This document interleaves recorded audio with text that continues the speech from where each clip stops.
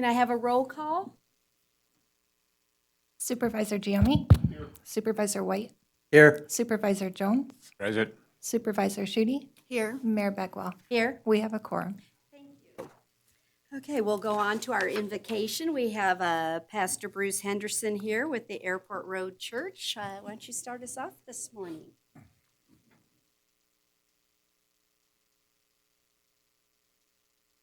Dear God, we thank you for a beautiful morning in a beautiful location. We're grateful for this group of people, Father. As we look at our agenda today, wow, it's a lot to cover. From A to Z, from appointments to zoning, with roofing and drainage in between. We ask for wisdom this day, for a continued kindness and mercy towards the people that we serve.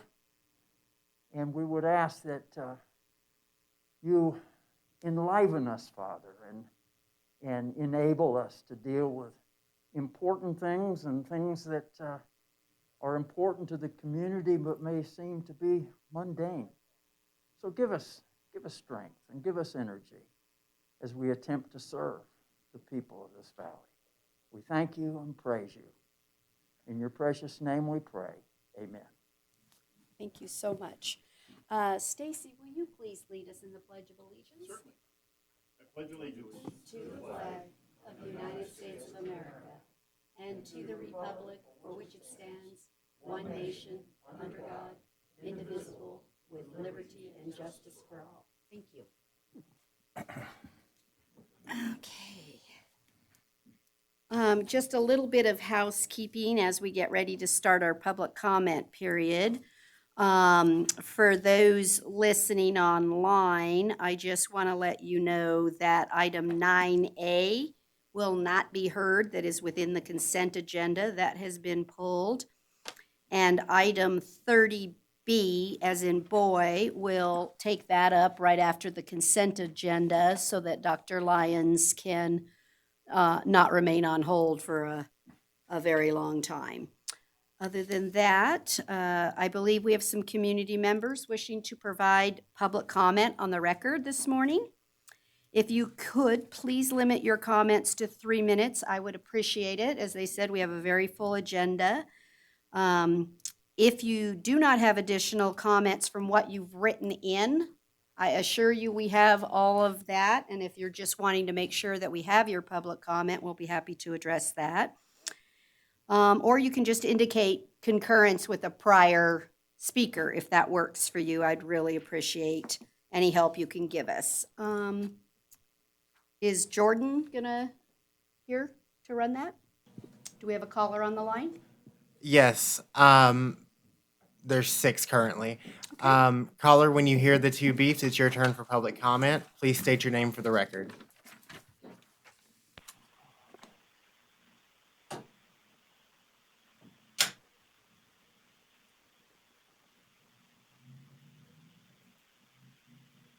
Caller? Hello, my name is Darlene Warnock. I live in South Point subdivision in South Carson, and I'm calling about the border crossing issue today on the agenda. Great, Darlene, we can hear you. Go ahead. I would like to express my wish that the 1 acre lot size remain for this area.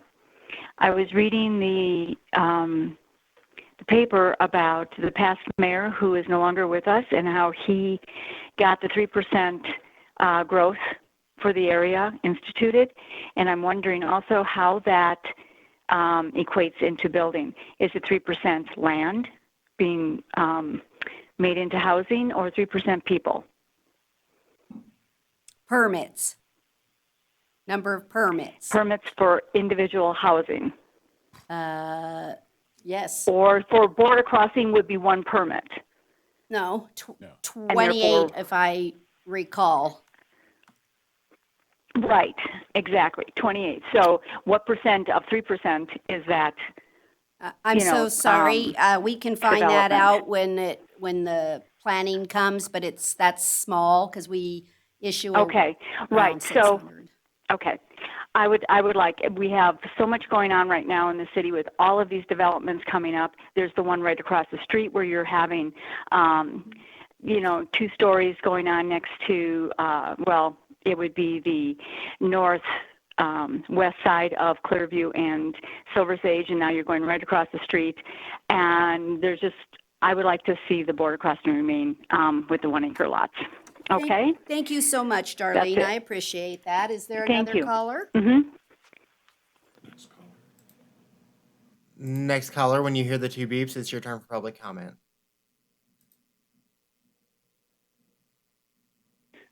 Hi, my name is Alex Tanchek, and I'm speaking to agenda item 29B and C. As a beneficiary to the Tanchek Family Trust property at the corner of Clearview and Center, I am an adjacent property owner to the project in question. The Planning Commission forwarded a recommendation to the Board of Supervisors for approval for a zoning map amendment filed by J.J. Summers, LLC, ZA 2020-005. The supervisors heard the matter on June 18th, 2020, and declined to take action on the Commission's recommendation. Instead, they referred the matter to the Planning Division. According to the Planning Division, they were to work to either bring forward an alternative zoning or a lot layout that would address the concerns of the neighborhood. Summers did neither of those things. Prior to October 6th, 2020, one of the many proxy companies owned by Sam Landis, Mark Turner, and or Rob McFadden evidently took control of the Summers property and began site work on the parcel. Planning staff was made aware of that work. At that point, the Summers application should have been deemed abandoned and brought back to the supervisors for dismissal. On October 29th, J.J. Summers LLC sold the parcel to RPJ NV LLC, one of the proxies owned by Landis Turner McFadden, and the developer of the adjacent property on Clearview and Silver Sage, Silverview Townhomes. Again, the rezoning application should have been deemed abandoned by Summers and brought back to the supervisors for dismissal. On December 17th, a tentative subdivision map, sub 2020-0016 application for the property was submitted by State Street Development. State Street was neither the applicant for the zoning nor the owner of the property. On January 6th, 2021, Mr. Turner submitted a letter stating that, quote, he would like to continue the process of the zoning amendment for APN 009-124-03 to be considered concurrently with the tentative map he'd already submitted. That proposal should have been brought back to the board at that time. After a hearing on January 27th, 2021, the Planning Commission recommended approval for the tentative map contingent on approval of the zoning amendment. Like Summers, State Street did not bring forward an alternative zoning or lot layout that would address the concerns of the neighborhood and effectively meet the direction given by the supervisors. So I would recommend that the supervisors deny the zoning change and we all go back to square one. This time, the developer and local residents should be brought together to come up with a reasonable agreement. Staff should be directed to work with both sides in good faith, and because this is her ward, Supervisor Schutte should oversee the process. Thanks for your time and consideration. Thank you. Do we have the next caller, please? Caller, when you hear the 2 beeps, it's your turn for public comment. Hello? Hello? State your name for the record, Hello? please. This is Krista Lee, and I'm calling in about border crossing. Go ahead. There's a lot of noise in the background, I'm sorry. The encroachment of high density or squeeze developments into lower density neighborhoods is not just an issue for us here in South Carson City. Just this week, there's a Nevada Appeal article regarding Loudoun County and the residents there expressing frustration at shrinking lot sizes and zoning issues. One Loudoun County commissioner is quoted in the article as saying, whenever we have high density, we then have more conflict, which means more law enforcement response, and it tends to be a never-ending cycle. In another article from January of this year on the Sierra Nevada Ally website, Reno's Ward 1 incumbent defeated the real estate development and construction company's financially backed challenger, quote, in what was a proxy referendum over regional land development policies and project approvals, unquote. The incumbent is a land use planner with advanced degrees in public administration and regional planning and is known for having a conservative approach. These residents, as well as we, are not wrong. We are Nevada known for wide open spaces and rugged individualism, but we are quickly and unfortunately becoming California East. Lake Tahoe is already in the process of being snatched up by affluent techies who can now work from anywhere. The developers decry the cost of building anything that is not high density. You will never convince me that this isn't so they can just maximize their bottom line, as they have demonstrated no willingness to work with us. The border crossing owners and developers have already abdicated proper street construction for slurry sealing and turf in the common areas for xeriscape due to the cost of installing and maintaining. Why does the city continue to let them run these end arounds and construct in the least expensive ways possible, and then they pawn off the roads and the common areas to the city with the inherent costs of replacing everything much sooner than later? Further, I am baffled by the concept of private open space as criteria to allow smaller lot sizes in planned unit and common open space developments. I would be arrested if I went and had a picnic in someone's private open space backyard. So how is this common space? It is apparent that the owners, developers have approached many in the neighborhood recently, especially in the South Point subdivision, to change their minds. That subdivision has the benefit of a large buffer zone, whereas the low-density properties to the east do not. We still need a compromise solution to allow transition-sized lots, just as the Schultz Ranch project received, and no through street to Center Drive. As the board of supervisors, you have the duty and responsibility to protect a common citizen.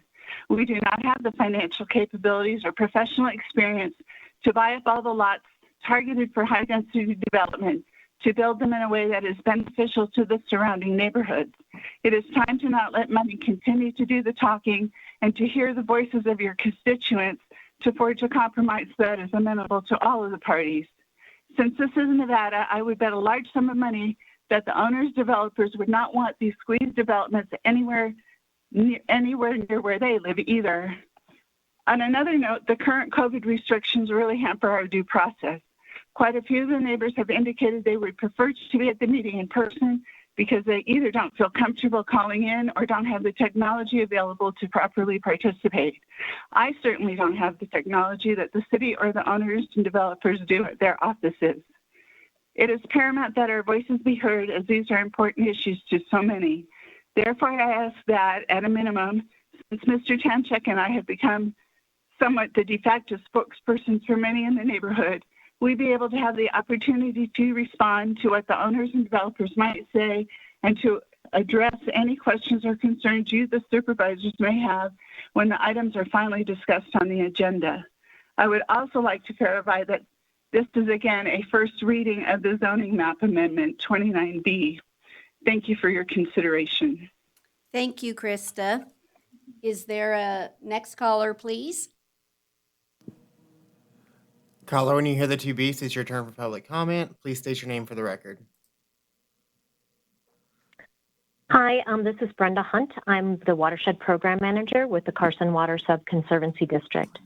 I wanted to make this public comment in support of items 2A, 2B, and 20A, 20B, and 20C, which together will amend Title 12 and Title 18 appendix of the Carson City Municipal Code and the proposed Carson City Drainage Manual, which will include low-impact development standards. CWSD staff have been working with the Carson City staff regarding LID and best management practices for erosion control for multiple years. LID is a land development practice that improves stormwater quality and reduces the impacts of non-point source pollution in urban areas. Non-point source pollution is caused by rainfall or snowmelt moving over and through the ground. As the runoff moves across impervious surfaces like roads, driveways, and rooftops, it picks up and carries away natural and human-made pollutants. LID practices reduce the amount of runoff and filter the stormwater by slowing, holding, infiltrating, and evaporating stormwater on site. LID practices filter out pollutants such as oil, bacteria, sediment, and nutrients by allowing runoff to seep through on-site vegetation and soil. It basically is a way to mimic nature as if the property was undeveloped and didn't have any impervious surfaces. CWSD believes these practices will improve surface water quality by filtering pollutants, before the waters reach the storm drains and ultimately the Carson River. But it is important to note that there are several other benefits to LID for Carson City, including reducing flooding, improving air quality, improving groundwater recharge, enhancing neighborhood beauty, restoring aquatic habitat, mitigating heat islands, and reducing costs and maintenance of stormwater infrastructure. Other benefits of the LID ordinance for Carson City and its residents include helping to meet your MS4 water quality permit requirements to NDEP and the potential to improve Carson City's community rating system class, which could result in direct savings or a reduction in flood insurance premiums. CWSD has been working with all the counties in the Carson River watershed to incorporate LID into their development standards. Carson City's efforts to go forward with requiring LID and therefore helping to reduce non-point source pollution issues is truly a community benefit and will improve the health of the Carson River watershed. CWSD wants Carson City staff and the Board of CWSD thanks Carson City staff and the Board of Supervisors for bringing items 20A, 20B, and 20C forward and fully supports the adoption of these changes. Thank you. Thank you, Ms. Hunt. The next caller, please. Caller, when you hear the two beeps, it's your turn for public comment. State your name for the record. Hi, my name is Karen Crandall, and I live at 4521 Muldoon Street. I'm objecting to the rezoning and development of the property called Border Crossing. I've lived in Carson City since 1972 and moved to Muldoon Street because we needed more room for our hobbies and our toys in 1998. I don't live next door to the Border Crossing like many of our neighbors, but I support them. I support the three prior speakers on the Border Crossing project. The proposed development is out of place for Southeast Carson. In the comments I mailed to you, I wrote about losing our 1 acre building sites, and one of the planning commissioners said at the last meeting there was no demand for single family 1 acre homes, that everybody wanted now a single family 6,000 foot square lot. Well, I disagree. One block east of me is Canyon Vista, where they put in 26 new 1 acre family homes, and they were all sold and occupied immediately. That was in the last 4 years. There's a brand new home on Center and Valley View, and 3 more going in next to it, 2 on Center and 1 on Ponderosa. I just want to thank you for this opportunity today and ask again for your consideration in the concerns of the residents of Southeast Carson. Thank you. Thank you, Ms. Crandall. Next caller. Caller, please state your name for the record. When you hear the two beeps, it's your turn for public comment. This is Michael Stanchek. I live at 740 Clearview. I'm one of the adjacent property owners. I'll try to keep this brief, which is a little bit difficult. I think the rezoning application and tentative map should be denied. If the board would like, we're more than happy to work with the developer to see if we can come up with a more reasonable proposal that can be brought back in the future. And I'm pretty sure that's what the board had in mind last June. In your materials, there's an attachment 3. This is on item 29B. It says public comment received after 6/18 BOS. That was actually included in their comments that I filed, new comments, February 4th of this year. One of it is a recommended alternative motion for the board to consider today, and the rest of it is specific objections directed at staff's required findings. Now you have competing recommendations from us and as well as from the staff on behalf of the commission and the developer, and I think you need to look at all of those. One comment is, first, I'd like to go to Center and clear some things up about Center Drive. First of all, the commission discussed undergrounding some utility distribution lines.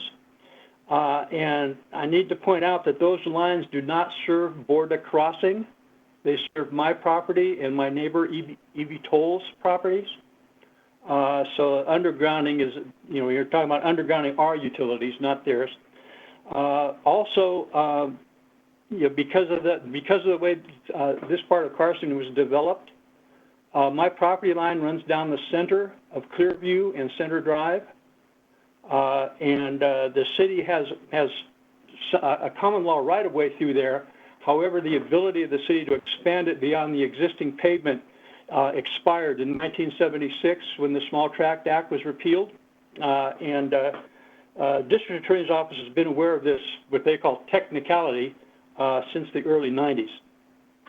Now, the commission, at the commission hearing, is also mentioned that there are only 2 people opposing this thing, and they're from the east side. I'm guessing they're talking about me and Krista. One of the exhibits that I've provided you with includes a list of 40 people that I've talked to, at least 40 people that I've talked to that don't like this project as it's proposed. In addition, there's a map, a color-coded map that shows the surrounding residents and property owners that are opposing this thing. This is not just a couple of disgruntled, South Enders here. This has got the whole community in an uproar. Now, everybody that I've talked to has, they realize that this is going to be developed at some point in time. That's a far cry from leaving it vacant, which is what Mr. Turner, Mr. Carriola, and Commissioners Kilgore and Wiggins seem to believe at the commission hearing. We've actually, Commissioner Eswine said there's got to be more, there have to be more ideas than this in terms of what could be done there. Well, back in June, I submitted a map that showed an alternative zoning possibility would allow for 12 houses. Krista Leach filed some comments supporting primarily 1A, but said 21,000 might be an alternative. That would allow for 10 houses. Comments that I submitted on January 15th included a proposal from Commissioner Craig Mullet that was made back in 2007, 2008, when we have this nefarious rezoning on the west side of Carson. And he suggested, well, why don't we do the buffer all the way down center and protect this side, and then we can work in the middle. That I said that would be a good starting point. I would go to the consensus that Commissioner Wiggins was asking for, as well as the possibility to explore other designs that Commissioner Eswine was looking at. Now, in addition to that, one of the new commissioners suggested, well, that 12,000 square feet is another possible thing that we could be looking at.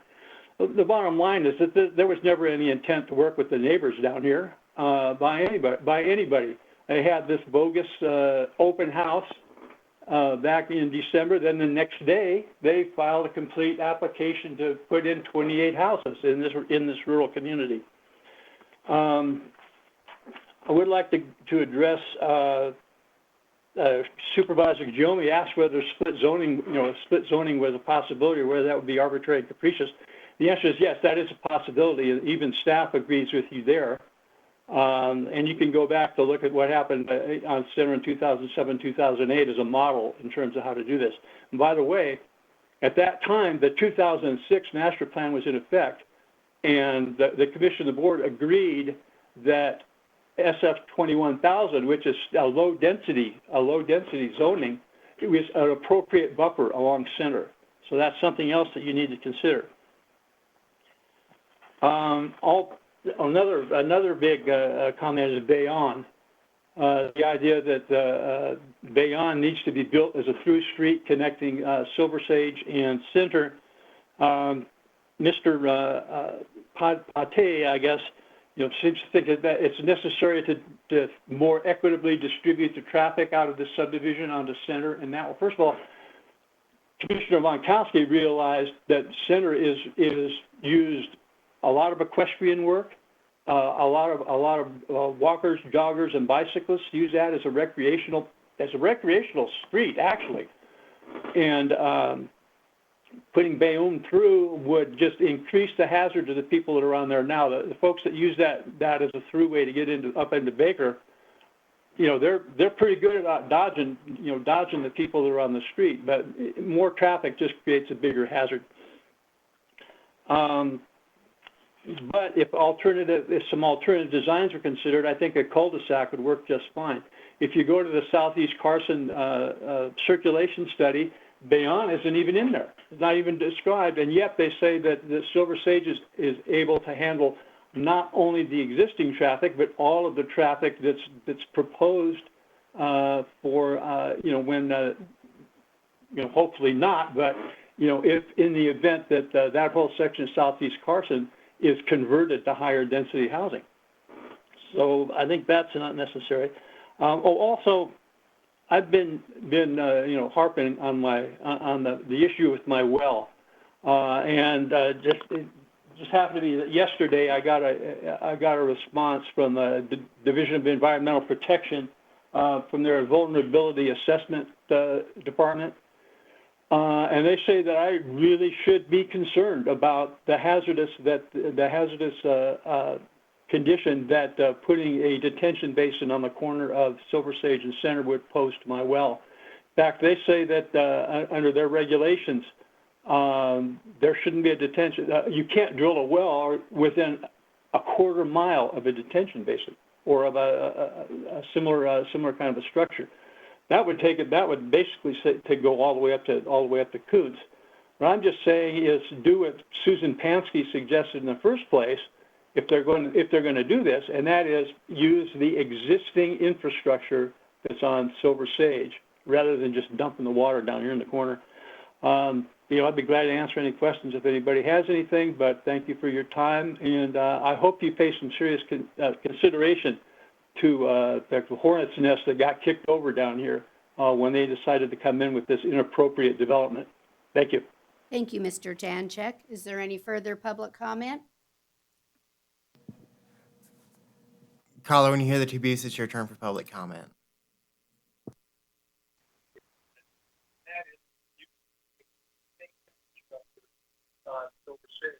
Rather than just I'll be glad to answer any questions. I hope you pay some serious consideration to the hornets. Can you identify yourself for the record? I'm so sorry. We're having a hard time hearing you. Yes, my name is Connie Creech. Hi, Connie. Go ahead. Yes. I'm listening to the... Yeah, we're getting your background Am I noise. on? Go ahead, Connie. Okay. Yeah, I guess I'm ahead of that, right? Yes, my name is Connie Creech, and you want me to go ahead with my comment? Yes, please. Yes. Okay. My name is Connie Creech, and I would like to also give comment about the border crossing project and the rezoning. And I live on Center Drive on Kitty Corner, kind of diagonally from the proposed project on 2 acres. I've lived here for 43 years. I have horses on my property that I've had for the whole time I've been here, and I just want to concur with my neighbors on their comments. And I'm sorry, this noise is okay. I'm going to get away from that. Yes, but I'd like to address that project and ask the Board of Supervisors to please go back to look at the rezoning efforts and consider the residents in the area and their concerns about the quality of life and how it equates to all of our recreation and how we live in the southeast rural area. And I'm also concerned about the well. I have a well on my property, and we have wildlife on our property. And I would just like to say that we compromised with the South Point developer when that was going in to have our 1 acre buffer on Center Drive. And so I would just suggest maybe the Board of Supervisors could go back and look at that and have like a split zoning, just as what that development was, and to be consistent on that whole block, to have, the development be similar is to that, instead of what is planned is outrageously does not fit into our landscape. It blocks our views. Anyway, that's my comment. Please consider the residents. And, I'm very emotional about it. I've lived here for 43 years. Anyway, thank you. I understand. Thank you so very much for your comments, Ms. Creech. Do we have any further callers? No more public comment at this time. Thank you. And just to let all of those know that called in, we will go through your comments and address them during the item. And we did receive all your written comments too. Thank you very much. We're going to move on to agenda item number 6. Does anyone have any corrections or anything? Or are we ready for a motion on the minutes? I did have a correction, Tamar. Did you get that from me via email? You didn't? On item 26, hold on, let me find it. On item 26, you identified me as vice chair, and we were adjourned as the redevelopment authority. So that would be the only correction that I have. Anybody else? I'll take a motion. Good. Move to approve the meeting minutes from January 21, 2021, with the corrections noted on the record. Do I have a second? Second. I have a motion by Mr. Giomi and a second by Mr. Jones. All those in favor say aye. Aye. Any opposed? Motion unanimous. Thank you. We're going to take up the consent agenda. Does anyone need an item pulled? Again, as a reminder, 9A will not be considered in this motion, as that will be done at a future meeting. Okay, I'll accept a motion to approve the consent agenda with the exception of 9A. I move to approve the consent agenda consisting of items 7A, 8A, 10A, 11A, and 12A, and 13A as presented. I have a motion by Supervisor Giomi and a second by Supervisor White. All those in favor? Aye. Aye. Any opposed? The motion is carried. Thank you so very much. We're now going to take agenda item number 30B, which is the interview for Dr. Lyons. Are you on the line? Yes, can you hear me? Yes, I can. That's Yes, wonderful. Can you hear me? Okay, great. Great. So what we're going to do is just ask, thank you so much for taking time out of your day and jumping into this process here. We just have a few questions potentially, and then we'll move on with that if that's all right with you. Yes. That sounds great, and I appreciate you guys adjusting your agenda for my vacation in the middle of nowhere, Nevada. Thank you. That is great. So I'm just going to start off with a question that just asks how you think the public health officer would communicate with the public. Certainly during this pandemic, it has not escaped me about how much information the public wants. What are some of your ideas? Well, it's interesting because I get Nevada Appeal, and of course it's only published twice a week now. And there have been just a couple comments that I've noticed from your current health officer, and she has indicated to me that those are generally done with the PR representative from the public health department, which I wasn't aware that there would. I guess it makes sense that there would be a PR person. Yes, I'm all about, that's been my career focus is patient information, empowering people to have the knowledge certainly helps their decision-making processes. So whatever modes can be done, whether that's public speaking, I enjoy public speaking to, Rotary Club or that type of thing. And certainly have written commentaries for the paper, more of a political bent than necessarily a public health, although I have written two letters to the editor about wearing masks. Great, thank you so much. Supervisor Giomi, do you have a question? Yes, thank you. Thank you, Dr. Lyons, for the application and for your time today. As health officer, you may be called upon at some point in the future to make a determination as to whether or not someone needs to be quarantined, either voluntarily or perhaps involuntarily. What thought process will you use in determining whether or not an individual needs to be involuntarily quarantined? Well, I would want to consult with legal. This is not, I'm aware of holding people against their will for behavioral issues, but I'm not aware of all the laws relative to quarantine. So obviously I would have to have legal counsel regarding that specific question. But there are certainly cases like multiple drug-resistant TB that's not been suppressed yet that would be very important to potentially quarantine. Thank you. Supervisor White? Good morning, and thank you for being willing to take this position. I don't have any questions for you today, but I would like to thank you for vacationing in Nowhere, Nevada. Yes, this is the first trip I've gotten to experience BLM land that you can stay on for free. We've stayed in 2 different places so far. It's kind of interesting. And it certainly is beautiful there, isn't it? Yes, it is. We're down with Joshua trees, and we got to see my first bighorn sheep outside of Walker Lake. Oh, It's supposedly quite common there, but I've never seen one. So got to see one. Yay! There you go.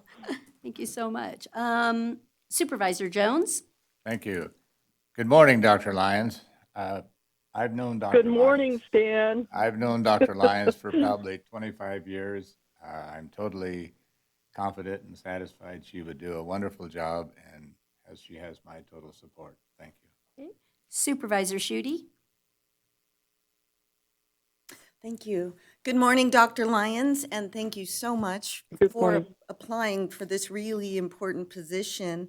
I would love to hear how you build relationships with new coworkers and partners. The Health and Human Services is all about relationships, and you alluded to that previously when you were talking about empowering the public, which I just love. So, yeah, how do you build relationships with coworkers? Well, I'm thinking in this particular position, I was not, there are quite a variety of, you don't call them divisions, but departments, different tasks that are involved in, with some 100 employees, I guess, with the public health department. And so I'm going to want to kind of like go around and meet those people and follow them for, a few hours or half a day and ask them what they see their role as and what needs their, if they could do the pie in the sky, what would they like to see? Now, obviously, I'm not in charge of whether they get to see any of that, but just to really know what people do in the department would be the big thing, and to let them know that they can contact me as need be, and obviously Nikki Akers as well. Thank you so much. So face-to-face, a lot of face-to-face. So why don't you just give us a brief why, so that the people that might also be listening, why are you interested in being our new health officer? I think I've always had an interest in the public, in the patient, in our health systems. As I said, a long-time interest in patient education, patient information. I was a host of Health Smart TV, just a local public access TV program, 30-minute, once a week, to get out information just about simple things, whatever it might be, hypertension, diabetes, cholesterol, that type of stuff. In terms of this specific position, I always kind of coveted it when Susan Pintar got it. I was like, wow, what? And so when it kind of came around,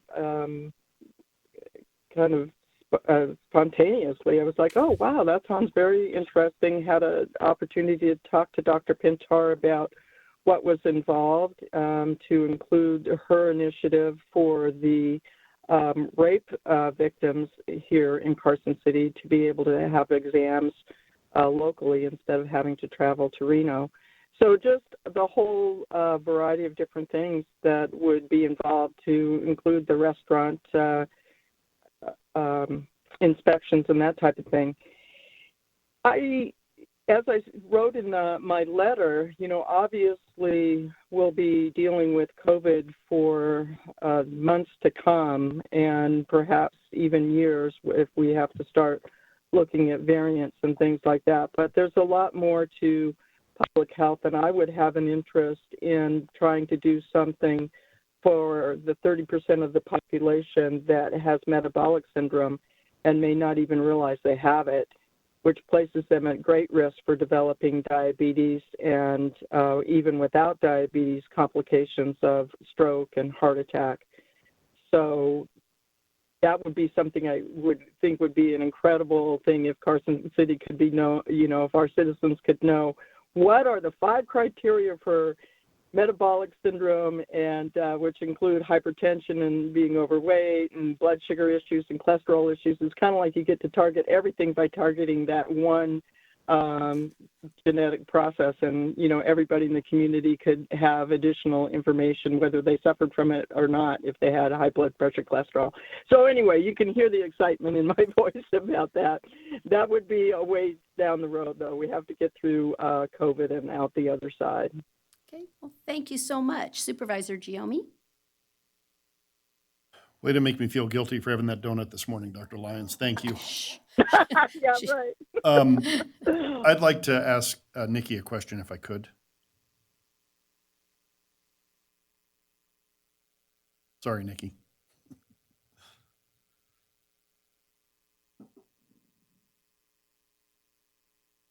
I just, we have been blessed to have Dr. Pintar, who was, whose knowledge level was high over the years because of the experiences that she's had with you and this role. And is no question in my mind that Dr. Lyons is qualified, competent, and excellent physician. I guess my question for you is how do you feel about your ability and your department's ability to bring her up to speed? Because obviously there's a level of knowledge that she needs to gather from you and from the operation to be effective. And so I guess I want to make sure that there's sort of a plan in place to make that happen if we appoint her. For the record, Nikki Aker, Director, Carson City Health and Human Services, and thank you for that. What my plan is I already have a presentation on orientation to public health, so we'll go through that. We have weekly meetings with my division managers, and so Dr. Pintar would come to those. She was real regular, and then we got into COVID, and then we weren't as regular, but she'll be a part of those meetings so that she can learn what's going on in the health department.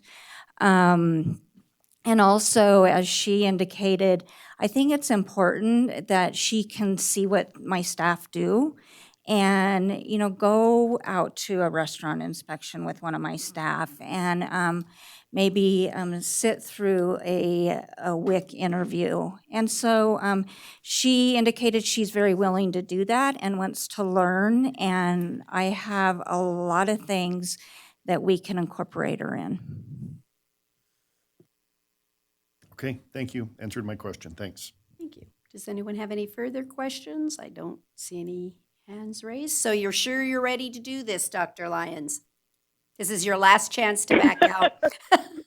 Yeah, I'm like, I'm like, yeah, I want to go to a restaurant inspection. What in the heck goes on there? No, no, Okay. absolutely, absolutely. All right, well then anyone like to make the motion? Mr. Supervisor Jones?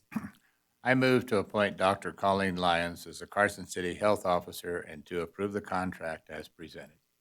I second that. I have a motion by Supervisor Jones and a second by Supervisor Shooty. All those in favor, please say aye. Aye. Any opposed? The motion's carried unanimously. Thank you. Welcome aboard, Dr. Lyons. Thank you, everyone. I really appreciate it. Move on to Agenda 15A. Ms. Sullivan?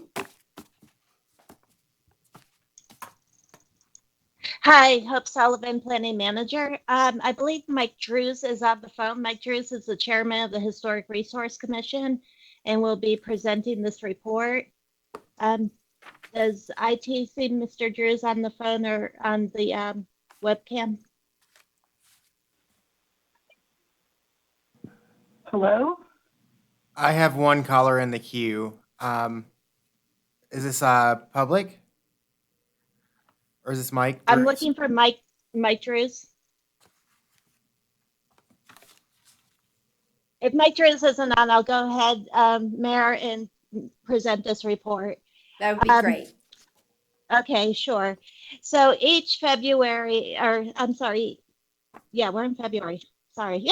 Okay, each February, the Historic Resource Commission presents its report to the Board of Supervisors. So you have a copy of the report in your packet. The chair typically presents this directly, so there must have been a technology issue with that. But in 2020, the Historic Resource Commission did have 6 meetings and reviewed 39 applications, 17 of which were handled administratively. They also presented the Historic Preservation Award to Steve and Cindy Brenneman, the owners of the Bliss Mansion. They organized the scavenger hunt, which is conducted in May every year. This year in particular with COVID and so many activities being canceled, it was really, really popular. I want to mention the Fox Brew Pub provided the award for the event. So we take all the winning entries and select one as to receive the award, and it's a gift card to the Fox Brew Pub. And we did receive a grant to go to the National Alliance of Preservation Commission Forum Conference, but that conference was canceled, so we did not use that grant money. And the commission has started talking about property maintenance and the concept of demolition by neglect, and really wants to look at how properties are being maintained in the district. So that's a brief overview, and I'm happy to answer any questions that the supervisors may have. I don't see that anyone has any questions, so I will accept a motion. I don't see anyone with that either. The motion button. I move to accept the annual report. I have a motion by Supervisor Shooty and a second by Supervisor White to approve the report. All those in favor say aye. Aye. Any opposed? Motion carried unanimously. Thank you so much, Ms. Sullivan. And just so the supervisors know, your motion buttons are not now activated on the screen, so if you can, please utilize those. Thank you. New toy for us. We're going to move on to agenda item 16A. I believe the sheriff is here to address that one. And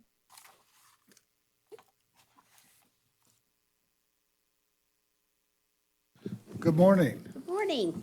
all the way down there. We have a technical difficulty with a connection. For the record, it's Sheriff Furlong, and introducing to my left here, Sergeant Mike Cullen, incidentally, Supervisor of the Year for 2020. He runs our traffic management unit here in Carson City, as well as having particular oversight, and I compliment him for this item, as I just never would have thought that Carson City would be able to achieve this. This is an action item or an discussion regarding the proposed acceptance of a grant from the Nevada Department of Conservation and Natural Resources to support off-road vehicle programs here in Carson City, funding a vehicle program, which Mike can describe if necessary. Like many of the other programs that we have, I spoke with Supervisor White earlier this morning, our host program, homeless outreach program. Sergeant Cullen in our traffic management unit has been expanding some of our services, and he can elaborate if you would like, to cover more of those rural areas of the community where very often you don't see a whole lot of law enforcement. As he's been expanding those services, they have been well received anecdotally out in the back areas of Carson. As you know, to the east and the west of Carson City is very, very challenging for us to use our regular patrol operations to get into those areas. Great. Does anyone have any questions? Supervisor White? Just on the record, I just want to clarify that on question 6 in it, they had indicated that there was federal lands. We did actually get the NEPA clearance, section 106, so just a slight correction for check boxes before I sign the final grant. Other than that, Supervisor White, I'll accept your motion. I move to authorize acceptance of the grant and approve the project funding agreement as presented. Is your mic on, Ms. Supervisor White? Of course not. Operator's error again. I move to authorize acceptance of the grant and approve the project funding agreement as presented. Second. I have a motion by Supervisor White and a second by Supervisor Giomi. All those in favor say aye. Aye. Any opposed? The motion carried unanimously. Thank you. We're now going to move on to agenda item number 17A. It is my understanding, and I'd like to confirm that Ms. Ramirez is declined to, okay, just want to double check that. That's correct. And April Lena Fav is not present to be? That's correct. Okay, I just wanted to double check. Okay, based on that, we have 6 candidates. 4 are reappointments, so we are only going to interview the 2 new candidates that are interested. The 4 that are reappointments, we love you, so you can stay. How's that for easy, huh? But in the interest of time, the only discussion we'll have to have is who goes in which slots. Is everybody all right? We just jump right in. Amy, do you want to go first? Do you want me to have Sierra step out? Yes. Sorry, Sierra. You can come back in just a brief. Good morning, Amy. First of all, thank you so much for applying today. We really appreciate that. Why don't you tell me a little bit about the fundraising efforts that you think for the arts community and what the Cultural Commission could or could not do to help in that arena? Fundraising has kind of been my bailiwick in most of the charities that I've worked with, and I think that we could put on some fantastic events to include not only our community, but outside communities. And I think we should have a yearly fundraiser like we do at the gala at the college, something that we can, hopefully depend on more resources every year. But I would love to see festivals and things that we bring here every year, like the Brewfest has started out small and has grown to a large event and is drawing from other places. I would love to see something that brings in tourism with it so that it becomes more than just a Carson City event. So really trying to bring more of the, I don't want to say we're going to compete with Austin, but more we have more here than just Lake Tahoe to visit. So I'm going to ask a second question too. Currently, the Cultural Commission has $25,000 per year that it does to grant money to help in the arts community for events. It has historically been over the last few years that the same applicants receive that money. It's spread, it maintains certain organizations. What are your thoughts on whether that should continue or it should be changed into a method that you can only get it for so many years to facilitate expansion of the arts? Well, I think the arts that we have here are wonderful. And I personally, my family enjoys them all the time. But I think with any 501c3, they have to fundraise on their own to start building their own budgets. And we should just be a supplement to that. We shouldn't actually be, considered their bankroll for the 501. I'd like to see it spread out. I would like to see new art organizations apply for those funds so that we can build a larger art and cultural community under the same umbrella and all start working together to bring more arts to the Carson City area. Thank you. Supervisor Giomi? Thank you, and thank you, Amy, for applying and offering to volunteer for this. I'd like to hear, if you're appointed, how you'd work to bring diversity in terms of both ethnic diversity and diversity across a broad range of cultural categories. Well, I'm from Michigan, so I've worked with a large, diverse population the vast majority of my life. I've also worked with CASA to fundraise for CASA was my main goal on the board there. So really, I've worked with pretty much every socioeconomic class and different ethnicities to try and bring them together and be a community. I think that's really what we need is the community piece. And I think our whole world needs the community piece right now, that we need to come together and really enjoy the arts and make it more inclusive for everyone to be a part of it. I think that we need more outreach. We need more, getting more people involved and really finding out what the need is, what the want is in Carson City. Because I know I go to see things in Reno that we probably should have here and that we're capable of having here. It's just being able to get our groups coordinated to bring more events. And I think bringing in our Hispanic population is something that is so important to our community here. And it's something that I think is lacking. And I would like to see that expand as well. Thank you. Supervisor White? Good morning, Amy. Good morning, Maurice. How do you find a balance between arts and cultural funding and the statutorily mandated health and safety requirements that never seem to be adequately funded? Wow, I don't know if I have an answer for that. I know that health and safety has really reared its head in the last year, and I don't know if I have an answer to that. And I'd like to sit down and see how we can make that thing happen and make those things happen, but I'm going to have to get further educated on that. You're welcome. Supervisor Jones? Good morning, Amy. Good morning. We have several fragmented art groups in this town. Yes.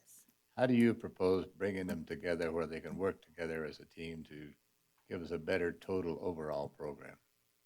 Well, I think sometimes that is a challenge. And I think that we all have to get together in the same room and just have a conversation about how we make the arts grow in Carson City. And I think every group that I know people from all want the same thing. We all want for our population to have more culture and arts here, and how we need to band together instead of all being fragmented and use our funds in the most wise way instead of it being piecemealed out. If we could actually become a collaborative art association and bring in I think there are some that haven't, I've just from talking and looking into this the last few days some that aren't even on that board, that aren't even recognized as an art collective in Carson City. And I think bringing everyone to the table and getting some of our old school ways done and moved on from, that we can bring together art and move forward.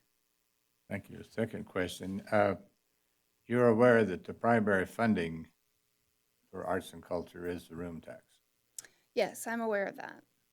So we have to keep in mind that with some of our events have to attract or should attract people into town that will remain overnight. Absolutely. Do you have any suggestions on what events we could look Well, for in the I know what future? attracts me. I know that what gets Steve and I to go somewhere, and it's got to be something that, is really engaging. And that is something that isn't done at 6 o'clock at night, that you can spend an evening, enjoying an event and then having dinner and having, beautiful places to have breakfast and bread. And we need, and not that all the cultural commission can handle this, but we should have some bed and breakfast here in town, places that you can go and escape, or you can go on a staycation, or you can come from Idaho and you don't have to fly somewhere, which I think we're going to see that for quite a while, that a lot of people aren't going to be on airplanes for one reason or another, and that we really need to work for the radius of people that are around us that can drive to us and stay here has got to be something we look at as well. Thank you very much. Supervisor Schutte? It's always hard to ask the last question because my question really incorporates all the questions you've already been asked. But so perhaps you can add another detail. So an important role of the committee is to focus on stimulating economic development, cultural tourism, and enhanced public participation. So what ideas can you bring to move this committee forward? I'm a party girl. I'll just be quite honest. And but I think that the gala was, Nikki Gladys and I started the gala together because we didn't have a black tie event in Carson City. We haven't had it since, the Rose wine tasting. It was years and years and years ago. I think we need to look at things that become staples that we all plan on, we all look forward to.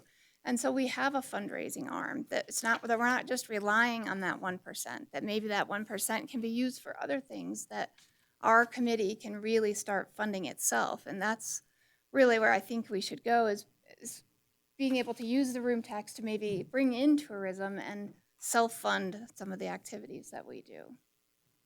Thank you. All right, thank you so very much. Your chances are looking good today. Well, would you get Miss Scott, please? Thank you so much, Amy. And you're making it easy on us, too. I want you all to know this. Mhm. Yeah, you're allowed to stay, Amy, unless she's got a buzz back to.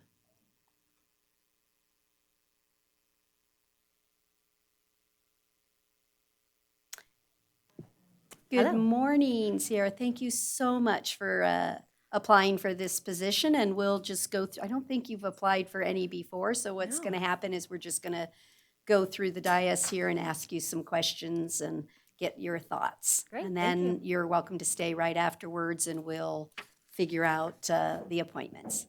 Okay, so I'm going to start off with what you think about fundraising and the responsibilities for that at a commission level. Well, I work at the Nevada Arts Council as the Grants and Projects Analyst, so I am very familiar with fundraising, grant making, applying for grants. We work with the National Endowment for the Arts, so I'm really familiar with the landscape of arts funding and the different sources that those funds can come from. And I think that there's a lot of opportunity, especially here in Carson City, to bring more federal funds in, especially in grants. I believe that Nevada is one of the lowest ranking as far as federal funding, and I think that there's a lot of room to go up from there, especially in the arts sector. And you think you'd be willing to help look for those grants? Absolutely, Okay. yes. You'll roll up your sleeves and help us. Yes. That's important. Currently, the commission has the authority to grant dollars in the arts community. It receives $25,000 a year that it can provide. It has historically gone to existing art organizations within the community. I wonder your thoughts on whether it should continue that way or if it should be utilized to spark new art events. It's a really interesting question and something that we grapple with a lot at the Nevada Arts Council. We have been funding a lot of the organizations who have provided for our community in Nevada for a long time, and I think that there is a way to do both, if that's not a cheat answer, because I don't want to undervalue the work that the organizations that have been in our community for a long time, I don't want to undervalue the work that they're doing, and I want to support them, but I also want to spark some new festivals, new events. That the survey that was conducted at the end of last year, the Arts and Culture Survey, I think really informed a lot of the decision-making process that the Cultural Commission can make over the next year, because the community wants festivals, they want events, they want social interaction. I mean, we all want social interaction right now, I think. But I think that there's a lot of opportunity, and maybe that there's a way that we can be creative in our grant making to do both. Wonderful, thank you. Supervisor Giomi? All right, thank you. And Sierra, thank you for applying and showing interest. If you're appointed to this position, tell me how you'd work to bring diversity in terms of both ethnic diversity and diversity across the various arts and cultural categories to the community. Right now, I serve at the Nevada Arts Council. I am the accessibility coordinator that's appointed from the National Endowment for the Arts. So I work a lot with inclusion, diversity, equity, and access. Specifically, the accessibility coordinator works with access for individuals with disabilities, which I think is one of the underserved populations that tends to get overlooked in the arts sometimes. So I have a lot of background and ideas to bring those underserved populations into the arts in Carson City. And obviously, this moment in time provides us a lot of interesting backup to make sure that our arts are reaching every part of the community, not the same parts of the community that they've always been reaching. Here in Nevada, we have a very big Latinx community, and I think that there are ways that the arts can serve those communities more, and I think that we have a huge opportunity right now to make changes to really get the arts to everyone. Supervisor White? Thank you. Good morning. Morning. How do you find a balance between arts and cultural funding and the statutorily mandated health and safety requirements that never seem to be adequately funded? Could you repeat that question?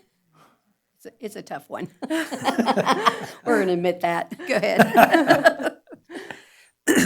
How do you find a balance between arts and cultural funding and statutorily mandated health and safety requirements that never seem to be adequately funded?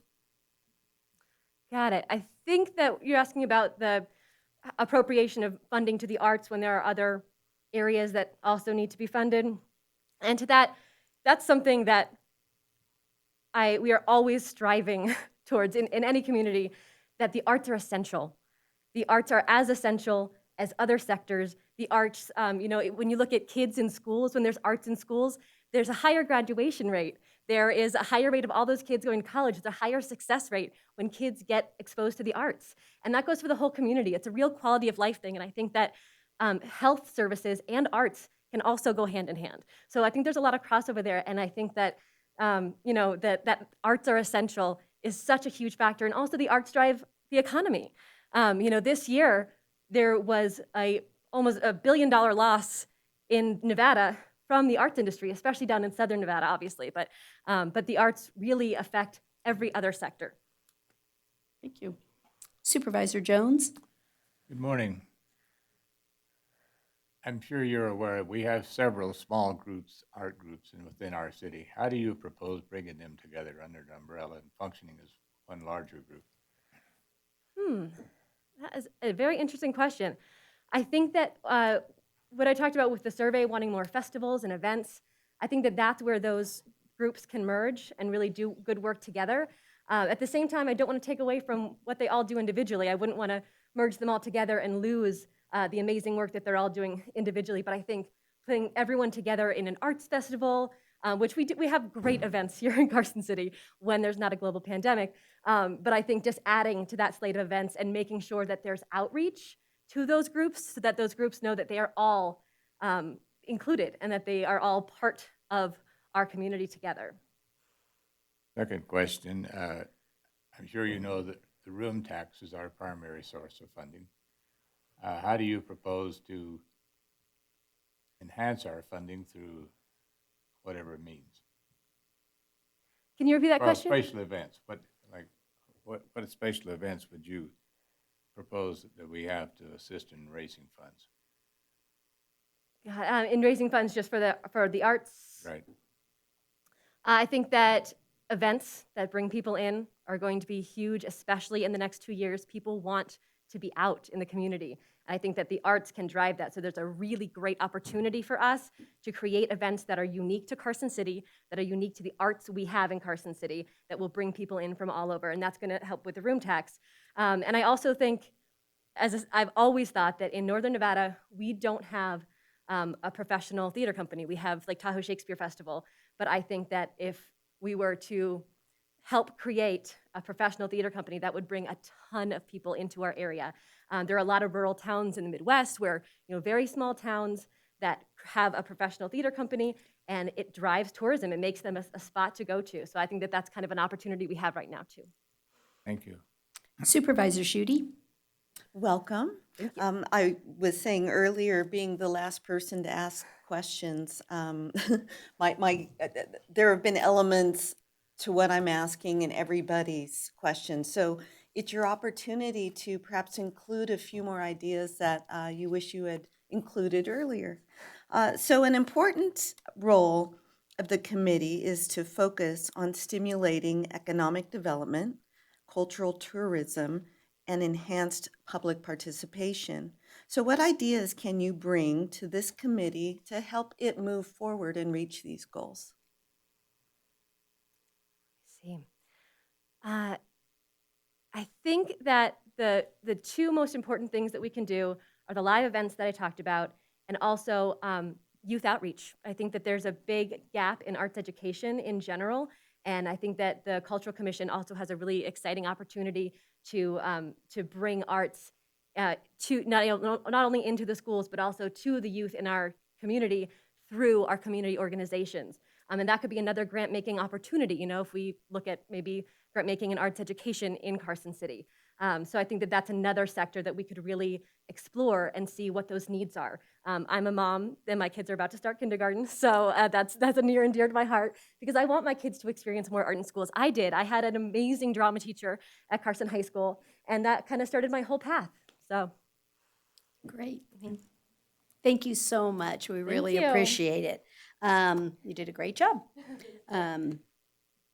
Now it's our time to come back up here and figure out where to place which candidates in the scheme. Supervisor Giomi thinks he's ready to figure it out. You want to give it a try? Well, I just, I don't know how we ended up having so many openings at one time, at whether, Processes. whatever the process that happened. So we have 3 positions that will expire in a year, essentially, 2 that expire in 2023, so 2 years, and 1 that expires in 2024, which is essentially a full term. And so I guess I would just, this is nothing more than just taking a stab at it. So for me, I know that Barb Dineo was the chair of the Cultural Commission, so I would propose that she take the longest term, January 2024. And then I would propose that Karen Bowd and Chris Leva take the 2-year term, and then it's just a matter of fitting people in. Eleanor, Sierra, and Amy take the 1-year term with the thought that without promises, but we strongly consider putting you back in there in a year, because a year just doesn't seem like enough time to me, but I understand it has to stagger. But I think once we get those things set up, it'll be more of a process where, you'll serve for longer periods of time ultimately, which was the intent. So I move to appoint Eleanor Bugley, sorry, Eleanor, Sierra Scott, and Amy Clemens, each for a term that expires in January 2022. I move to appoint Karen About and Chris Leva, each for a term that expires in January 2023. And I move to appoint Barb Dineo for a term that expires in January of 2024. I have a second indicated by Supervisor Schutte. I second. Thank you. All those in favor say aye. Aye. Any opposed? Motion carried. Thank you all for your service that we did not interview as reappointments. You're doing a fantastic job, and it looks to me like the sky's the limit here. You have two brand-new people that both have committed to saying they'd like to do an event and a fundraiser. So I can't wait to see what you guys develop and come up with, and thank you for your service to the community. Can I just add something? Absolutely. Just a kudo to Christopher when I was reading through your application and the fact, that you're interested in bringing the young perspective to the board. That was awesome. So yay to you. Thank you again also very much. Anybody else have a comment? Okay, then thank you. I can't wait to see the event that we can do publicly. Yes, I like that. Okay, we're going to move on to agenda item 17B. Ms. Paulson, are you going to take us through this item, please? Yes, so since the board just appointed 6 members to the Cultural Commission, I just wanted to give a brief update and some background on the 1% transient lodging tax that is dedicated to arts and culture and supports their efforts. Almost 5 years ago, in May of 2016, the Board of Supervisors adopted an ordinance imposing a 1% transient lodging tax to be used primarily for the implementation of the Arts and Cultural Master Plan and development of a cultural tourism campaign. This increased the overall transient lodging tax rate from 10% to 11%.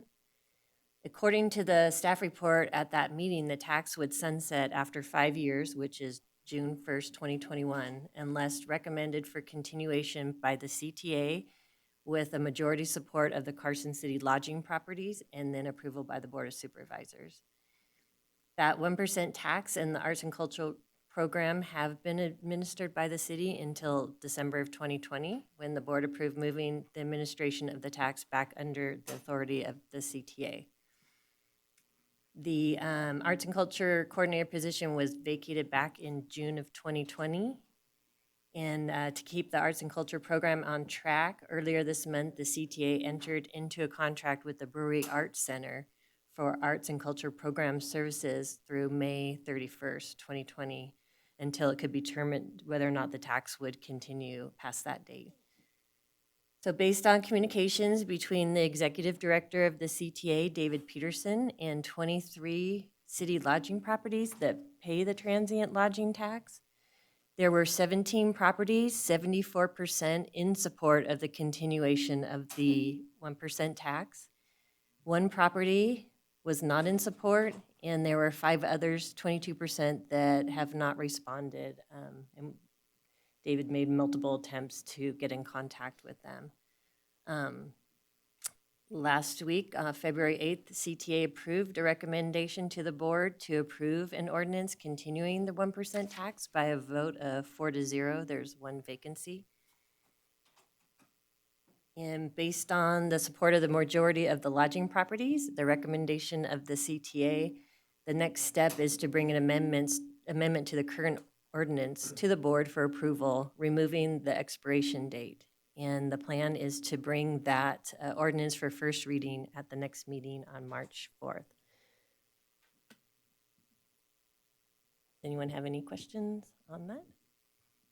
So I'll just comment a little bit. I wanted Nancy to discuss this in advance of the ordinance because when, I think I'm looking down this line actually, that was here when we implemented it. And one of the conditions was the sunsetting. And we had put on the record that it would take the lodging properties to concur that it's helped them and that it's a good thing to do and it's the right thing to do. So I was happy to hear, I think you said 74% was in and that 1 was a no. We had 1 no vote last time when we did this, when I was here. So I'm pleased that the Cultural Commission has appeared to be effective and working with them, and that the hotels, hopefully after even if they listen to these interviews today, would be excited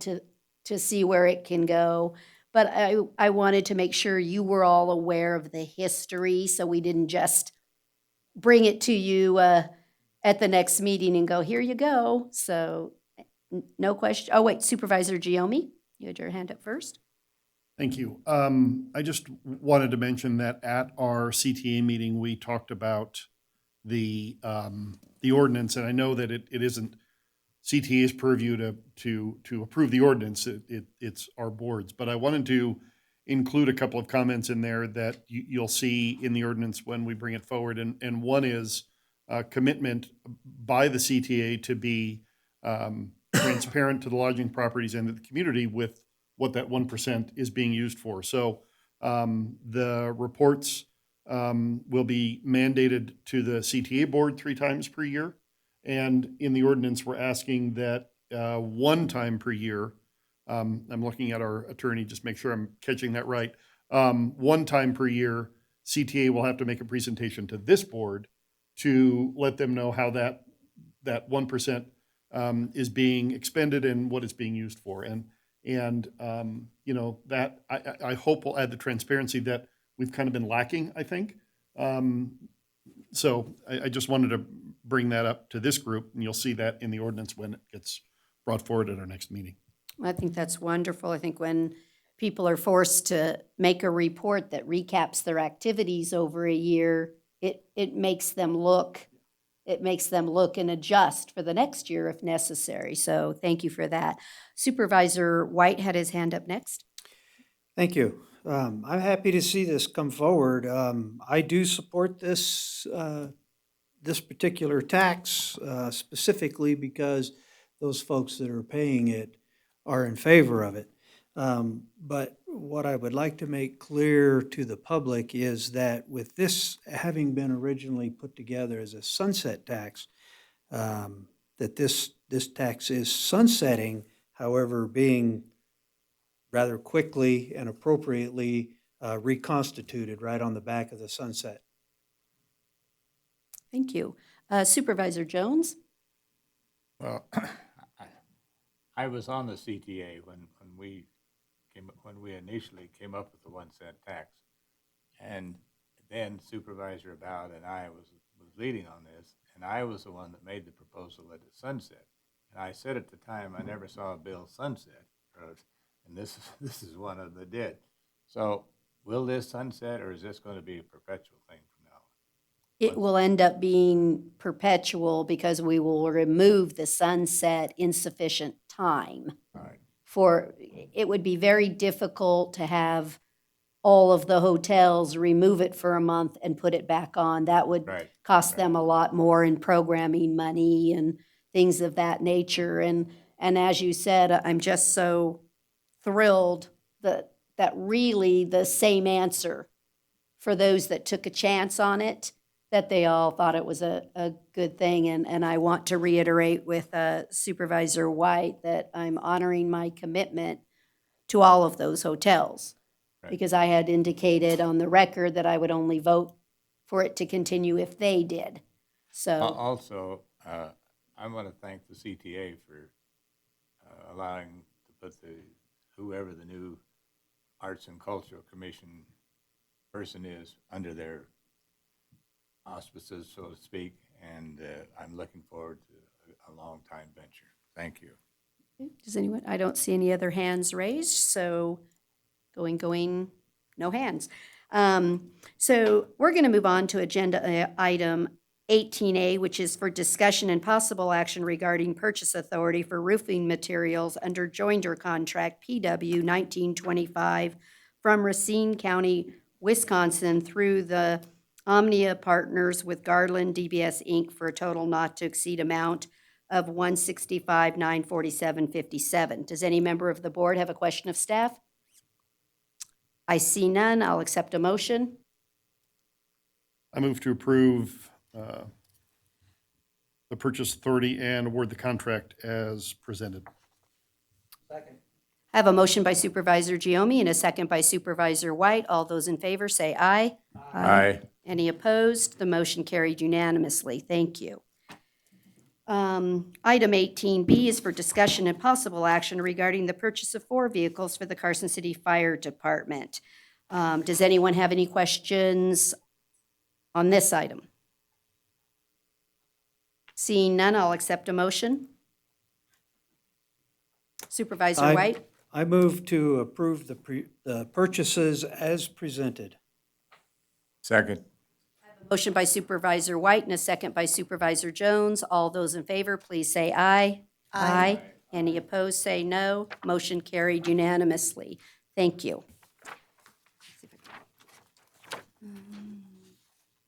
We're going to move on to agenda item 19A. Ms. Russell, will you take us through this item, please?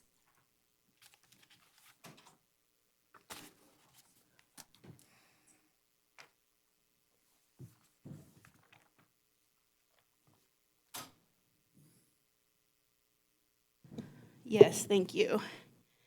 Good morning. Good morning, Sherry. Your favorite time of year? It is. It's budget season. So it's the time we look into our crystal ball and figure out what's going to happen. It's very unprecedented times. We all have different crystal balls. So what I usually do here is go through the two highest revenue assumptions. One of them we need to set the tax rate on. That is due to the Department of Taxation on February 22nd.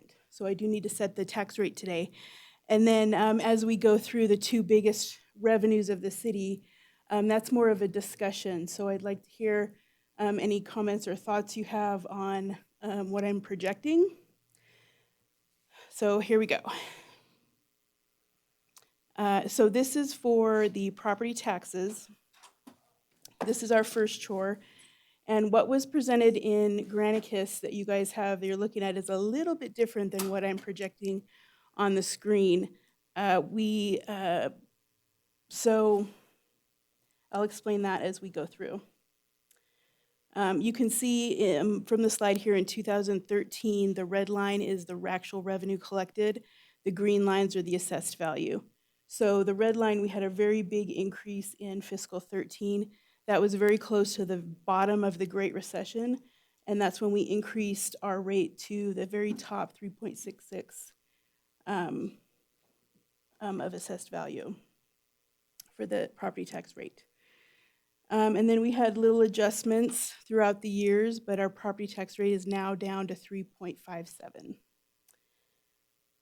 I am actually going to recommend that we stay at 3.57. But as we go through this, I think you'll understand the logic behind it. So the assessed value is what the rate is based on, but there's a property tax cap. So for commercial, it's 8%. For residential, it's 3%. However, there's other calculations we have to do based on CPI and the average assessed value, the 10-year average assessed value, to determine what the cap really is. So the CPI is actually 2 times CPI. So for the calendar year 20, CPI was only 1.2%, which we have been using for quite some time because we had those large negatives during the recession in assessed value. So our 10-year average was actually negative. Well, this year our 10-year average is actually positive, and the state is telling us that we can use a 3.7%. I'm not positive that's right. That might be adjusted, but that's what they're telling us. So we're going to go with that for now. I did look at the state's calculations. They seem reasonable, so we're going to go with the 3.7, which means we're still capped at residential at 3%, but for commercial, we can go up to 3.7. Now, there's still one negative number in that 10-year average. So when that falls off next year, we should be able to go to 6 or 7% for commercial. So we should be able to get closer to that 8% cap. So for the next 5 years, so for 22, I'm hoping we can stay the same. I'm going to project a 4% increase, which with new property coming on, we always earn a little bit more than what our caps are. And just for the record, that's because there's no abatement on new property. When it comes Right. online, it gets taxed at the full value, and then it starts abatement the following year. So Right. Just so Right, people so the new property, recognize- we get the tax Right. plus Right. the full tax. So for the next 5 years, for 23 through 26, for my projection, I'm using 4.5%. And that's because I expect to collect a little bit more on the commercial over the next 5 years. Usually I bring you guys at what a 1 cent increase would do to the rate or decrease. And I've been trying to get that out of DevNet for the last couple of weeks, and their projection calculation just isn't working. They keep coming up with the same abated number, and I'm like, no, that needs to change. We have a 3.4 increase in assessed value, so that alone is a little bit of that's going to end up being abated with the residential. So if I increase the rate on top of that, there just should be more abatement. Most of the increase would be abated. So that's why I'm recommending just to leave the rate as is again, 3.57. Because we won't really see a lot of benefit out of it.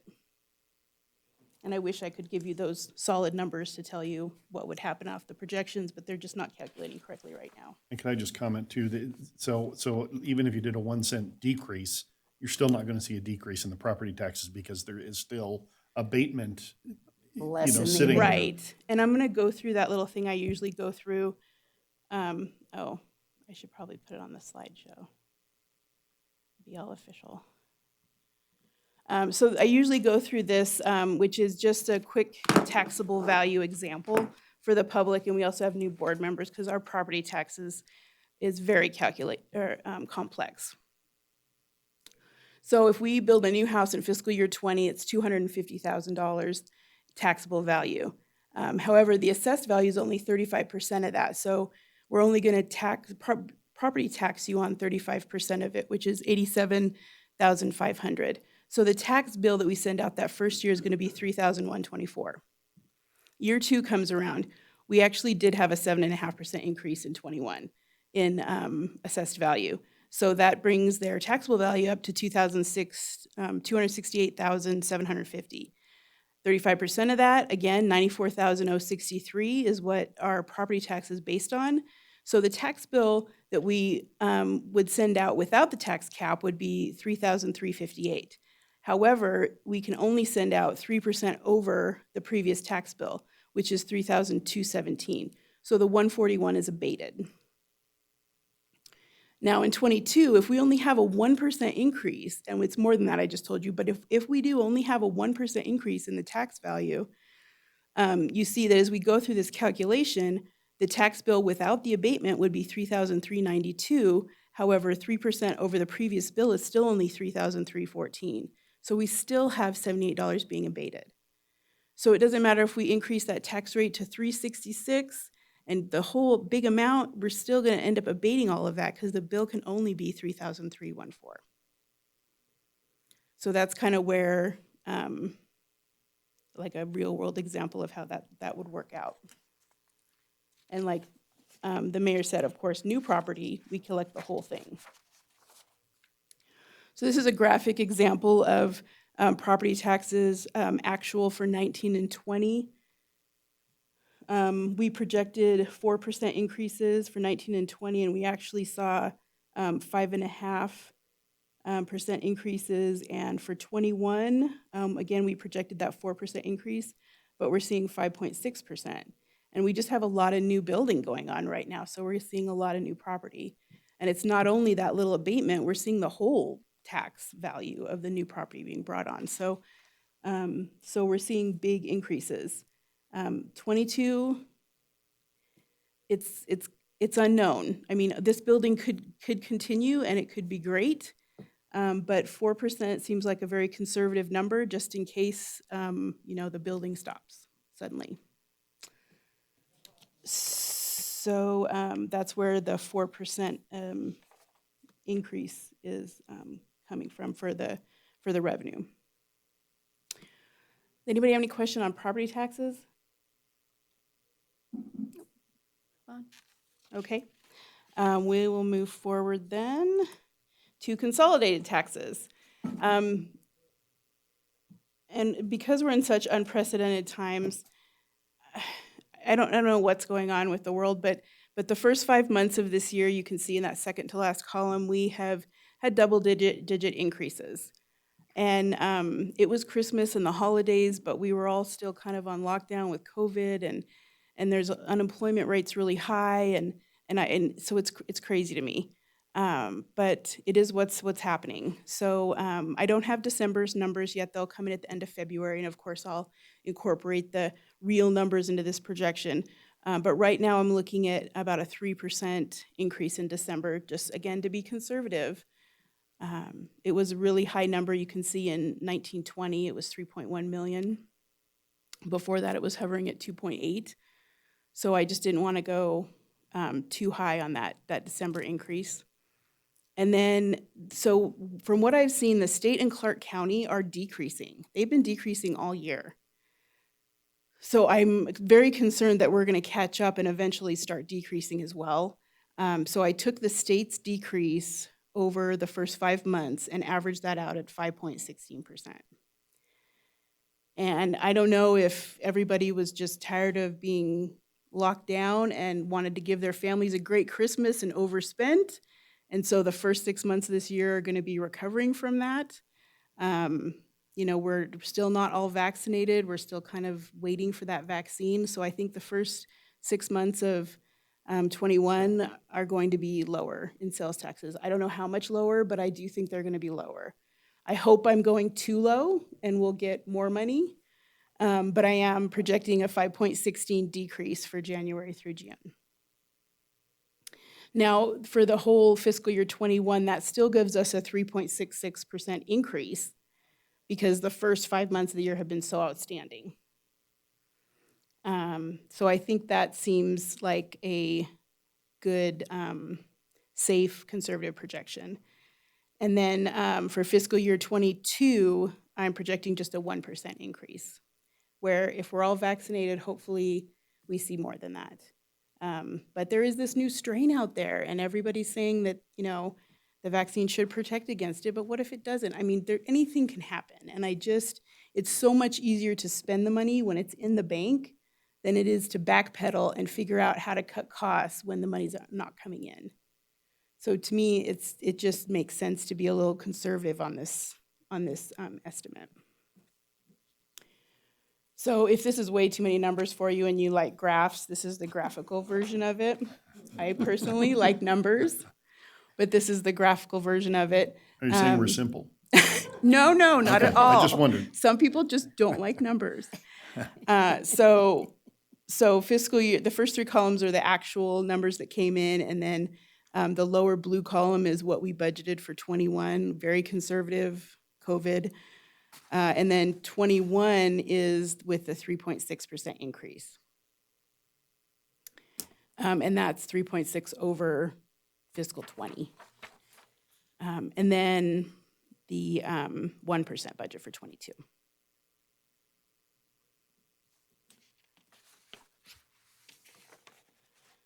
So my next slide, I did a 5-year projection of the general fund. Again, this is very preliminary. Departments haven't reviewed them yet or anything.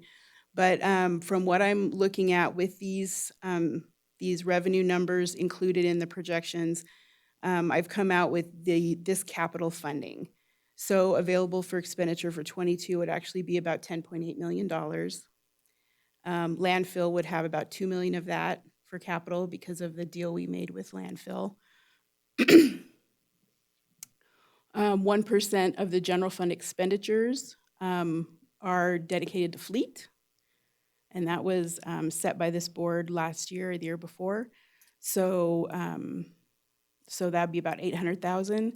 Extraordinary maintenance fund, 5 cents of the property tax rate goes to extraordinary maintenance every year.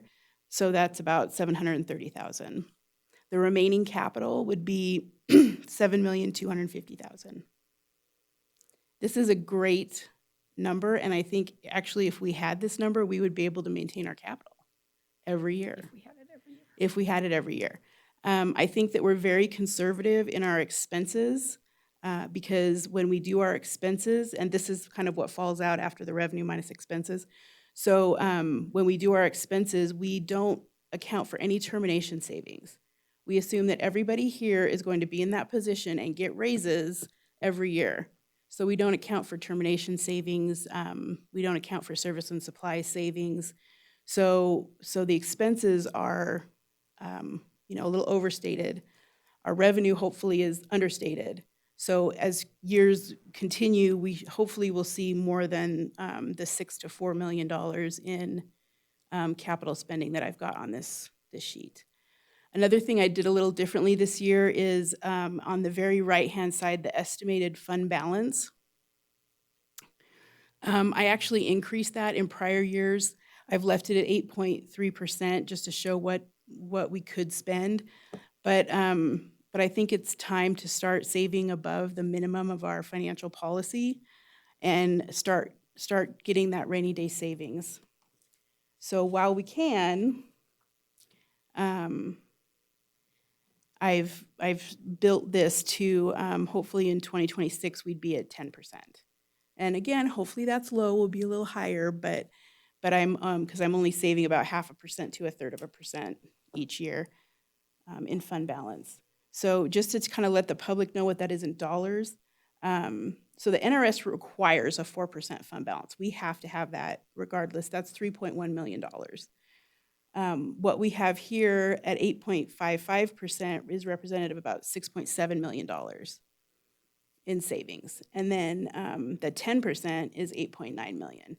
Now I can tell you during the recession going into that, we had over 20% fund balance and we still had to cut salaries. We dug ourselves into a huge deferred maintenance hole. We could not keep up. So I think it's very important that we build this fund balance just to protect ourselves against the next recession.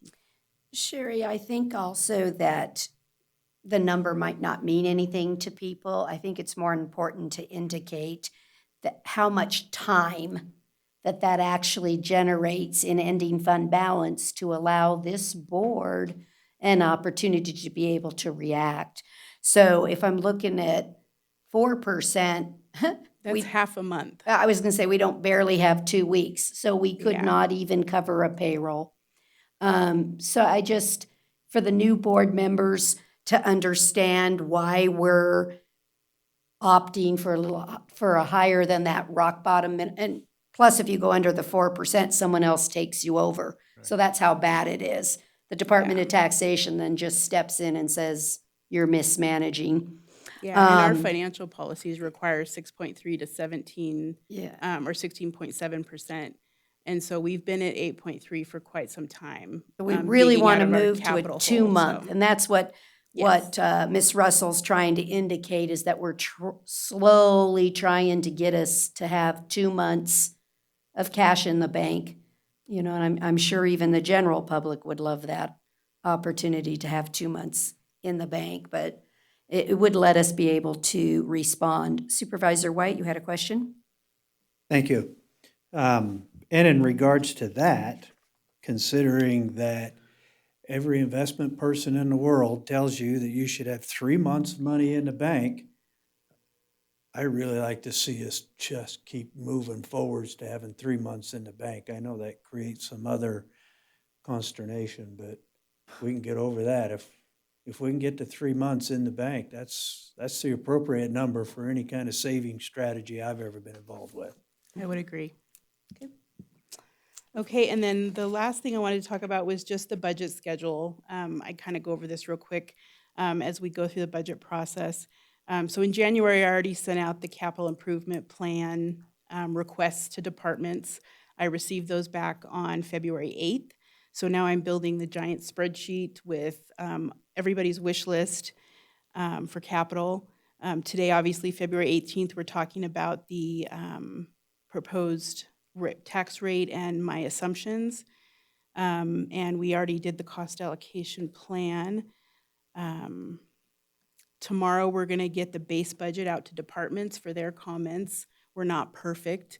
They're supposed to go through every one of their employees and make sure the rates are correct and we haven't left off any ad pays and that it's we do it based on the contract, but mistakes happen. So they do check every employee to make sure they're budgeted correctly and then look at services and supplies. And that's where they fill out the supplemental requests if they want more money for their budget. The tax rate, like I said, is due to the state on February 22nd. On March 10th. I have that set to discuss the capital improvement plan with all the departments. So we have a huge list of capital needs. It's always bigger than the money available. So we get together and figure out what are our most critical needs, and then end up pushing the rest of it till next year. And so we just kind of fill our critical needs as we can. March 12th, the budget revisions are due back to us, as well as the supplemental request. And then we compile all those supplemental requests and adjust all those budgets as necessary. We are going to have an interim finance committee on March 31st to go over the supplemental requests. And we have each director come in and talk to us about their critical needs as far as operation supplies. So that's employees and operation needs, so not capital. Supervisor Giomi has a question? Yes. Sherry, at what point, and maybe you and Nancy and Stephanie have talked about this, are you going to start incorporating the results of the asset management program and our facility assessment into the CIP discussion that you're having with the department directors? I have not, well, the parks one, she already incorporated it, so it'll be incorporated this year. I haven't had a chance to go through Public Works. It's just a lot of requests. So as soon as I look at Public Works, I'm hoping that that will be incorporated in Public Works as well. So you'll see those humongous dollars that need to be filled and what we end up pushing to next year that we aren't able to fill. Yeah, I guess what I mean is I want to make sure that as staff, when you're setting priorities, you're looking at that. So yeah, absolutely. I mean, I would hope that with the money this city has spent on asset management and facility analysis, that we wouldn't be setting priorities willy-nilly, that we would be taking that data now and using it to set those priorities. So Absolutely. I think that was the desire of the board in general. So I just wanted to make sure that's incorporated. Absolutely. But just so you're aware, when I went through the parks, their asset needs or their facilities needs for this year were $8 million. Right.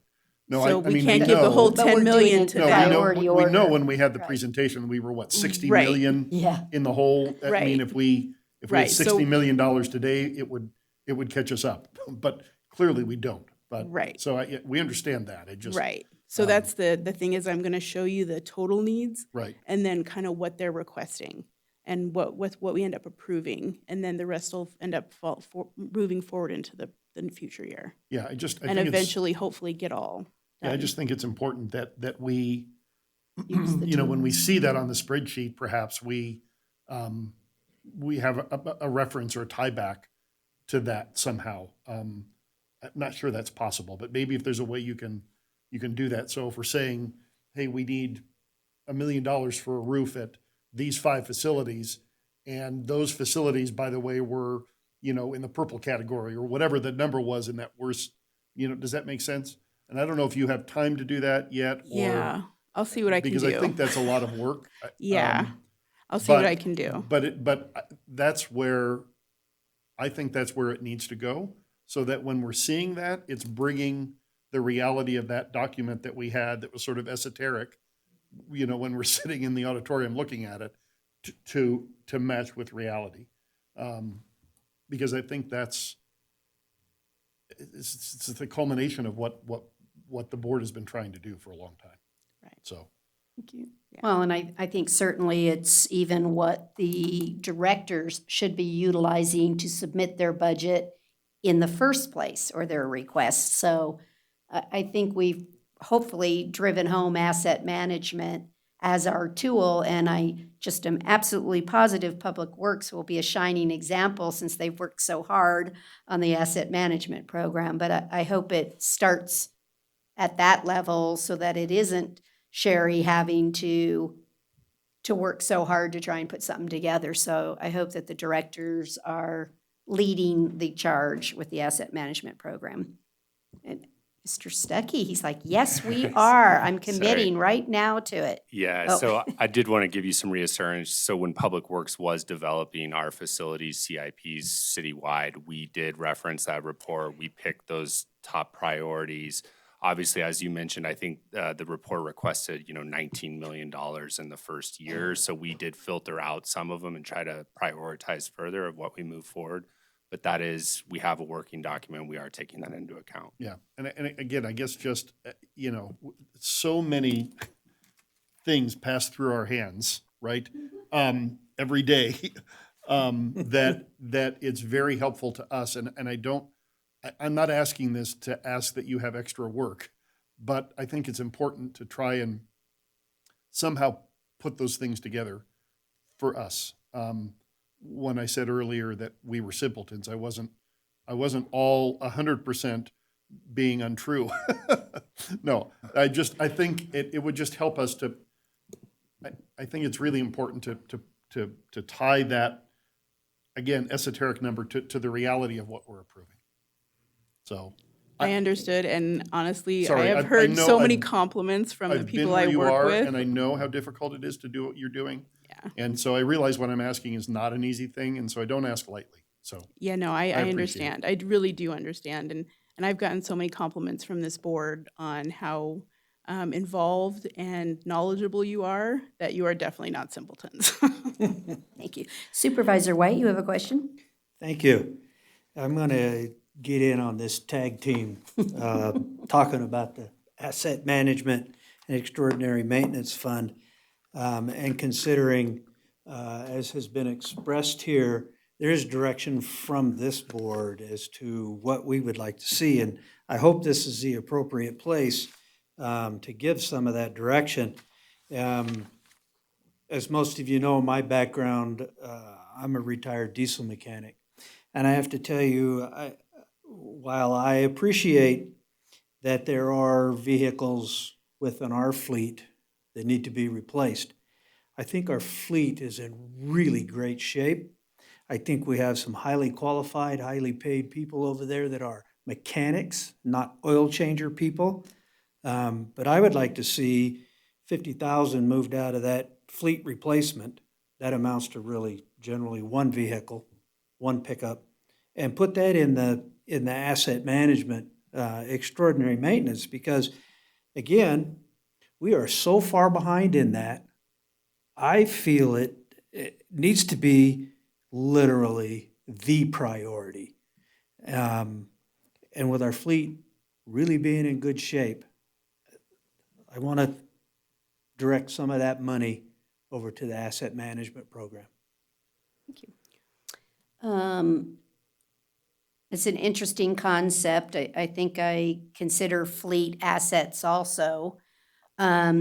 This is a guidepost to talk about 1%. When they actually put the vehicle list together, they will utilize the proper tools of assessing whether the vehicle really does need to be replaced or not. It's not a automatic just because we have 792,000 that we're going to spend 792, because I think the criteria for vehicle replacement and your fleet manager will still do the required steps. So there may very well be excess dollars there that are not utilized, and certainly I think the board here could make it clear that we would put it into the extraordinary maintenance if they don't utilize it. Like you said, if we only need to do 20 vehicles, not 21, then do 20, Well, if that makes sense. Yeah, that 'Cause makes I think sense. he's, again, making the point, it's not just for the sake of putting money in the fleet.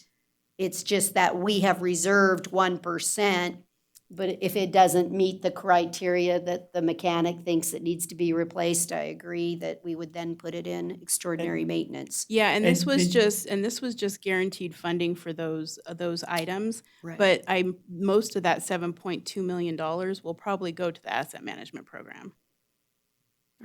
And you're right, the vehicles are an asset as well. And with 40 years of experience and working in one particular fleet that was several hundred vehicles, I'm pretty aware of how you go through that assessment. And I'm just saying, I want that Leaning Tower of Pizza more over here at actual extraordinary maintenance. Okay, thank you. Does anyone else have any comments or thoughts to help Ms. Russell in the budget building?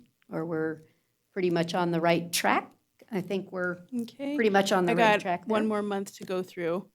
Just May, we'll go May 20th is when we'll adopt the budget. And we have to adopt it the last 10 days of May. So sometimes it falls at a regular board meeting, sometimes it doesn't. We have to have a special meeting. And I always let you know right now if we're going to need a special meeting or not, and we do not. It will be May 20th at our normal board meeting that we will have the hearing and adopt the official budget. And then it is, the final budget is due June 1st to the state. Thank you so much. I don't see any other questions, so I will accept a motion. Maybe. This is to set our tax rate that we have to do legally. Supervisor Schutte? I move to direct staff to use 3.57 as the property tax rate in preparing the fiscal year 2022 Carson City budget. Second. I have a motion by Supervisor Schutte and a second by Supervisor White. All those in favor, please say aye. Aye. The motion carried. There was no noes. Thank you very much. I know that's a lot of numbers. I appreciate your help. That's all right. Thank you so much for your presentation. Is everybody okay if we just continue on and finish the 20s and then we'll have recess? Or okay, does that work? Okay, we're pretty close, I think. If I can have a business impact statement for item 20A, I think we have to. Does anyone have any member of the board have a question on 20A? What do you think the business impact statement? Supervisor White? I want to bring your attention to pages 375 and 379.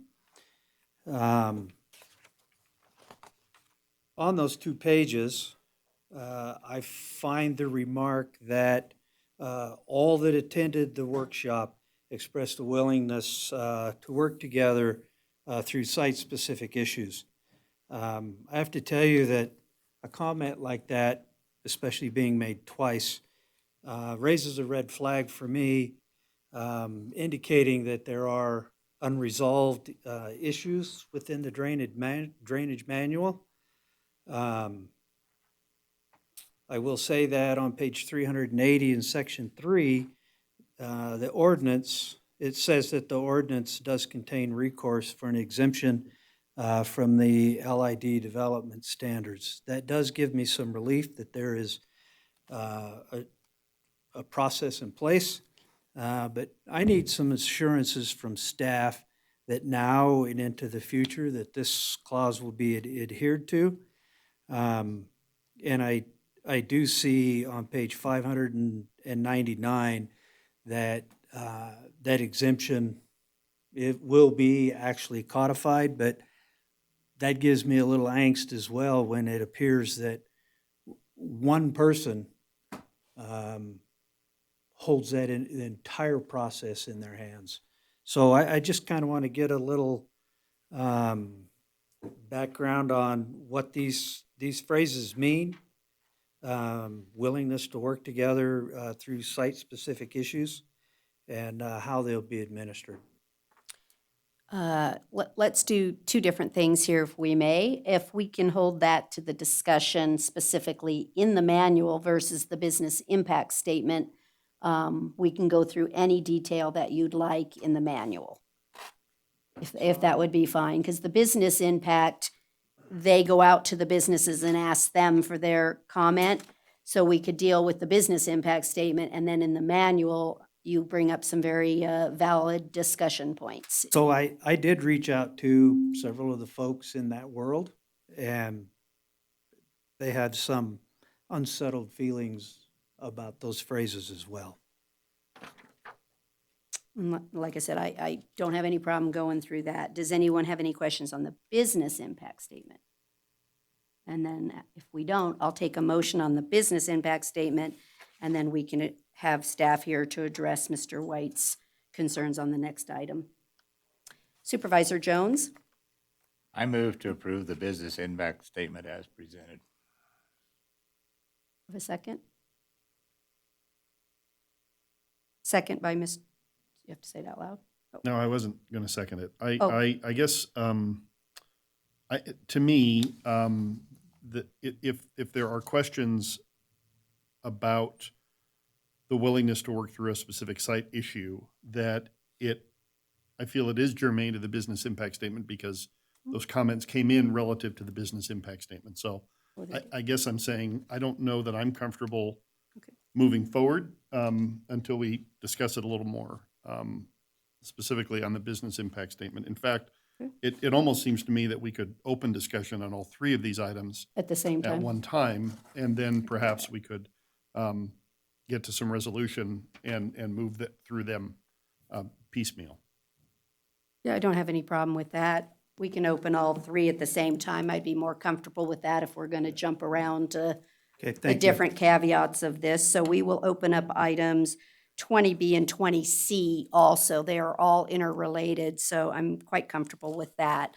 So staff, if you would like to address Mr. White's concerns?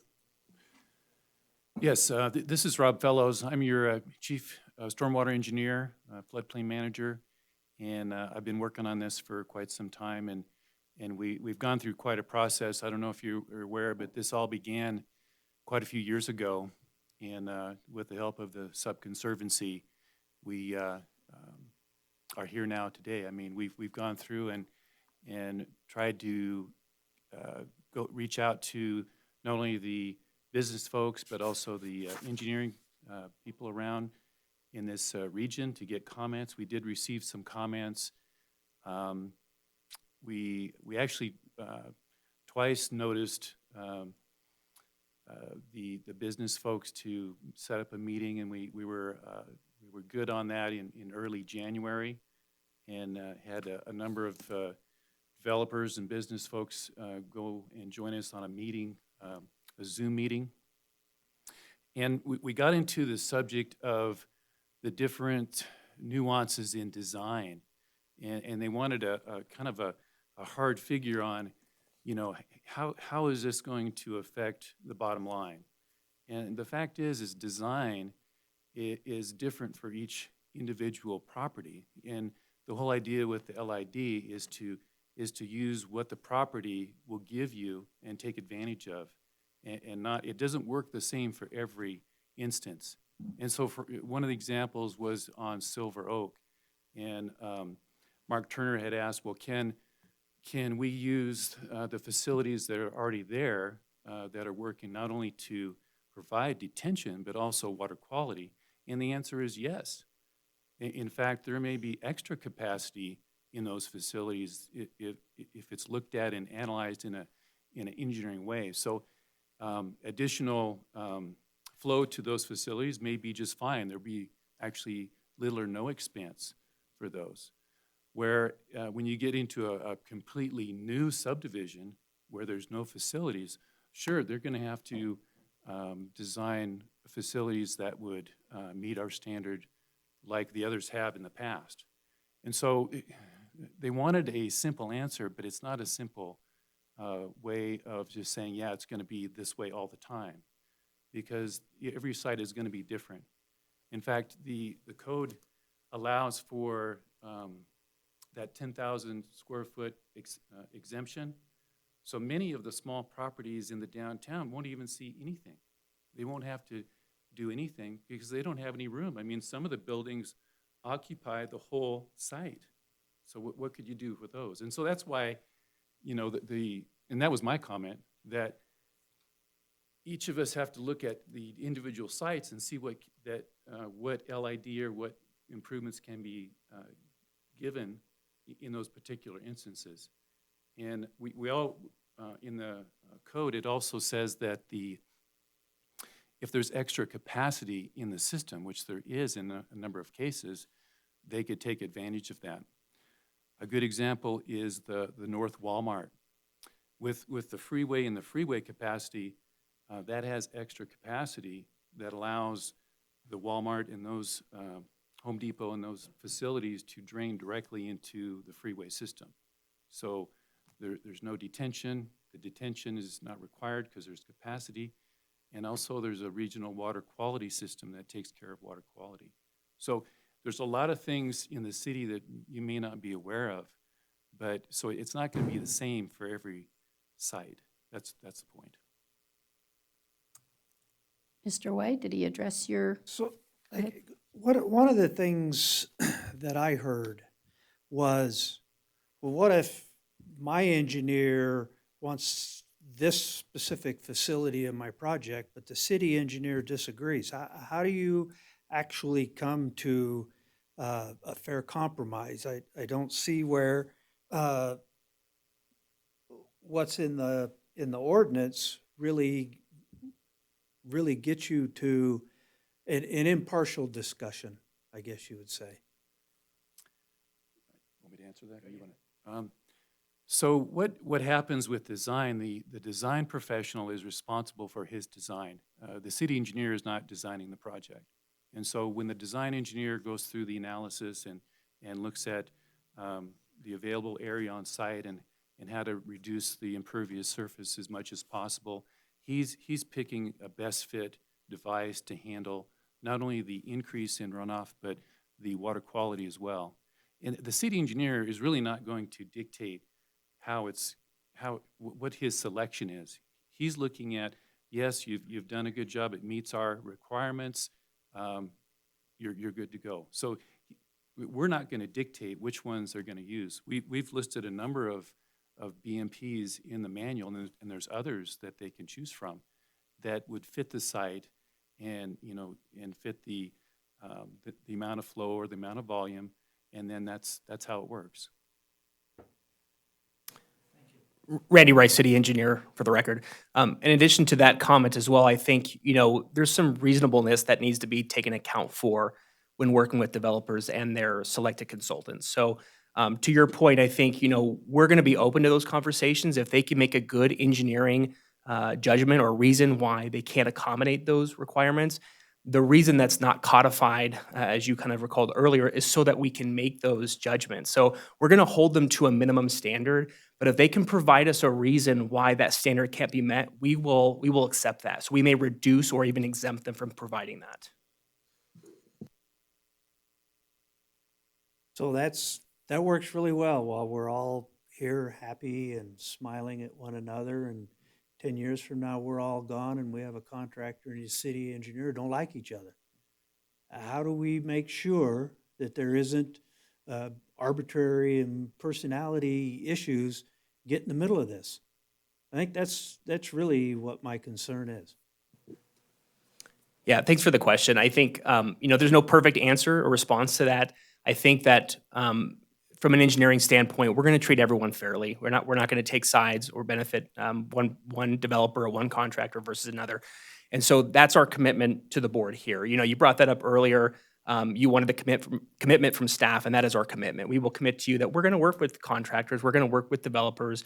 We're not going to hold one developer or contractor to one standard and do something different for somebody else. And I know that is generally a point of consternation for this board on a lot of development projects, right? And so sometimes our job is very difficult because we do hold everyone to the same standard, and then they end up calling you or they end up calling the city manager to work through those sometimes. And that's the process that has to happen. And then the change comes from, your direction. And so I think the process is working appropriately. But again, you have our commitment that we're going to work with everyone straightforward and fairly. Thank you. Does anyone else have any questions? Supervisor Giomi? I know that we need, I don't have specific questions about the business impact statement or the LID. I mean, this is we've seen this before.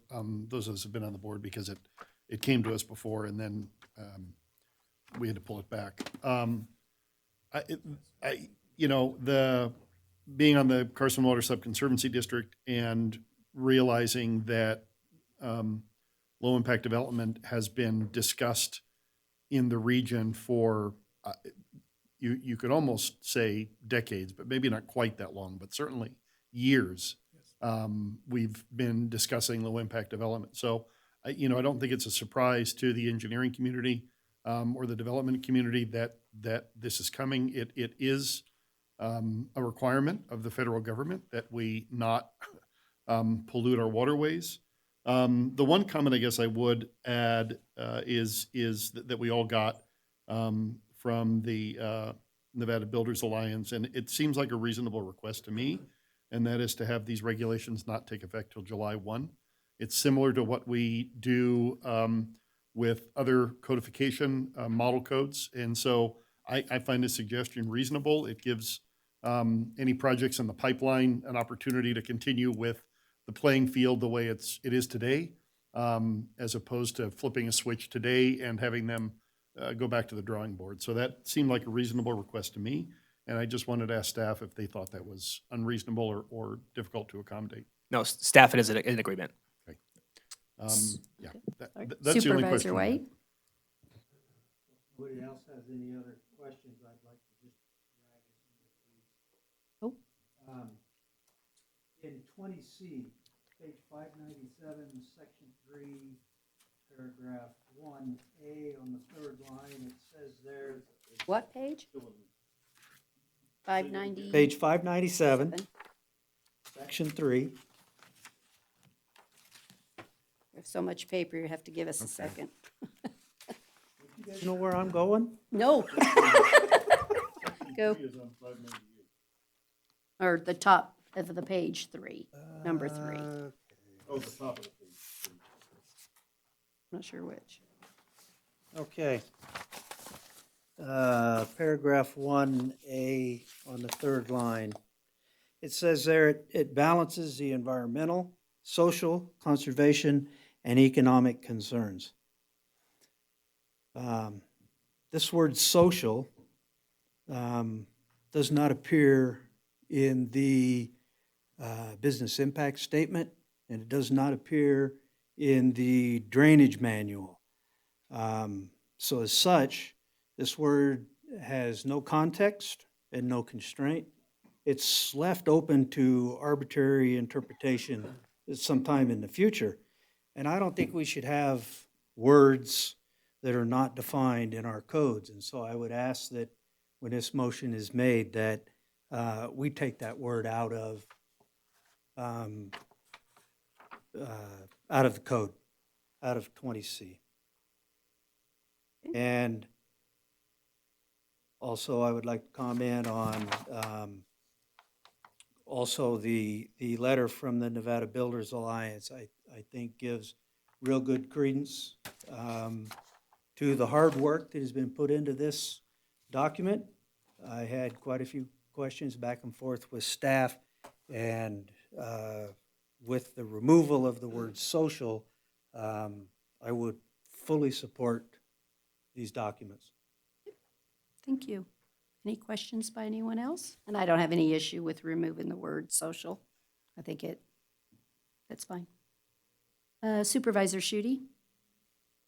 And it's not an issue, but just a comment. I think this is so timely as this afternoon's conversation with the Border Crossing project. One of the concerns is urban runoff, and there's been discussion with that, and wells and water table and all of that. So I think this just brings to light the importance of low impact development and being mindful of where we live, our water table, our limited resources, the cost of treating water. And I just think this is much needed, and I really appreciate the work that has gone into this. Okay, thank you. So I don't see any further questions. We're ready for a motion. We will start on 20A. Each motion has to be made separately. Supervisor White, did you want to make a motion? Indeed, I would. And in concurrence with Supervisor Schutte, we should all be good stewards of our earth and cognizant of how our operations interact with our neighbors. I move to approve the business impact statement as presented. I have a motion and a second, a motion by Supervisor White, a second by Supervisor Giomi to approve the business impact statement. All those in favor say aye. Aye. Aye. Any opposed, say no. Motion carried unanimously. Thank you so much. We'll take a motion on 20B. Do we need any? Supervisor White?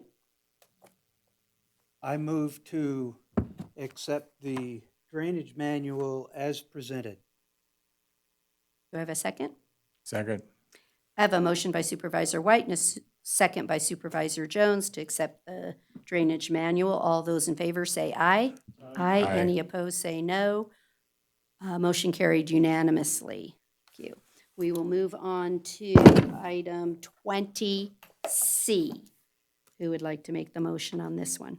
Go ahead. I move to introduce on first reading Bill number 103 with the change to removing the word social from 12.20.020(1A). And an effective date? Second. Yeah, thank you. With an effective date of July 1, 2021. Oh, yeah. Yeah. And I have a, do I have a I second second by, that. I have a motion by 2021, Supervisor excuse me. Giomi. What? Did I not say 2021? I believe you said 2020, just to clarify. Okay. It's I'll definitely clarify it. 2021. I'll do it. Yeah, thank you. I have a motion by Supervisor Giomi and a second by Supervisor Schutte to approve Bill number 103 with an effective date of 7/1/21 and a striking the word social out of 12.20.020(1A). Any further discussion? Seeing none, all those in favor say aye. Aye. Any opposed, say no. Motion was unanimous. Thank you very much for all of your hard work. You guys, you did a great job. And I really want to thank the industry too, and for you circling back when we sent this back to you to give that community one more chance. I really appreciate that. So we are, I think, yes, we are. So we're going to recess as the Board of Supervisors and we will be back at 11 o'clock. And then we'll do the redevelopment authority.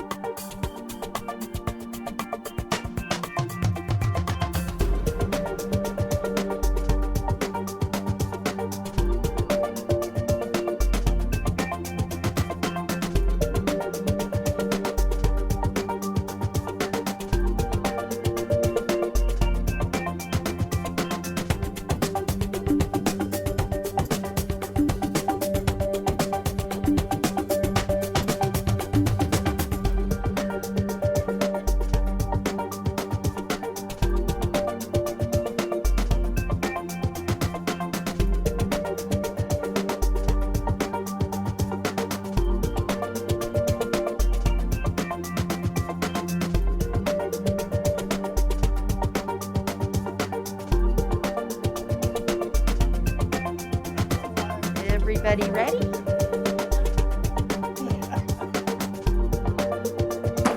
Redevelopment Authority to order. May I have a roll call, please? Chairperson Bagwell. Vice Chair Giomi. Here. Jones. Present. Here. Member White. Here. Quorum is present. Thank you. Do we have any public comment on the line? There's no public comment at this time. Okay, thank you. We'll move on to agenda item 24, which is approval of the minutes for January 7, 2021 and January 21, 2021. Any corrections? Otherwise, I'll accept a motion for the approval of both minutes. I move to accept the minutes as presented. Do I have a motion and a second to approve the minutes as presented? All those in favor say aye. Aye. Aye. Any opposed say no. Motion carried unanimously. Thank you. We're going to move on to agenda item 25A, which deals with our budgeting for a redevelopment fund. I think Mr. Plemmel already has that queued up for us. Lee, would you take us through the items, please? Sure. Good morning. Lee Plemmel, Community Development Director, for the record. And you do have this item, which is action regarding the tentative budget allocations for this year and upcoming years for the redevelopment budget. And also on the agenda is another item on redevelopment and then a Board of Supervisors item. And actually, these three items represent kind of the uniqueness of how you approve expenditures for redevelopment funds. This first item is really budget planning. It's just looking at planning out the redevelopment budget for capital improvement projects, and just allocating funds that will then be incorporated into the budget as we move forward. As you just heard earlier in the presentation today, we'll put these items in the budget. The second two items that you have represent the additional process that redevelopment takes for expenditures. And this is unique to the redevelopment fund, where it takes for any expenditure, it takes action by the redevelopment authority to make a recommendation on the expenditure, and then it takes a resolution approved by a 2/3 majority of the board or 4 members to authorize the expenditure of any funds for these incidental expenses related to the redevelopment plans. So to this, you have the complete recommendations from the Redevelopment Authority Citizens Committee for expenditures, for some additional expenditures for this year, as well as budgeting expenditures for next year. Most of the budget spreadsheet that you have in there is a lot of ongoing projects that are not changed from what has been approved in past years. And what I have up on your screens now in my spreadsheet are the new projects, which includes some expenditures for this year, which is the part that your next two steps in the process this morning. Some recommended expenditures for this year, and then recommended new projects for next year. And I'll also note that the recommendations of the RAC includes pushing, and based on the recommendations of Public Works and Parks and Rec, we're extending out the time period for the William Street Corridor project, because just timing wise, after wrapping up the South Carson Street project and also the Fuji Park improvements, that there was some money allocated to that for next fiscal year, but that would be pushed out another year, or I'm sorry, for this fiscal year, but to be pushed out another year because the master plan took some extra time, and still having those discussions, and that's ongoing as well. So they are recommending funding for this year, and well, just a little bit of a summary. Also in your packet is there's a 5-year budget provided from finance that is the after augmentations, that is the current status of the budget, and that's where that 700,000 plus number of undesignated funds that are available this year comes in. So that's without modification and reshuffling things, that's in there. And then we have the Citizens Committee's recommendation that shuffles some of those funds around and is making a recommendation to push some of those projects out, have some different expenditures this year. And based on RAC's recommendation, there would still be over, as shown on the spreadsheet up on your screen, there would still be over 600,000 in undesignated funds that would then roll forward into the next year, which would result in, even after funding the recommended projects, still having over 800,000 in undesignated funds for reallocation to other projects next fiscal year. So that's kind of a summary of the actions. They're recommending holiday decorations for this year, $5,000 for bike racks, V&T Roundhouse Arch conceptual plan. So that's been something that's been discussed for a long time. And the first step, this would be the first step in identifying locations and coming up with conceptual locations and estimated cost for that to be able to take the next step to do some sort of display of the roundhouse arches. And there's some historic V&T bike and pedestrian signage that's included this year. And then I will note that going into next year's projects, as listed up on the screen there, there's been discussion that McFadden Plaza shade structure kind of goes back to some discussions last year that got tied in with the 3rd Street parking lot discussion. And the RAC is recommending, based on recommendations from the property owners, to fund shade structure on McFadden Plaza. Also in there for next year is some funding, $100,000 of approximately $1.2 million Appian Way signalized intersection improvements. Some additional funding for undergrounding downtown power lines as part of the other Curry Street downtown improvement projects, and then some additional ongoing funds for downtown sidewalk landscape and maintenance for the additional landscaping that the city has been installing with redevelopment funds or with private projects that have gone in as well. So that's my summary. Be happy to answer questions. Supervisor Jones? Thank you. Going over this proposed budget, I have a couple that I would like to discuss. First is the Shade Street structure design for the plaza. I think that we have put all the money we need to put in that part of town. We've put a lot of money into that plaza between the two properties. We're also going to spend another $440,000 on a parking lot right across the street. But more importantly, the restaurants that are there have already got their umbrellas, and I think aesthetically they look good. I am opposed to spending any money for a shade tree structure, or for that structure. Also, on the V&T Roundhouse Arch concept plan, we've been discussing this for a long time. I think we should put this in abeyance and come up with where we're going to put it and use some of this money to actually work on doing the installation. I think it's an item that has historical significance that we need to put it up.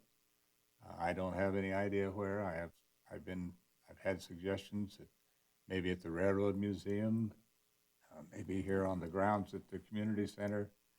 I'm not suggesting any place, but I would like to see the money. I think $20,000 for a plan is a lot of money when we could use part of that for the actual installation. Supervisor Giomi, you're next. A couple of questions.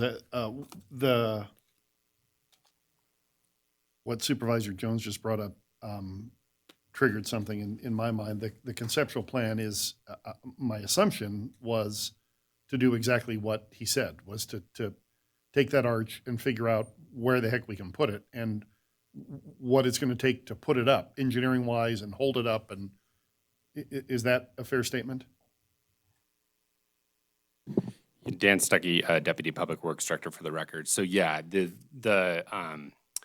we know that the V&T Arch is very, it's a passionate topic for a lot of people in this community. And so What the 20,000 is for is exactly what you're talking about, where that location will be, what will be the setting. Will there be landscaping or some sort of theme or features, benches around that setting to look at a couple different conceptual designs. And another part of that is to form a working group, a stakeholder input, so we can capture some of the thoughts and opinions from some of the people around the community, try to get a good cross-section of representatives there.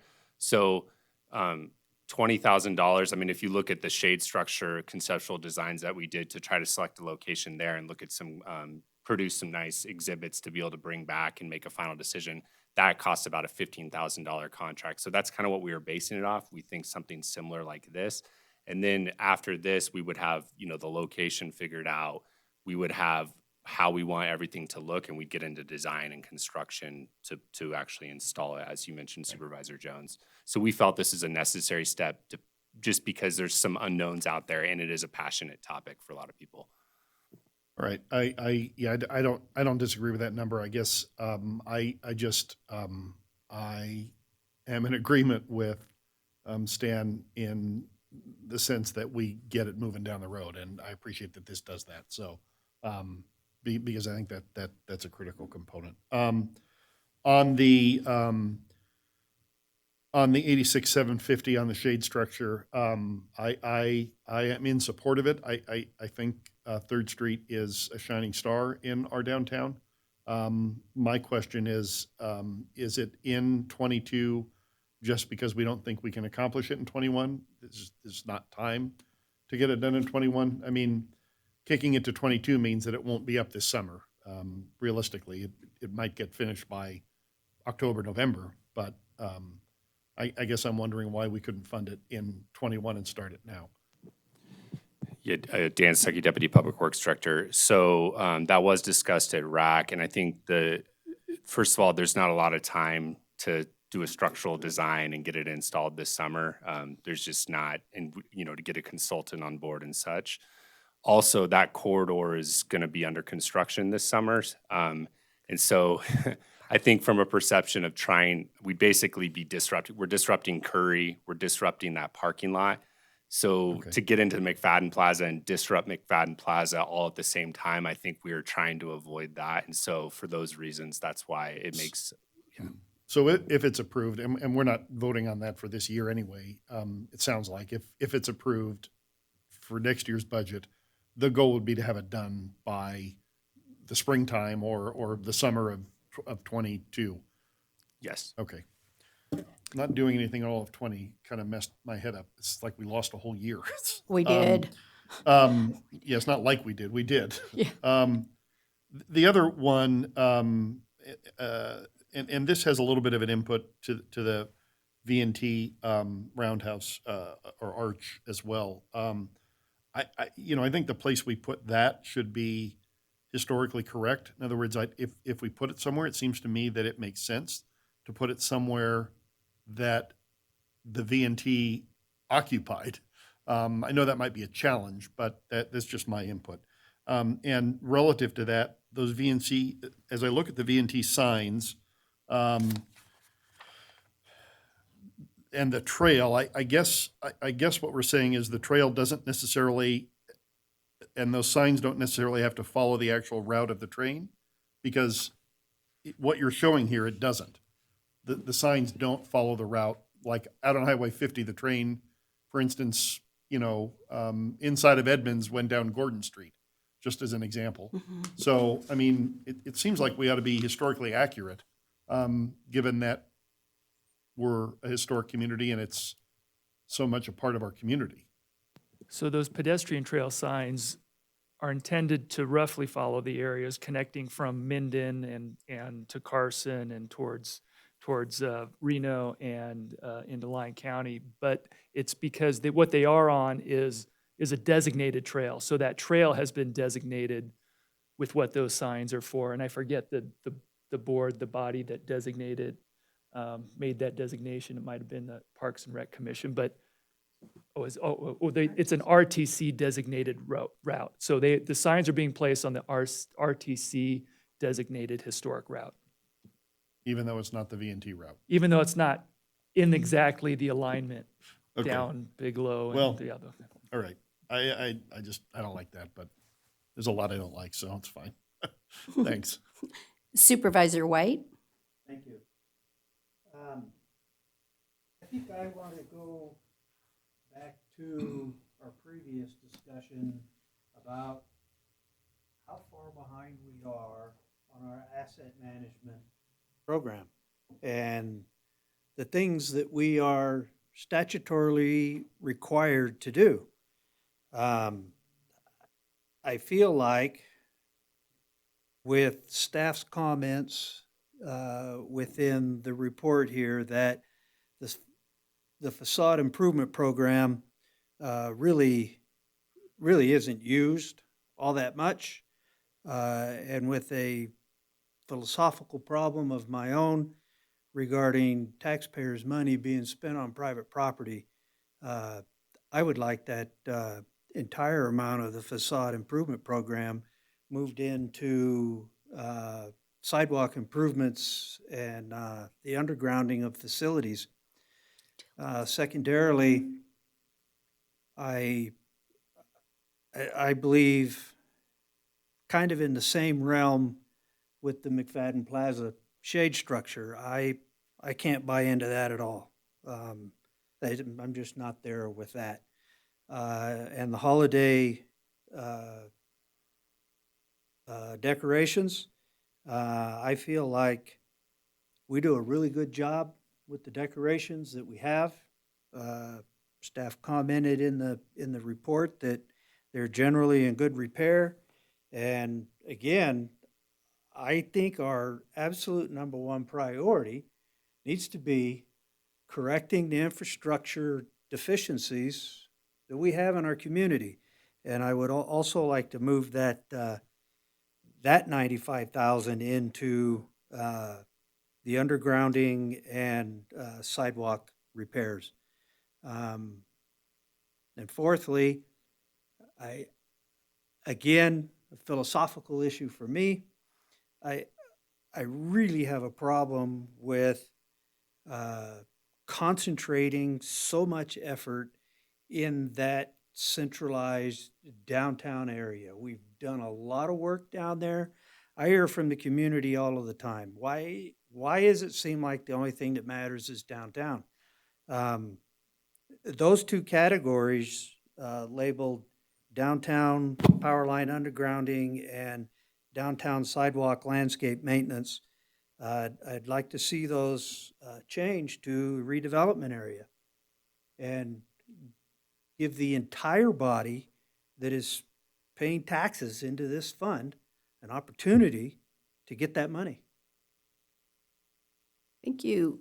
Supervisor Jones, you were next, and then Supervisor Schutte. One question, what is the facade improvement program? What does that entail? The facade improvement program is, it's an adopted by resolution. The parameters are that the city, the redevelopment agency will pay property owners a 50-50 match on exterior facade building improvements, and there's some criteria for that. But up to a maximum of $25,000 per property. Wasn't that the original intent of the downtown redevelopment way back when it started? Yeah, Steve Hartman and Mary Walker. That was the original intent, was facade improvement, if I recall right. As I understand, our Christmas decorations are 20-plus years old. And I also understand we are now expanding our district from Williams to the roundabout. Is that correct? The Christmas decorations, if I'm not mistaken, is Winnie to the roundabout at Stewart. Right. And then you're going to also pick up part of Curry Street with the old decorations. Is that not right? Yes, and some of the cross streets between Curry and Carson. Right. Okay. Thank you. Supervisor Schutte. Thank you. A couple of comments. I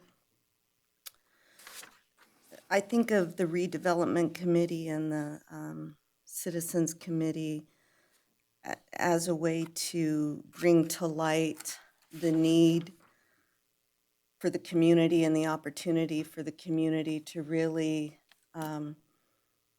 celebrate and encourage the quality of life that we frequently hear in other conversations and other concerns. While I absolutely support correcting and fixing infrastructure, and I absolutely am behind finding ways to fix roads and buildings and all of that. Part of what makes a community wonderful is the community celebration and the whole sense of community.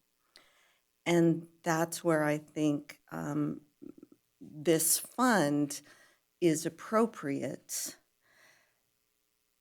Also, in order to pay for other items that are essential to running a city, it's important to have the tax base. It's important to have people wanting to spend and wanting to come on downtown or wanting to shop, wanting to eat at restaurants. And that's what really this is about. I understand that there's a lot of money that is going into the downtown, but really, I mean, that it's the downtown, it's like the city center. And while I absolutely support funding going to other parts of town and supporting other, sections of the community and celebrating those sections, which the VNT absolutely will do.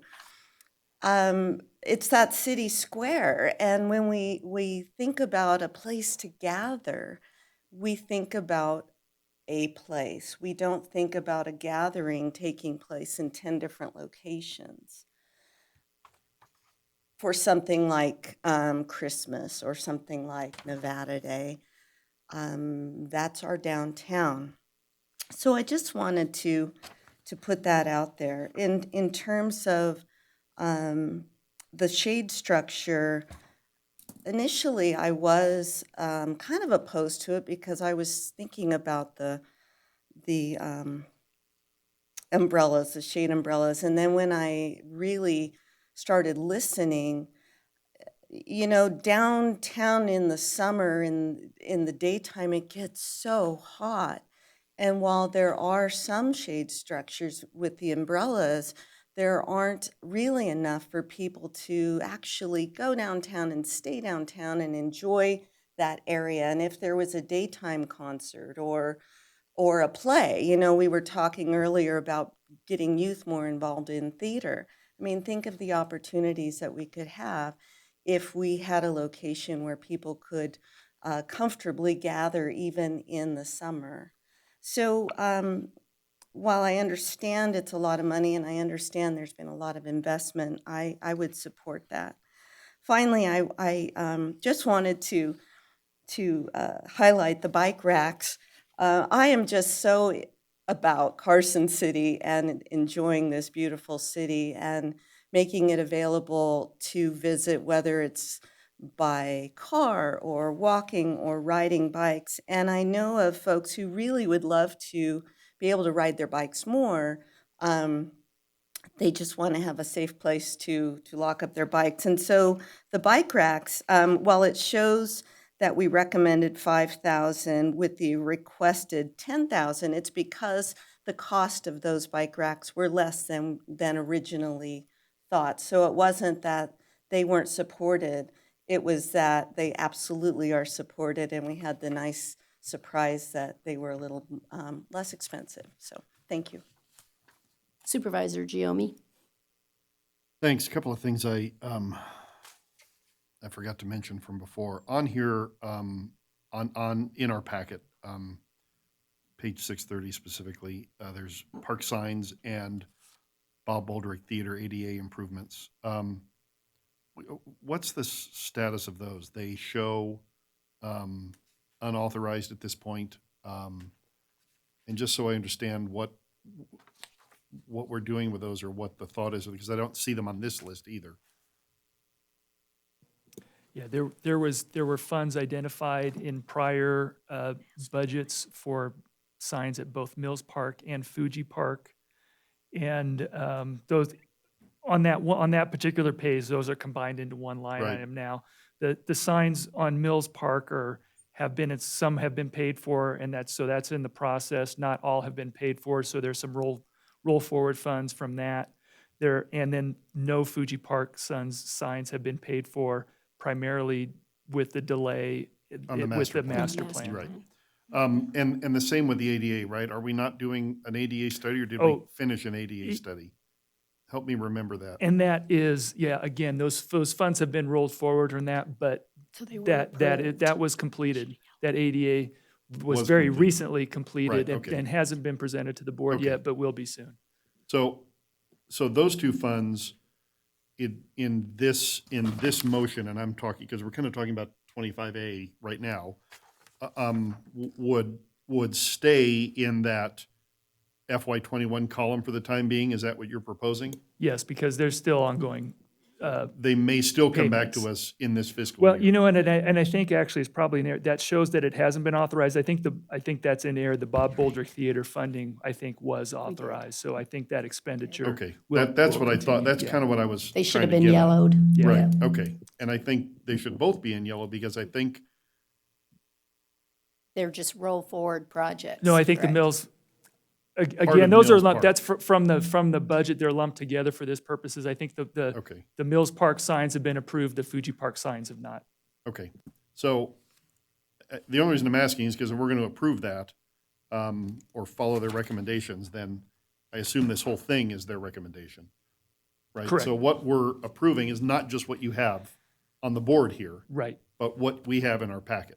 Right, which includes ongoing funding for the facade improvement. Right, We right. would put it in next year's budget or not, based on your recommendation today for everything in that. Right, okay. Spreadsheet. All right, so, These are the new items that we have not previously discussed Yes. and approved as redevelopment policy. So these are just new items that we well, would right, that's- incorporate, but you're That's correct. my question. Are we approving only the new items or the entire budget that you presented to us?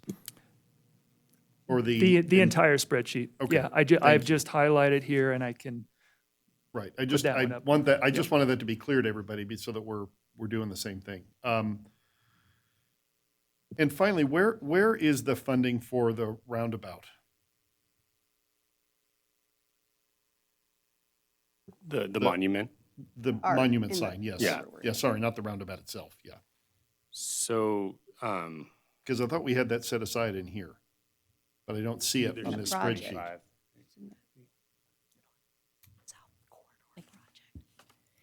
Yeah, but we had money, we had redevelopment funds set aside for it. Didn't we just do they are, that as part of the they're in the project line? budget, yeah. Yeah. And if it's not, I don't think it's called Well- out separately. I think we had it in the whole South Carson project line. Improvements. Maybe. well, okay, so now what I've put up on the screen is, so if I've missed a line item on the Gateway teacher, spreadsheet, 25,000. Yeah. in finances spreadsheet that's up on the board right now, It's there. it's, It's part of the gateway. yeah, there we go. And that's why I was wondering Yeah, why it's that there. didn't show up on this spreadsheet. So it's just It's there. it's there. It's still in the budget. Okay.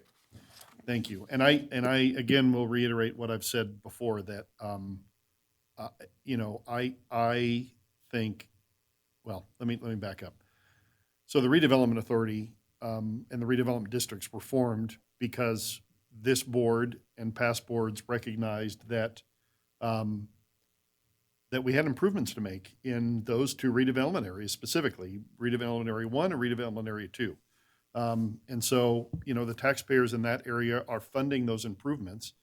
And that's the reason we form a citizens committee that we put together. So they look at all of the things that you see before you and other things.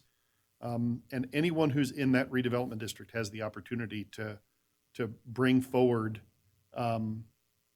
improvements, whether they be sidewalk improvements or or lighting improvements. So I guess I would say, you know, while we have the final say as a redevelopment authority and ultimately the Board of Supervisors, you know, I don't think we should overlook the recommendations of that advisory committee that we put together. I find that the things we have in the past spent money on in the redevelopment areas do improve the look of those areas and the functionality of those areas, and as Supervisor Schutte said, ultimately bring revenue to our community. So in general, I'm in support of what's here. And the one final comment I'll make, as I said before about the Gateway project, is that I can't think of a better feature to mark the beginning of our historic downtown than that Gateway feature. So I don't want us to throw some dinky little, discount store, Presswood monument on that thing. That was good. I really, we're going to have one chance to Get it right. to get that right, and I really can't emphasize my desire enough to make sure we, and I'm not saying we have to spend millions of dollars. I'm not saying that, but I am saying that 25 may not be the number. So no shopping at IKEA? I wasn't going to use brand names. So. Mr. Plemo. Supervisor Giomi's comment just reminded me that you're not approving the budget today with this, and this is not all inclusive of the redevelopment budget. This is provide direction for guidance to us to put it in the budget, except for the expenditures you'll be making later. So the things like the roundabout art and other things, incentives that are in the budget annually are not included here, but this is kind of the discretionary portion of it that redevelopment looks at, just to be clear. Thanks. Thank you. Yeah. Supervisor White? Going back to that downtown shade structure, then up above in the yellow, the 12,600 for design, has that been spent then? That is spent? Yes. Okay. That was for a study for that was to look at different locations and different options for shade. So not just in this location, it also looked at the brewery and at the parking lot, I think, if I recall. So looked at several locations. So actual design for what would be the McFadden Plaza has not been done yet? Correct. That's correct. Okay. Supervisor Jones?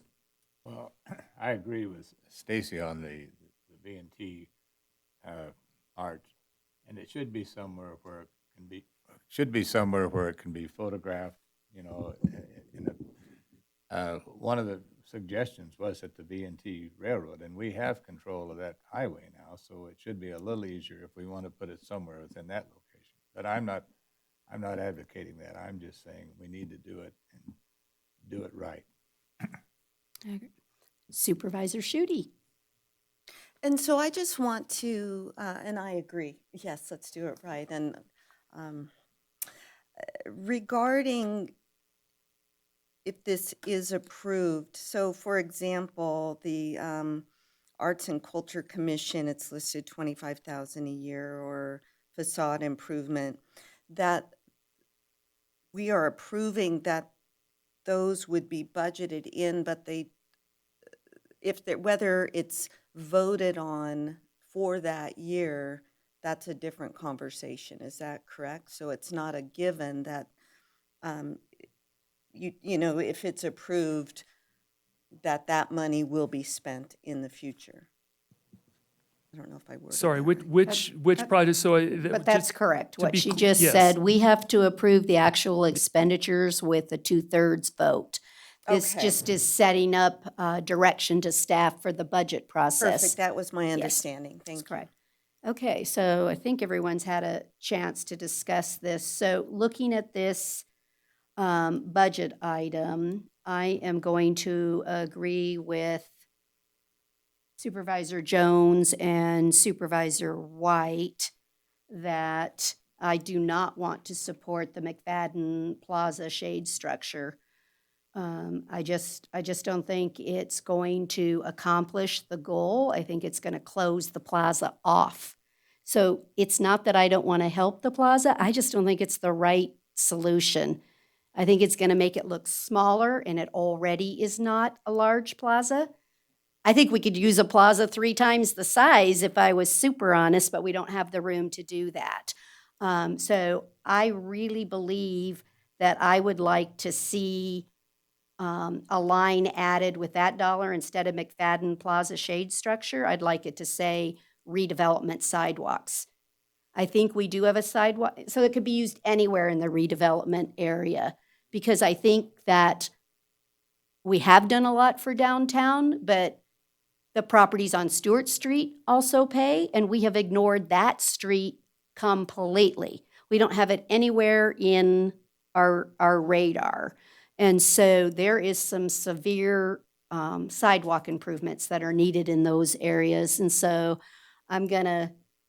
so right down the middle of you all, I'd like us to consider directing staff to move the shade structure to redevelopment sidewalk line, not downtown sidewalks, but redevelopment area, so that those businesses that would like to have sidewalk repairs. Mr. Plemmel? Yep, and just to be, the line that says downtown sidewalk improvements is currently the cost of a specific project, but talking with Mr. Stuckey here, and, I think, and with the undesignated that is otherwise available, is we can come back to the redevelopment authority with a plan for where sidewalk improvements are needed elsewhere throughout the district, with consideration that there's not only those funds that you're talking about, but there's also other undesignated funds. So I think rather than, I don't think what I'm saying is if it's in undesignated, I think it remains available for sidewalk improvement projects, and we can come back with a proposal for other sidewalk and ADA improvement projects to you in upcoming months. Thank you. Supervisor White? Is there an opportunity to perhaps put an asterisk on that 86,000, that although it's going in the undesignated section, put an asterisk on that we want that to go to sidewalks? No, we can already create it as sidewalks. It's us that are giving the direction. So if we Okay. want 86,750 to specifically be sidewalk, what he's indicating is we could, at a later date, maybe request staff, as we get like into FY '23 and you start looking at some of the money that's left over, we may wish to direct staff to bring us a sidewalk plan for the Okay. redevelopment. I guess, so we could at this point direct staff to make the 86,750 into redevelopment sidewalk line. They would change the name, the label Okay. on that to sidewalk if we wish. Just as a reminder, this requires, not this item, but it certainly will move forward in the future, is going to require, I guess, just a simple majority at this point on the projects, and we're not doing the expenditure, but just as a reminder later on the next item. Madam Mayor? Yeah. Do you have a question, Supervisor Giomi? Okay. I had him, he was blinking and raising his hand. Yeah, I hit them both at one time. Do we have any kind of, have we done an asset inventory on our sidewalks in the redevelopment district? Do you have a clear picture of priorities that you would have, and can that be presented to us? Yeah, Dan Stuckey, Deputy Public Works Director. So our transportation group did do a pretty significant investment, a study on looking at ADA compliance, ramps, sidewalks that are out of compliance along, I believe, a lot of the collectors and arterials across the city, not necessarily the local roads, but we do have a pretty good start, I think, on identifying those areas that could be kind of the basis for what you're asking for. Okay, thank you. I'd also note in the, Go ahead. may I, sorry. I also note on the spreadsheet, and I didn't point it out and didn't talk about it, but there was $100,000 in there currently on that line that's highlighted there for east-west downtown street improvements. And that's actually just kind of a carryover name for it from prior budgets. It's actually undesignated for any project right now. It's going to roll forward into next year, and we can just convert that line from that kind of detailed into redevelopment sidewalk improvements, and use that funding's going to roll forward because it's not going to get used this year, and we can add the other funds in it and possibly discuss more of that using undesignated funds based on looking at the study on the city's needs. So you're saying that would give us 186,750 we could do for redevelopment sidewalk, ADA ramps. Plus I mean, any it's- future undesignated you would choose to assign to that. Okay. Yeah. It says the first one to raise their hand was Supervisor White. Thanks again. I guess I just kind of want to ask a question and then develop a little more commentary here. How long has the facade improvement program been in effect? It's been about 3 or 4 years, and so it's been allocated at 50,000 a year. There's been of those roughly 4 years, it's been mostly used for a couple of the years, maybe half used, and there's been nothing so far this year. So if we don't get any applications this year, it'd be the first year that none of it was used, but it's been used, but not, there haven't been additional applications Not a good beyond year. what's available. There's not a lot of interest, is what you're trying to say? Yeah, well, and there Not hasn't this been year. this year, yeah. So, irrespective of my philosophical issues, I think based on Lee's assessment of the program, these properties that are down there should be or have been aware of the program, and they're not utilizing it. I think it's time to move that money into the places where we really have a deficiency. And so I guess I would just ask as kind of a roundtable, do you all buy into that? Maybe half of it, all of it? I mean, my intent would be to write that out of the budget, but you willing to move that to our statutorily required things we have to do? Supervisor Jones? Well, let me ask Lee a question. Have we publicized this? Is this in common knowledge?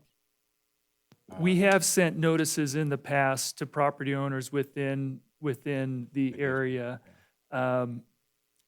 So, that was pretty close to this at the start of the program. And so initially, we did have more applications. I think, people could use a reminder of it. I would also, note in terms of it being in the budget that those unused funds end up rolling forward and going into undesignated. So it's not accruing every year, the unused funds. It just goes back to $50,000 in the budget. So all of the unused funds in any year have just gone into undesignated the following year, which can then be available for other projects. So, I mean, I would just point that out, that maybe it's not all used, but if it's there, it's available. Again, it's a policy question, but if it's there, it's available, and if it's not used, then it's available for other things. Go ahead, Mr. Jones. I would like to keep the fund active for down the road. I truly would. I have another question for Lee. Who's to take the lead on this arch? Should it be RAC? Should it be Dan Stuckey? Who takes the lead to get this thing going?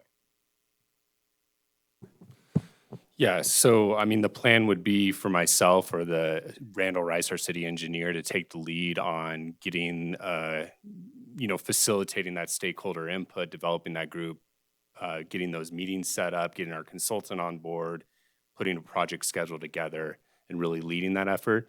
However, However, the board or RAC wants us to report back to them. I mean, obviously, we would come back at the end on a summary of the report. But if there's any input from this board as far as how you want, that process to go, we'd absolutely, can modify accordingly. So, but that's how we envision on our end.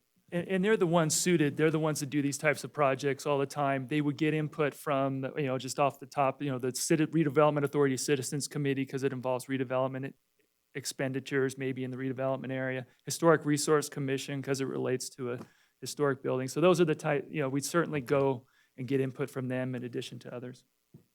So can we get something going then? Will you take that, Dan? Supervisor Giomi. Relative to the facade improvement program, I think we can have our cake and eat it too, Morris, because as Lee said, the funds are there. If they're not used, they can roll into an infrastructure project. I think it isn't surprising to me, given the current economic status, that they still have to come up with a significant amount of money on their own. And it isn't surprising to me that people haven't applied for that money this year, given what's been going on. So I think leaving the program in place accomplishes the purpose of the Redevelopment Authority, which is to improve or redevelop the area. And it gives businesses an opportunity to do that. And I understand your reluctance there. I get that. But I think in this case, again, if the money isn't used, we can roll it into a sidewalk or infrastructure project in subsequent years. Supervisor Schutte. And not to belabor that, but just a quick question regarding the facade improvement. What was the inspiration initially? And you had just kind of answered that with the redevelopment. Were there actually some businesses that were in critical need, or did the city look at a business and say, man, you got to fix this, it's bringing us down? I would say that originally, I get to actually say something that I used to do. I don't normally do this, but this really started with North Las Vegas, that had the most blighted areas and community sections. And so they brought legislation forward to say there are times that we do have to help streets, vacant buildings. They had lots of issues going on, and it was an opportunity to say we cannot let this area of town or a section deteriorate to where it'd almost be better if the building fell down than leaving it. And so it really is about blighted buildings. That was the original intent.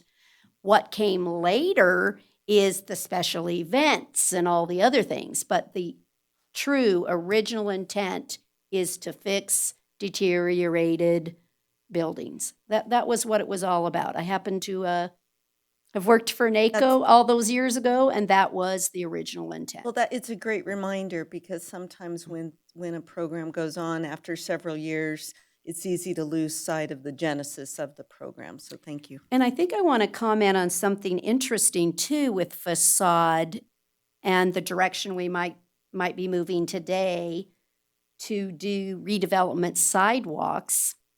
I think we might have a golden opportunity to get both done, so that you might take an entire corner or an entire section and do the sidewalks. We're participating with that. They're going to put their money in towards I'm just saying we might be able to lift the whole area even better if we can start maximizing and matching dollars. The facade program requires we only give up to $25,000, if my memory serves me right. Many of those that got $25,000, we just did the bank saloon. I don't know how much total they invested, but it inspires them, I think, to do a lot more than a $50,000 project of which they get one half.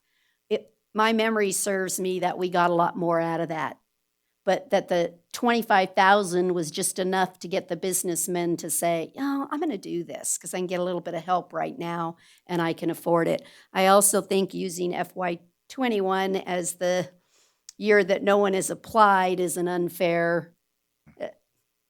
I could see why no one wants to let go of any money during this year because they don't even know if their business is going to exist the next year. So I'm okay with watching the facade program over the next few years, and maybe when we circle back to a sidewalk plan, we start looking at the facades attached where those sidewalks are and see if we can even do some more work in that area. So I am more than happy to accept a motion on this item if anyone's ready to do that. Sounds to me that the only item sounded like three of us were not in favor of the plaza shade structure. And that would go to down redevelopment sidewalks. Was there any other direction staff needed? Or none? Okay. Supervisor White? Were we also going to redesignate that power line undergrounding to redevelopment? We're going to do line 7 on the roll forward.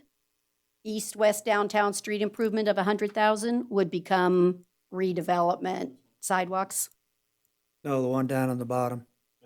Oh, that one's a specific project. Oh, that's right. Okay. Sorry, it's already a designated yeah. project that we approved. Okay. So we don't have to have a Okay. motion. It's just All right. a budget item. They just need direction on what to come back for. Does anybody feel the need for a motion, or do you have enough direction? Your choice, Mr. Plummer. I think You it have would be direction? helpful. I think having an affirmative motion to say that this is a board-approved plan. Yeah, because we'll tentative bring a budget that we budget, actually yeah. have to vote on. Yeah, But right. that's fine. Supervisor Shooty. I will attempt.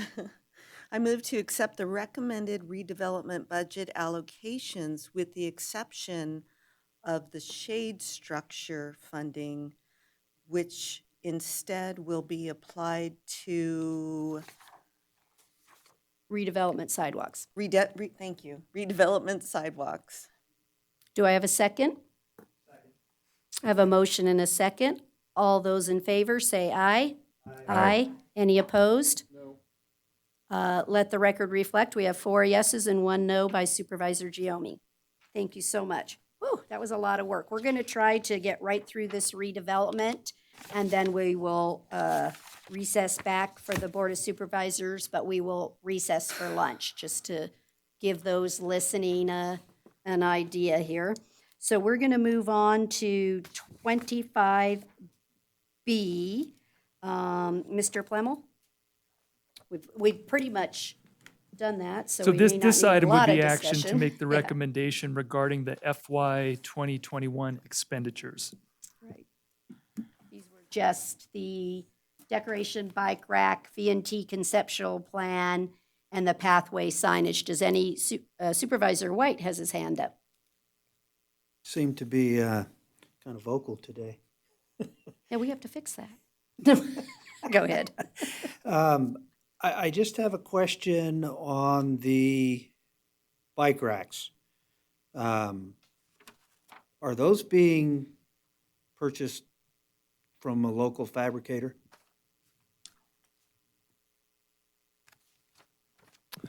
I don't believe they are, because I know they've been shipped in the past. So I would just say that, one,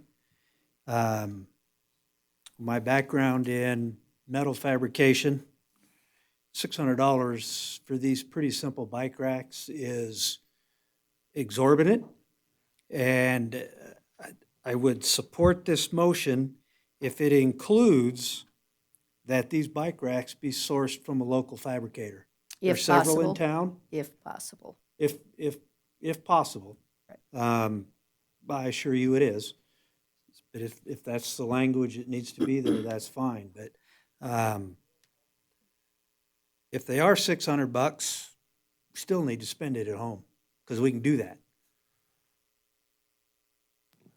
No, I hear what you're saying. I think that's a good idea. I mean, the only issue that I see, if obviously those bike racks are all over our downtown, made by a specific company, a fabricator. So, I mean, I think absolutely we could make an effort to make sure that it's consistent as possible, that you wouldn't notice some discrepancy or whatever, which I think we can achieve. I just wanted to point that out. Well, it's probably not appropriate to recommend a fabricator here today, but I can tell you at least one, Precision Metalworks, can knock this out of the park.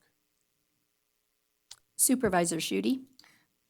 I'm going to feel like a knucklehead here, so I'm going to You're good. being new.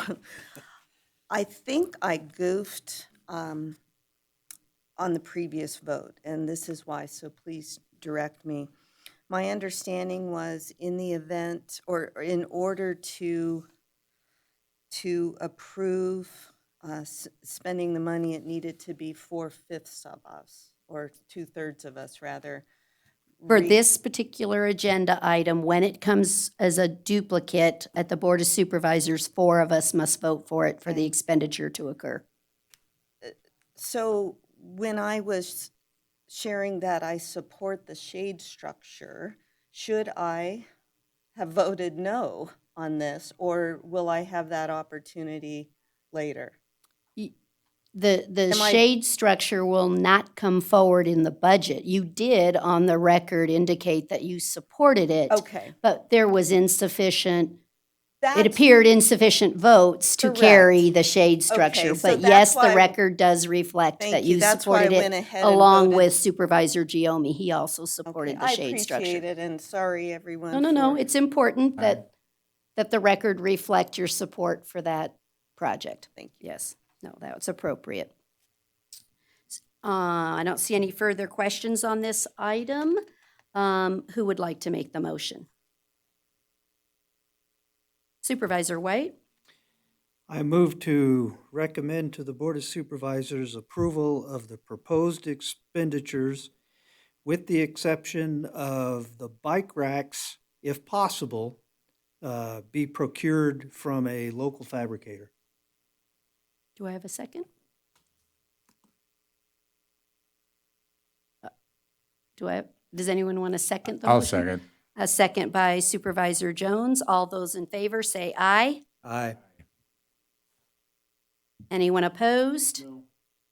So I have 4 yeses, and Supervisor Giomi reflect was a no. Thank you. We will move on, is that it? 25A, 25B. We are on final public comment. Do we have any final public comment for the Redevelopment Authority? There's no public comment at this time. Thank you. Then we are going to adjourn as the Redevelopment Authority. Let me double check really quick. Is lunch here, Ms. Paulson?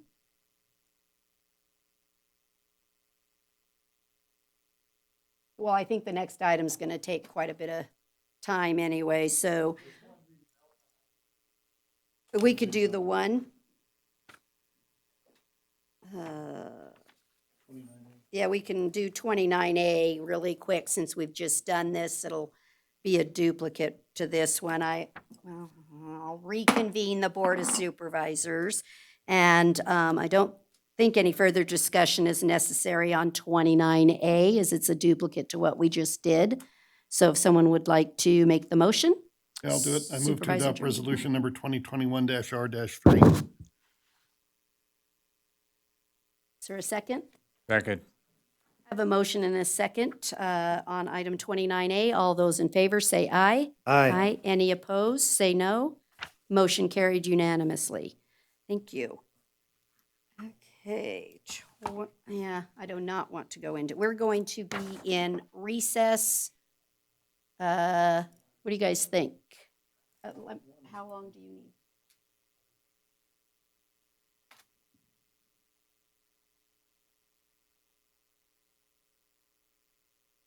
We're in recess till 1 o'clock.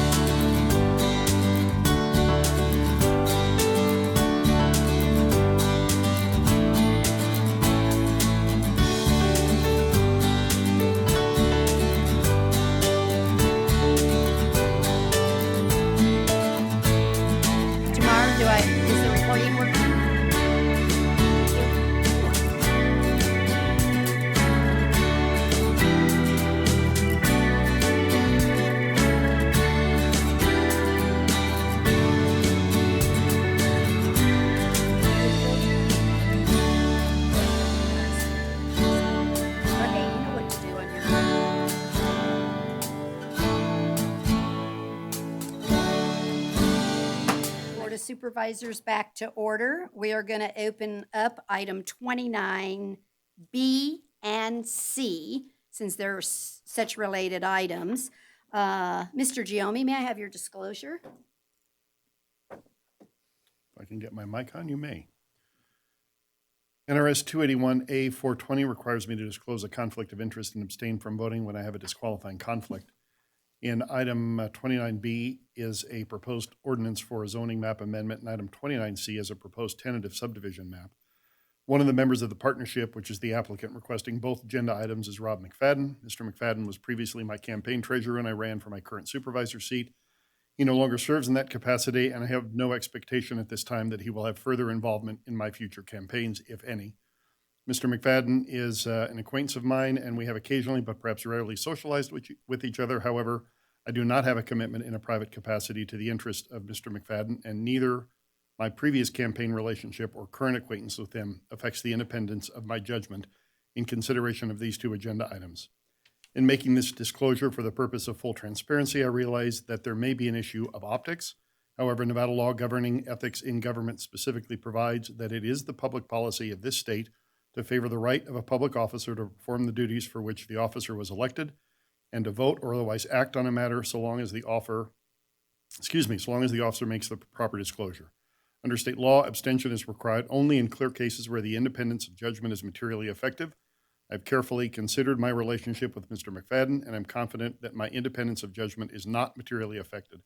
I'm also mindful of my duties and obligations to the community as elected member of this board, and I take very seriously my responsibilities to exercise my vote when appropriate. Finally, I have conferred with board counsel and have been clearly advised that I'm not required to abstain under the circumstances. For these reasons, I will be voting on both items. Thank you. Ms. Ferris, you're here to take us through these items, please. Thank you. Heather Ferris, Associate Planner for the record. Little bit of background to begin with. The zoning map amendment application was before the Planning Commission at the May 27th, 2020 meeting, and the Planning Commission recommended approval of the zoning map amendment to the Board of Supervisors. The Board of Supervisors considered the zoning map amendment on June 18th, 2020. However, the board declined to take action and continued the matter to allow the applicant to either bring forward an alternative zoning or a lot layout that would address the concerns of the neighborhood. On December 18th, 2020, the applicant submitted an application for a subdivision based on the requested SF6 zoning. This was considered by the Planning Commission at their January 27th, 2021 meeting. However, based on the board's previous action, the zoning map amendment was not reconsidered by the Planning Commission. So before you today is both the zoning map amendment as well as the subdivision. Prior to the January 27th Planning Commission meeting, we had received written comments from 19 individuals that were opposed to the project. Many of those same people have provided supplemental comments for today's meeting. Some of them commented during public comment this morning. Additionally, we have 13 written comments from individuals in support of the project. All of those comments have either been provided in your packet or as late material. I do want to note for the record that it became difficult to determine which comments were intended to be included with which item, the zoning map amendment or the subdivision map. So I would like the record to reflect that all of the written comments received should be included with the record for each of the items. So ordered. Okay, thank you.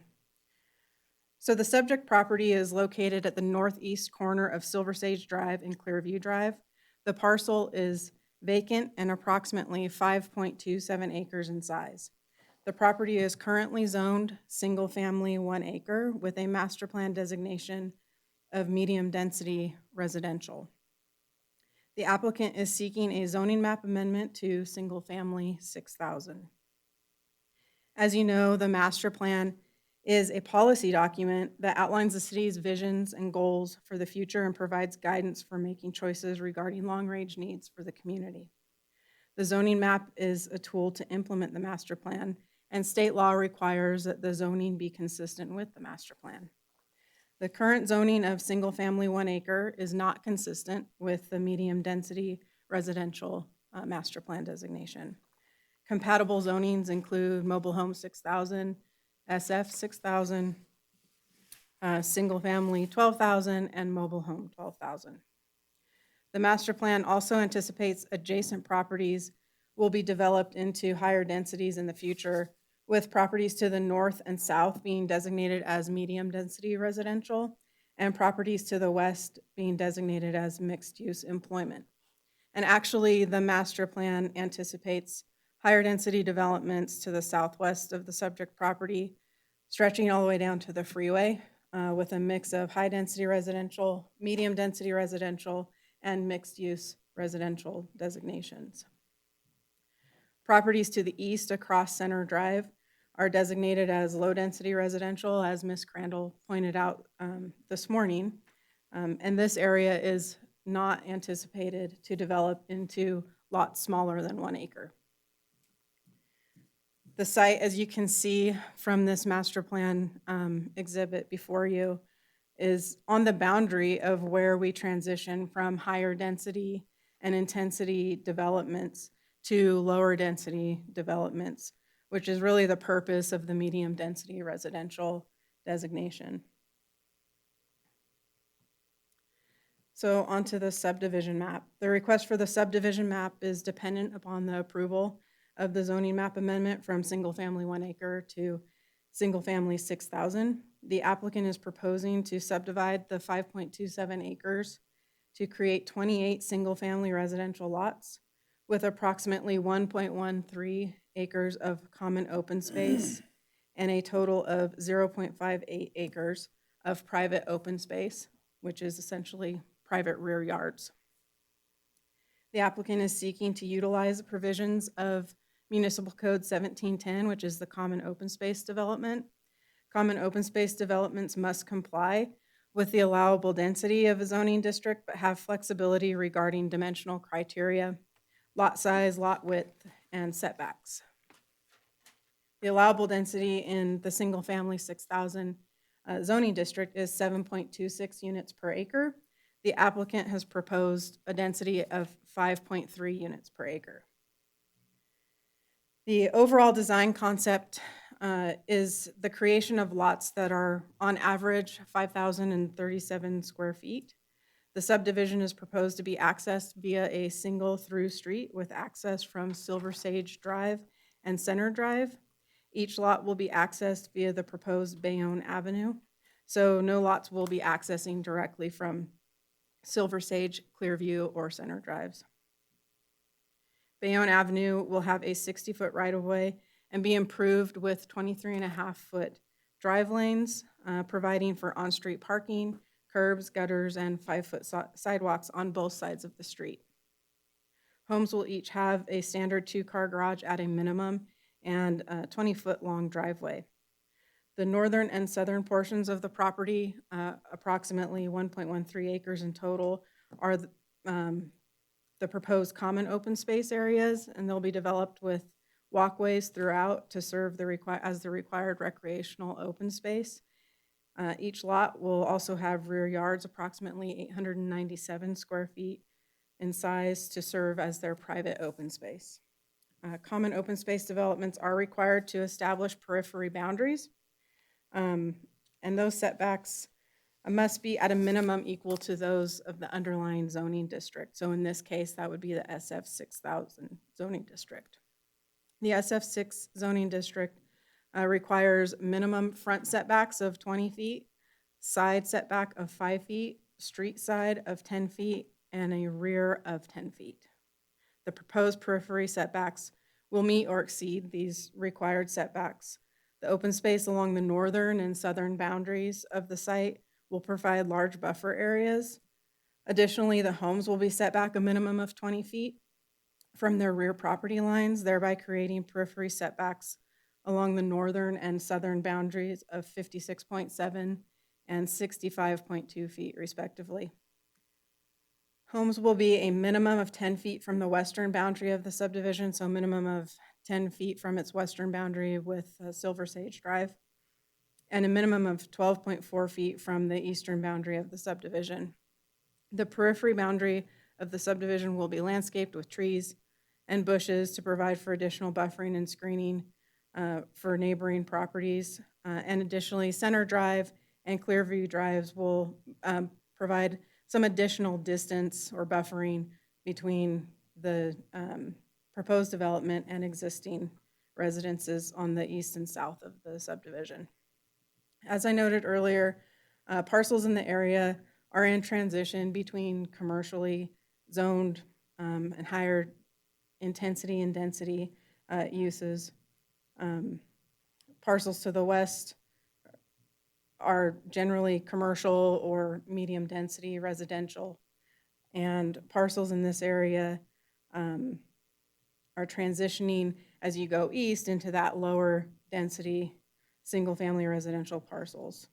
There are several people in this area that keep horses and other livestock, and have commented that they are concerned with any conflicts between the higher density subdivision and the keeping of livestock. So staff is recommending, and the Planning Commission agreed, Condition 24, which requires the applicant to record a disclosure or similar instrument, putting any future home buyer on notice that they are purchasing property near an area where people are allowed to keep horses and other livestock, and there may be an inconvenience or discomfort included, including noise, odors, and the such. The Planning Commission made the required findings in the affirmative and recommended approval of the zoning map amendment at their May 27th, 2020 meeting. They also made the required findings in the affirmative and recommended approval of the tentative subdivision map, subject to 35 conditions of approval on January 27th, 2021. Luz Carriola with Manhard Consulting is representing the applicant Mark Turner, and both should be participating virtually and may wish to address the board. I'm available for questions. We also have Stephen Potea with Development Engineering available for questions, and I believe he and Lee both want to address questions that were raised at the beginning of today's meeting, and I think I've addressed everything that's planning related. Thank you so much. Thank That you. would be wonderful. Mr. Plemmel? I think it's important that the public that spoke this morning recognizes that we heard their comments, and so your responses to those is important, and thank you. Mr. Plemmel? Sure. Thank you again. For the record, Lee Plemmel, Community Development Director. And I just wanted to address two of the questions that are kind of procedure or other kind of tangentially related and not specific. Others, Heather or Stephen will answer this project specific questions. The first one I heard was about the 3% growth management growth rate. So since I've been doing the growth management process every year for a long time now, what the 3% represents is not a well, it's the maximum percentage of population growth per year that the growth management program is intended to limit. It's a policy. It's set every year. It's not in code that there's a 3% limit, but you do set by ordinance a limit on the number of permits every year for residential units. And for example, in 2021, that total number of units that is permitted is 672. And the theory is that would represent about a 3% growth rate for Carson City.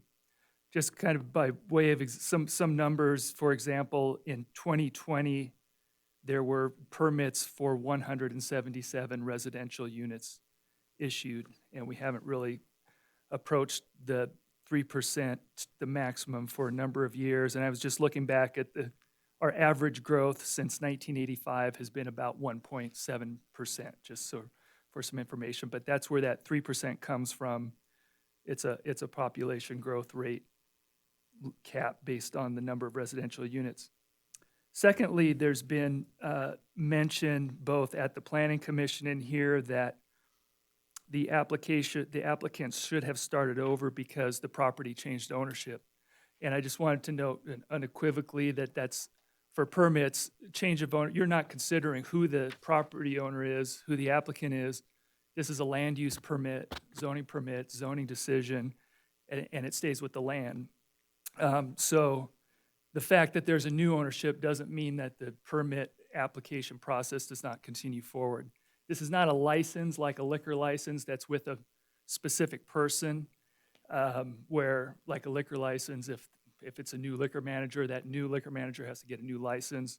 It's more like a building permit. Think about it. You get a permit to build a house, to build a garage on your property, on a specific property. That permit's for the garage on that property. If you sell the house, we don't stop construction, make the new owner start over.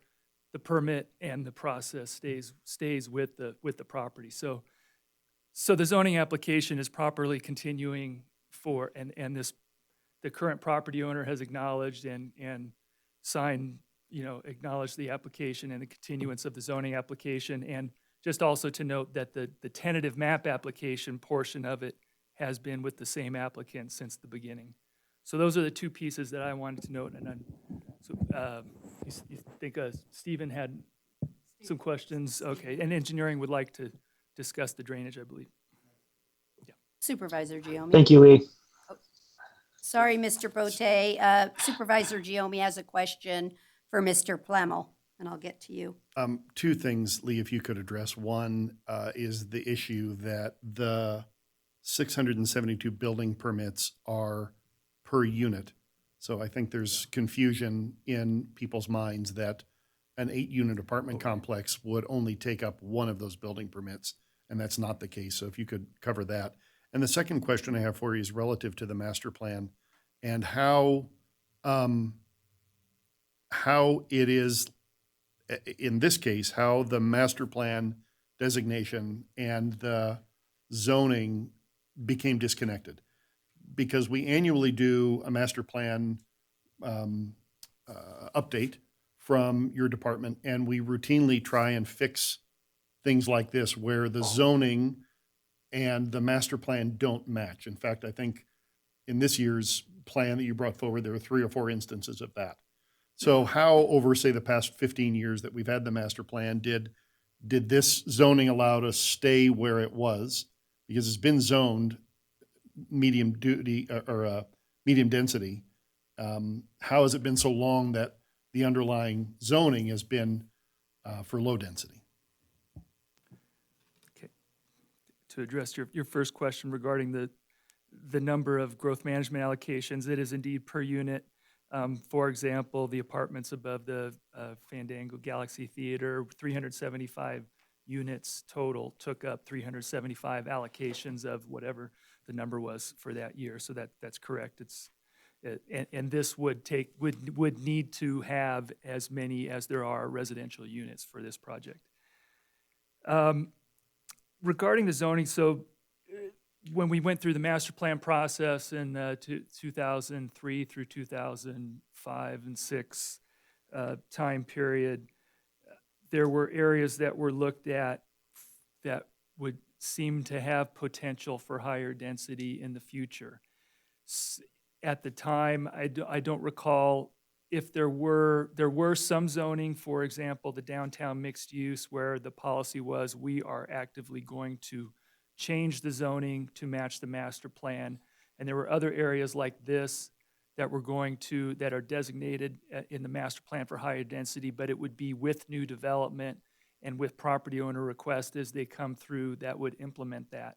And that's specifically noted as part of the discussion in the master plan, and it's a typical way of implementation of a master plan. You'll see that typically in communities where there's a master plan that has something different. That's the long range goal, maybe goal or long range vision, whatever you want to call it, but it might take some time for that to transition. So as a follow-on to that, if you could leave that master plan picture up. So as a follow-on to that, does it have to be a landowner who comes forward to request that the master plan and or the zoning map be amended so that they're cohesive?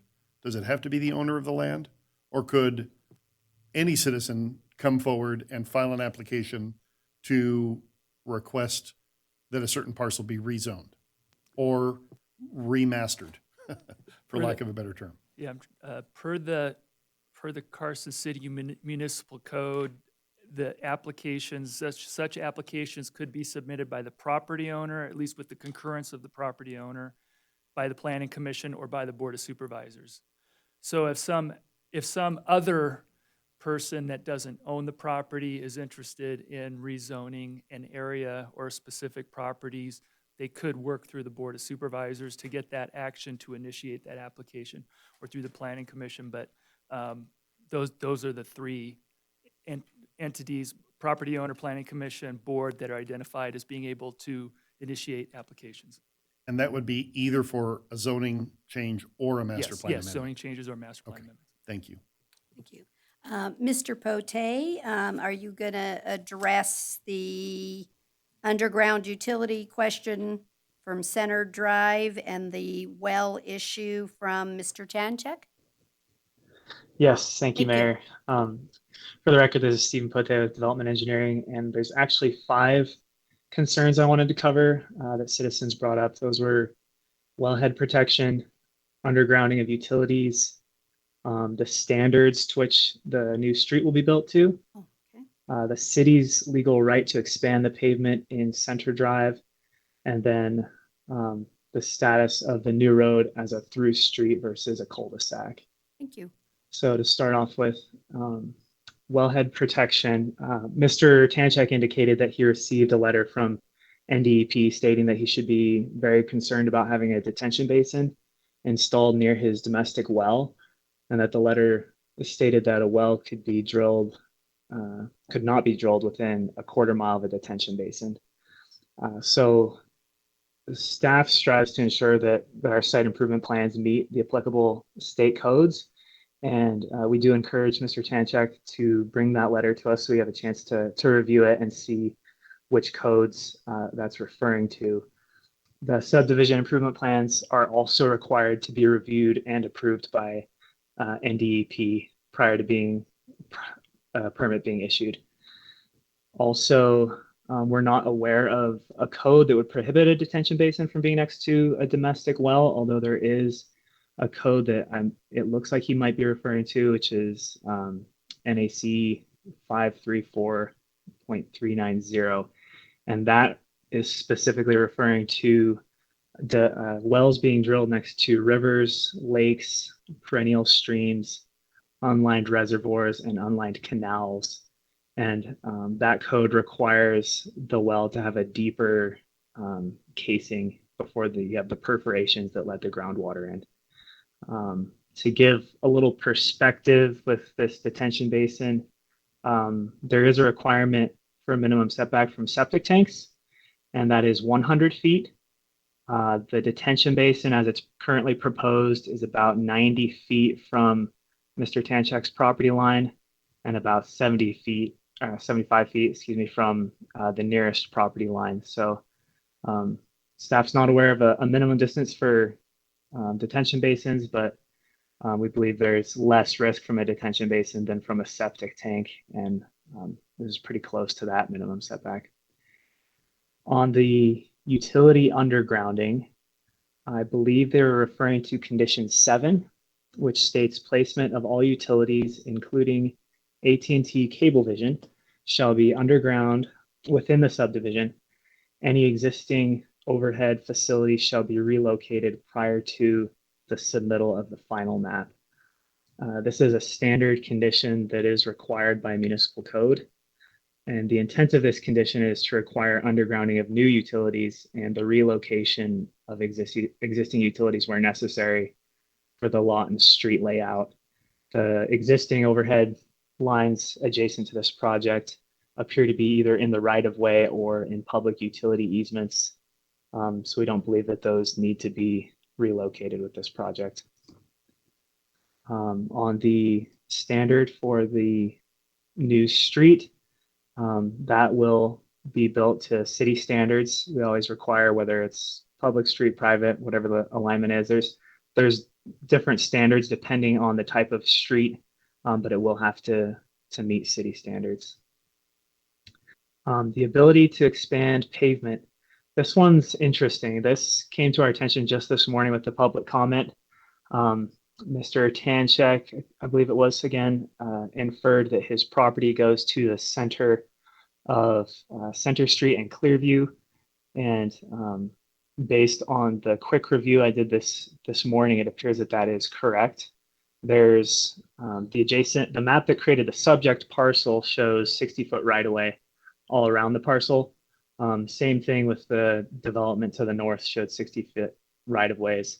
But the legal description of Mr. Tanchek's property does describe it as starting at the center of that street, which is a surveying line. So I'm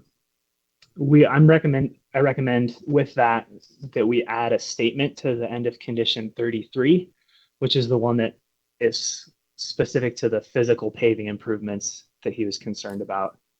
And that would say the extents of these paving improvements will be limited to the extents allowed by the requirements of any existing easements or agreements governing this access way.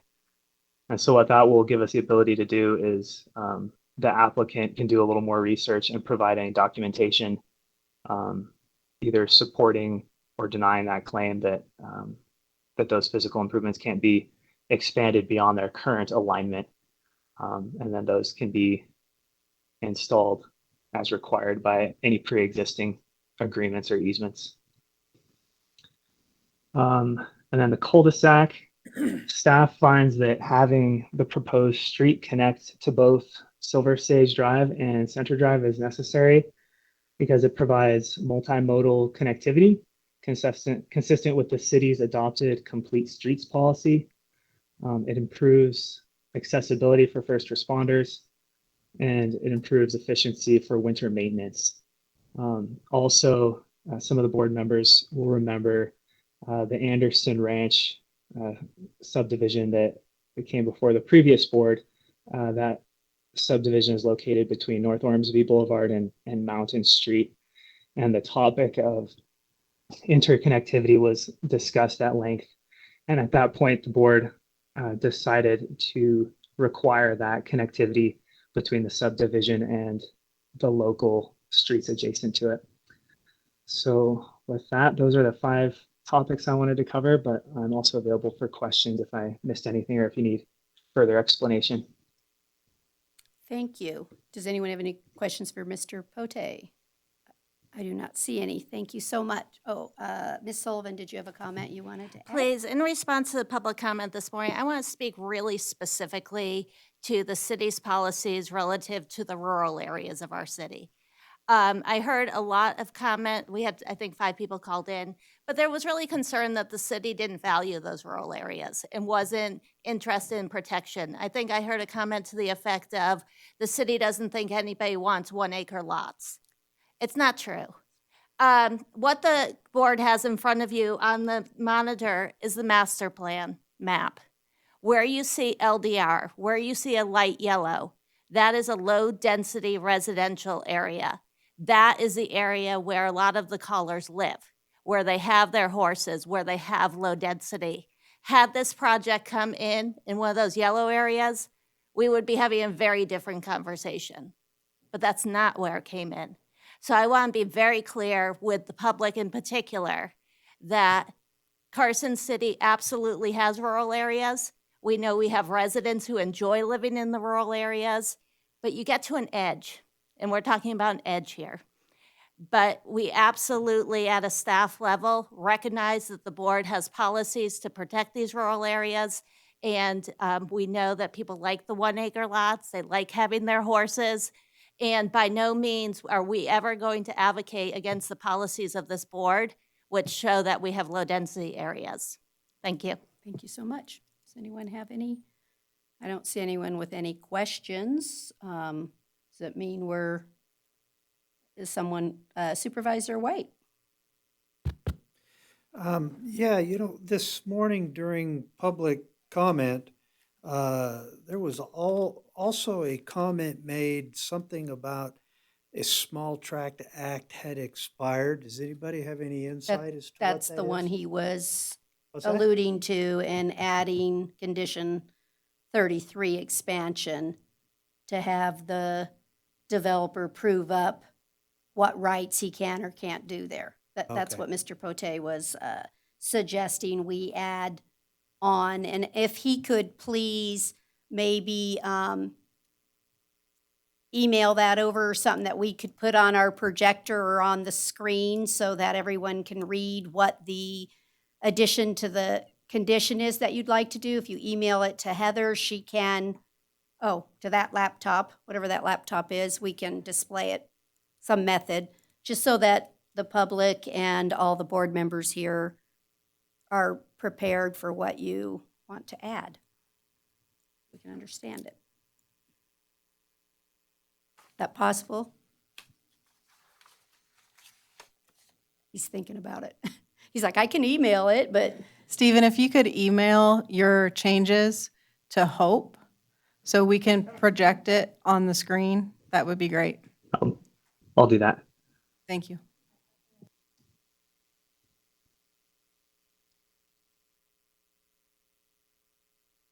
no, it's whoever has that laptop can do it. We can, yeah, sorry. Okay, Lee, please, Stephen.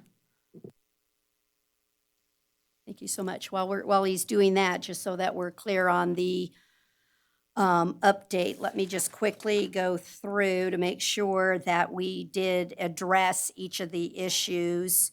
Darlene's other question was she just would like to keep it 1 acre. I recognize that, her comment there. However, the underlying master plan does not indicate 1 acre. So that's the reason that 1 acre is not being retained. I think we went through the zoning versus the master plan. Potentially, Supervisor Giomi's on a track that when you do the master plan updates, you should have the zoning come with it kind of like right away, because I think it sets up issues when you have 10 years later, 20 years later. So I don't disagree that he's under maybe a good assumption there, and I don't think this is the only property in that situation. We have many properties that we've let the applicant bring in their zoning change, but I do agree it's hard on the public and the neighbors because they think something's happening to them. They don't realize that the master plan already changed that designation, so I agree with him there. Mr. Alex Tanchek's questions were answered on the abandonment. It was indicated that the rights go with the land, not the applicant name. Krista Leach's was asking us not to do a through street. I live in an area that does not have sufficient access, and I just don't recommend for public safety that we ever do that if we can help it. If the property has the ability to have more than one access point, safety is always first in my mind.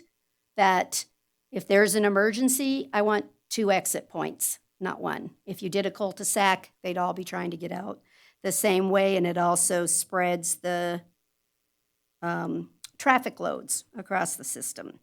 Miss Crandall, hers was supporting the 3 others and just objecting to the project. Michael Tanchek's, again, we're going to see what the recommendation is on the amendment to item condition 33, because he may have a valid point and need to prove up the rights to that center line. And that small tract issue that was discussed. Let me do one other issue that was out there that I really read through the emails, because again, I want everyone to understand that we read, I know all of us read everything. So there was another thought process out there is to the developer needing to work with the residents in the neighborhood to come up with a project that they could support. And so I think that's really, when I read through everything, the outstanding issue for me. And if I recall, and then I believe you said Mr. Turner was on the line, but if I recall, the original proposal was 38 or 39 homes, so they have reduced it to 28, and that they took and made a buffer track all the way around the property. So those are accommodations that they tried to make, and I believe they did have an open house to invite the neighbors to come and talk and look at the project. And by reading through some of the emails, it appears that this new project, once they described it to them, some of those residents changed their mind and have now said they're in support. But are they on the line? I believe either Lewis and/or Mark are on the line. Or If one of participating you would virtually. just address for me that you did meet with any neighbors and that some came, and what accommodations or changes in the project that you made, I think that would help all of us, because constantly we're told the developer doesn't care about the neighborhood, doesn't ever take their suggestions into consideration. And so if you could just briefly give us a little history there, I would appreciate that. This is Louis Garriola from Manhard Consulting. I can weigh in on that if Mark isn't on already. I think first, thank you, Ms. Ferris, for covering the fundamentals on the project, and Ms. Sullivan. There were concessions made to the north and south, as Heather pointed out. There are 56 and 65 feet of separation from existing development property lines. So there's further setbacks within their own property from the proposed new structures. And while the design may look simple, on the east side, there are only 2 lots fronting Center Drive. So, for instance, the idea of a cul-de-sac would result in a minimum of 4 backyards and fences on Center Drive. So the design is deceptively simple, but does accommodate buffers to the north and south physically, along with enhanced landscaping. And on the east, again, only 2 parcels. With that, I can conclude this portion of my comments. If you need anything else, I am available. No, that's wonderful. Ms. Schutte, you had your hand raised. Thank you. This is a tough situation, and so I'm going to try to speak really with the big picture in mind. So when I've heard from neighbors, and when I've spoken with the city, and when I've spoken with the developer, it's safe to say that the neighborhood, they know that there's going to be a development. And even when I went and met with a couple of the concerned people who have been very organized and writing letters and doing their homework, they said that they know it's going to be developed. Their concerns are that they're in the process of that 5.7 acres being a transition. They're hoping that because that's a transition, that it doesn't force their neighborhood to bear the brunt of the transition, because they have purchased their homes and they've lived in that area in good faith that it's 1 acre. And the fact that the zoning still says 1 acre, that just creates a difficult situation, because again, in good faith, it's like, well, wait a sec, the zoning's 1 acre. The flip side, the master plan states that it is actually medium density, and the master plan is about quality of life for the community versus necessarily the neighbor. It doesn't negate quality of life for a neighborhood. It just takes into account the community as a whole and why, again, we live in such a beautiful community. So there lies the dilemma. I'm struggling a little bit in regards to the design. And while I appreciate really that there's this nice setback on both the north and south side, the north side isn't 1 acre single family. it's the east side that is really impacted. And the neighbors right on the east, that area, there isn't an offset, that it's 12 and a half feet. And I know that there's been reference to that Center Drive can actually be part of the buffer.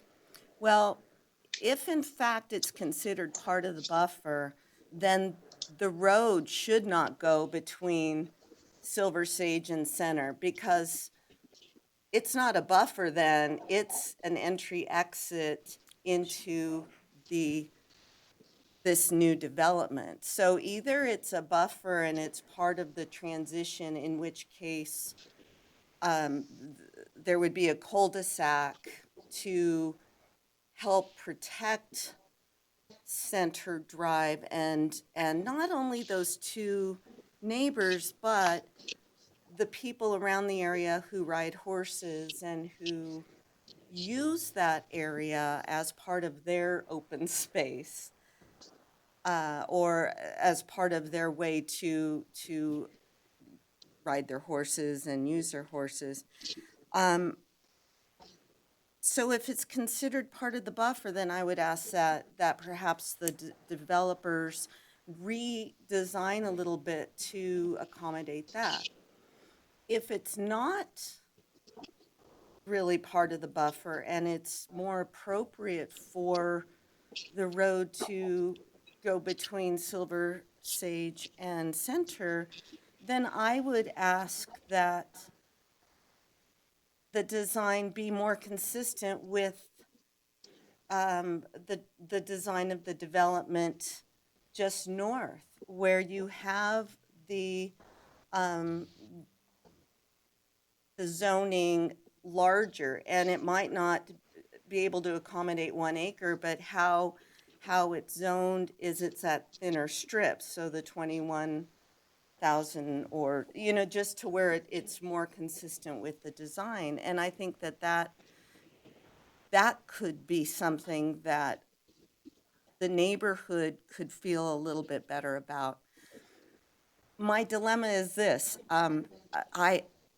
I really appreciate the master plan. I think it's a great master plan. And I think our community, it's not only our own neighborhood, but the neighborhood of Carson City, and to allow for people to live where they work and to allow for young families or people who aren't making a lot of money to be able to afford to buy a house. And so I absolutely support development in that regard, but I really think that since this development is going to be here for a very long time, I think it would behoove us to perhaps spend a little more time figuring out a plan that is a little more mindful of that area as a whole. Supervisor Giomi? Oh, did you pass? Supervisor White? Thank you again. So when I read the master plan, I see in that document multiple times a phrase that says, we are going to provide stability and predictability. Those are pretty easy to understand what that means. Now, I understand that there is apparently a malfunction somewhere between what the underlying master plan says and perhaps what the zoning is. However, I find it egregious to the whole concept of the master plan of providing stability and predictability to change the zoning outside of a master plan review.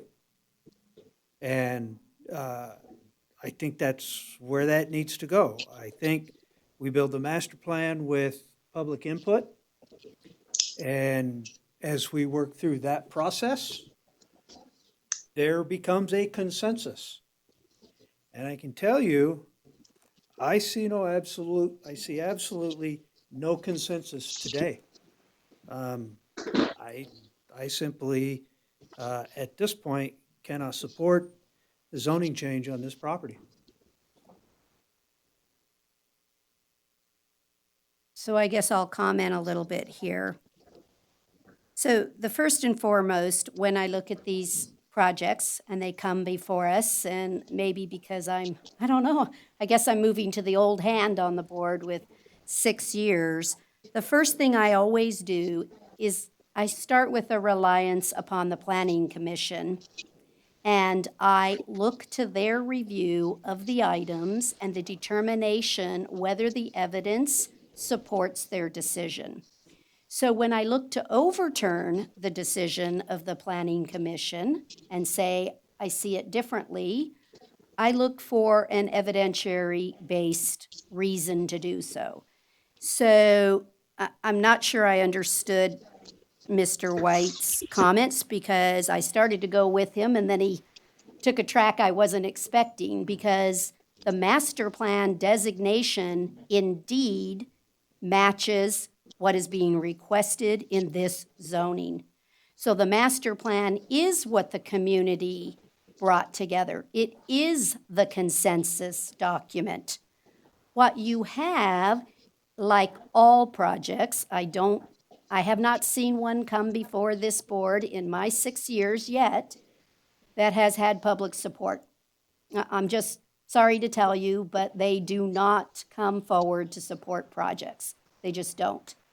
Everyone enjoys their home and they have a right to that. So I don't belittle any neighbor that comes to say, I don't want this in my neighborhood. I get that.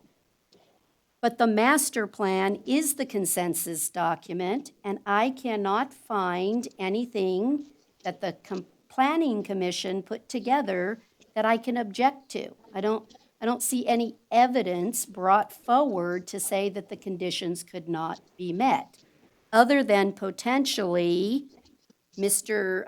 Tanchek brought up a technical issue with the land use concerning that center lane. And I think Mr. Potay has appropriately given us a condition to prove that up. And if Mr. Tanchek is right, then he's right. And again, you have to comply with what the rules are. So I don't think we're suggesting to allow this developer to do something that's not in our playbook or in our rule book.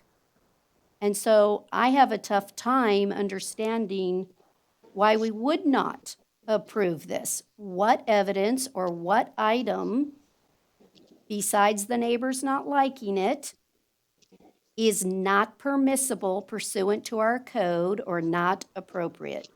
And where did the Planning Commission err in their decision?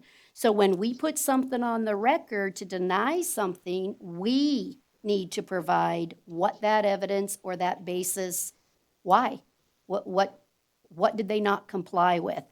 Because also developers and everyone else that utilizes our code to build, it's kind of other things we talked about earlier today. It's the rules of the game. And I can't change the rule midstream. If we want to change the master plan because we think the master plan no longer fits the ideals, then we should look to change that master plan. And so I just bring that up for the discussion point that I need the evidence of where the error of the Planning Commission is because that's the rule, it's just the rules of the game. So I'm looking for where you think the errors are. Thank you. Anybody else want to comment?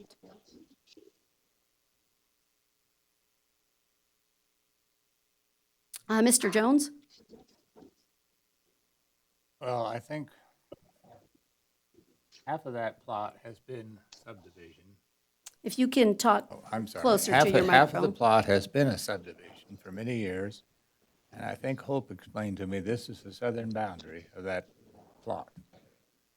In addition, right across the street on the corner of Clearview and Curry on the northwest corner, there's already been a development approved. I think the developer has made a lot of concessions here. As you said, he went from 38 to 28. He's developed a green space, open space. I support the program. I support it. Supervisor Giomi? I just want to bring up a couple of things. First, there in some of the documentation that we've got, and some of the emails that I've gotten, and even phone calls that I've had, I hear some opposition specifically to the portion of the code where this tentative map, which is the second of the two things we're looking at, was designed under, and that's 1710, which is the common open space component, which is allowable under our ordinance. And a lot of people, I shouldn't say a lot of people, a number of people who've talked to me about that have a real problem with the way that law is written. And sort of, in my mind, demonizing 1710 or any builder who uses 1710 to construct a development when it is an allowable part of our law. And I just want to talk about that for a second, because I did quite a bit of research when 1710 was used for the development on the Anderson Ranch property. And I went so far as to talk to the planning manager who was in there at the time. I went and talked to the individuals who were working on the property tax for open space in Carson City at the time. And those things sort of were put together as part and parcel very nearly at the same time, so that, as we are agreeing to tax ourselves through sales tax and create open space, we also have this companion document in 1710 that allows a developer to build something that allows them to decrease the lot size in exchange for increasing open space. And that was a conscious decision that the board at the time made. And so conversely, I also get a lot of people who are in support of the way 1710 works and the way that those developments that are built using that 1710 come forward on, because it does create open space. And we can argue all day what open space looks like, but we know, based off of our sales tax and what we've acquired, that open space is everything from grassed areas to playgrounds that kids can use, to rocks, to absolute wilderness space. And in this case, it is very likely that it would be a path with some trees and probably some xeriscape. But the point is that we as a city have consciously decided to prioritize open space. And 1710 allows us to do that. So I struggle with the people in our community who are trying to demonize 1710 to make it something it isn't. And it wasn't designed to be. It was designed to be a positive thing and create open space. So I just want to throw that out there, because there are a lot of people who very strongly support it and the way developments are done that way.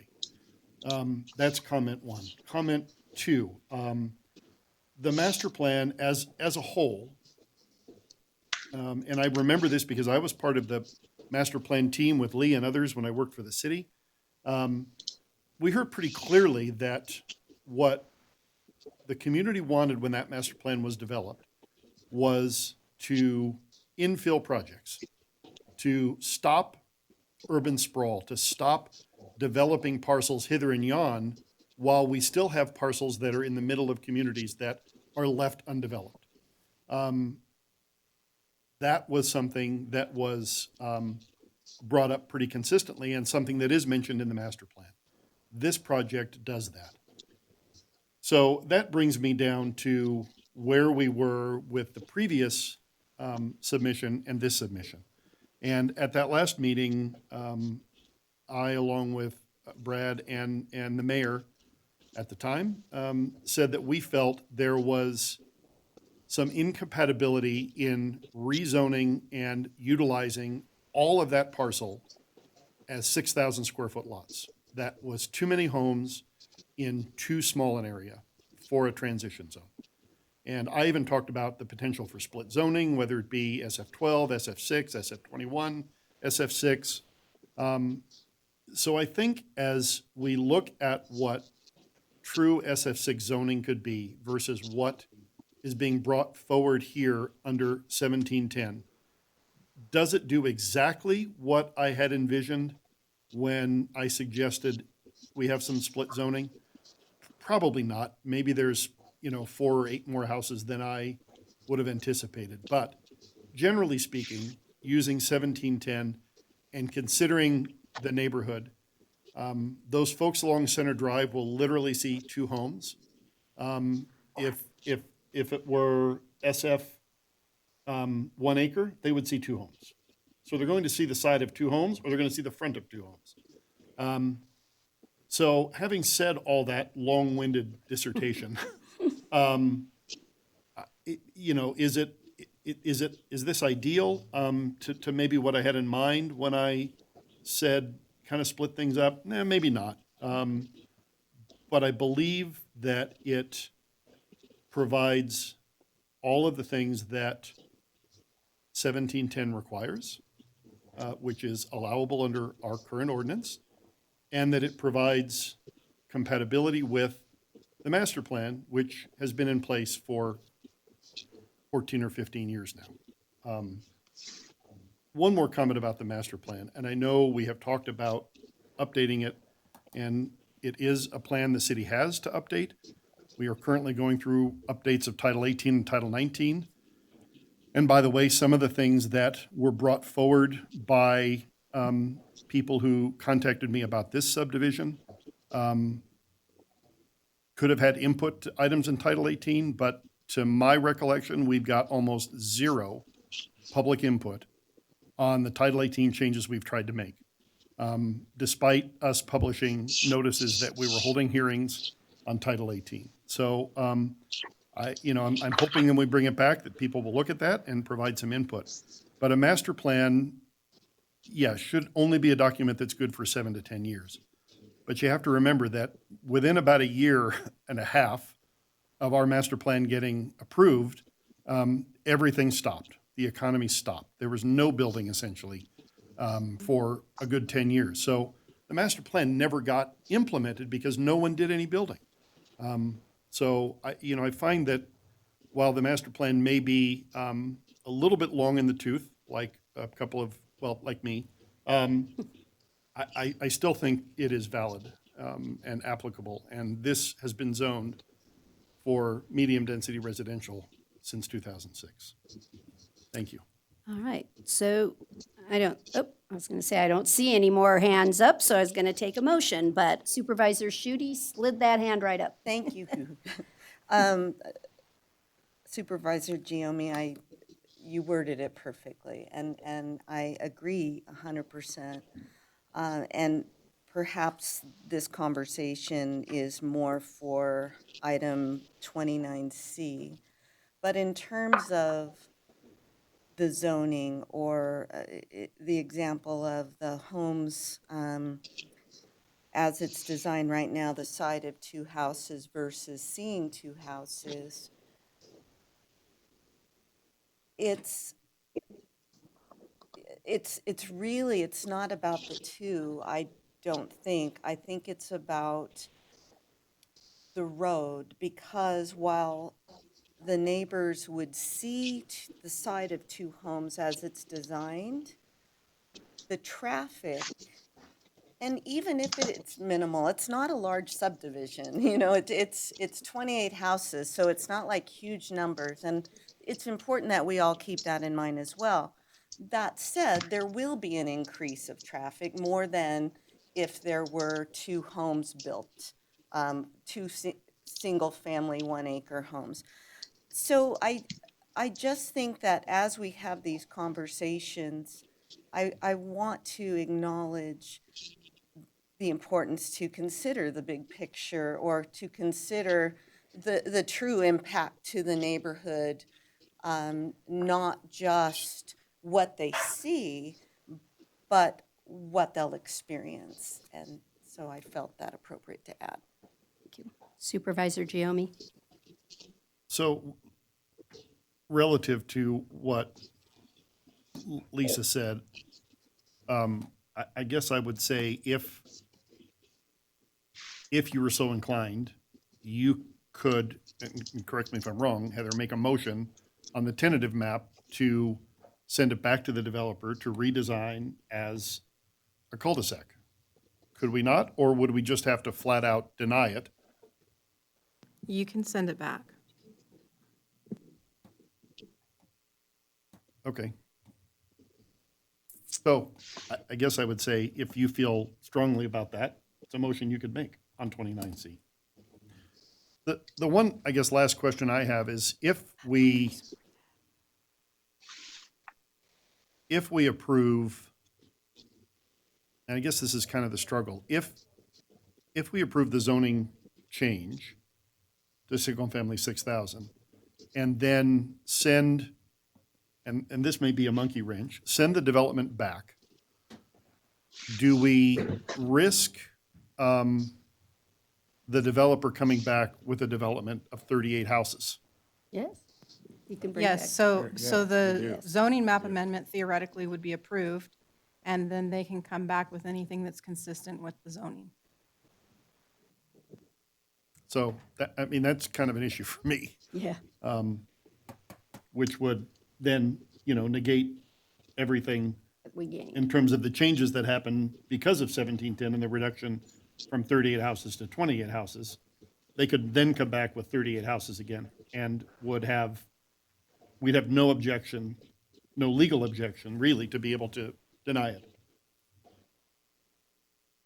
And I went out on a tangent. Hope That's is going to okay. reel me back in. Well, and I really want to stress for the record that the safety, while I recognize that you're trying to accommodate a neighborhood in the thoughts, we also owe it to the residents that are going to live in that development, and I just cannot support forcing that into a cul-de-sac.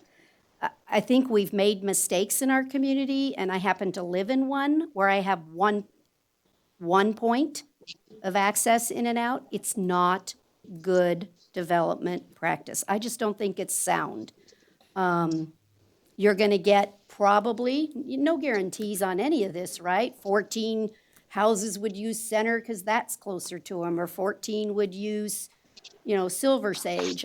I think most will try to go to Silver Sage on the norm because that's the direction they're going to go. It's going to depend on what you need to do, right? Are you going to the store? You're going to Silver Sage. Do you need to go to Dayton? Everybody's going to honestly take the quickest route that they think gets them to wherever it is they're going, in all honesty. So we have no traffic pattern to indicate that.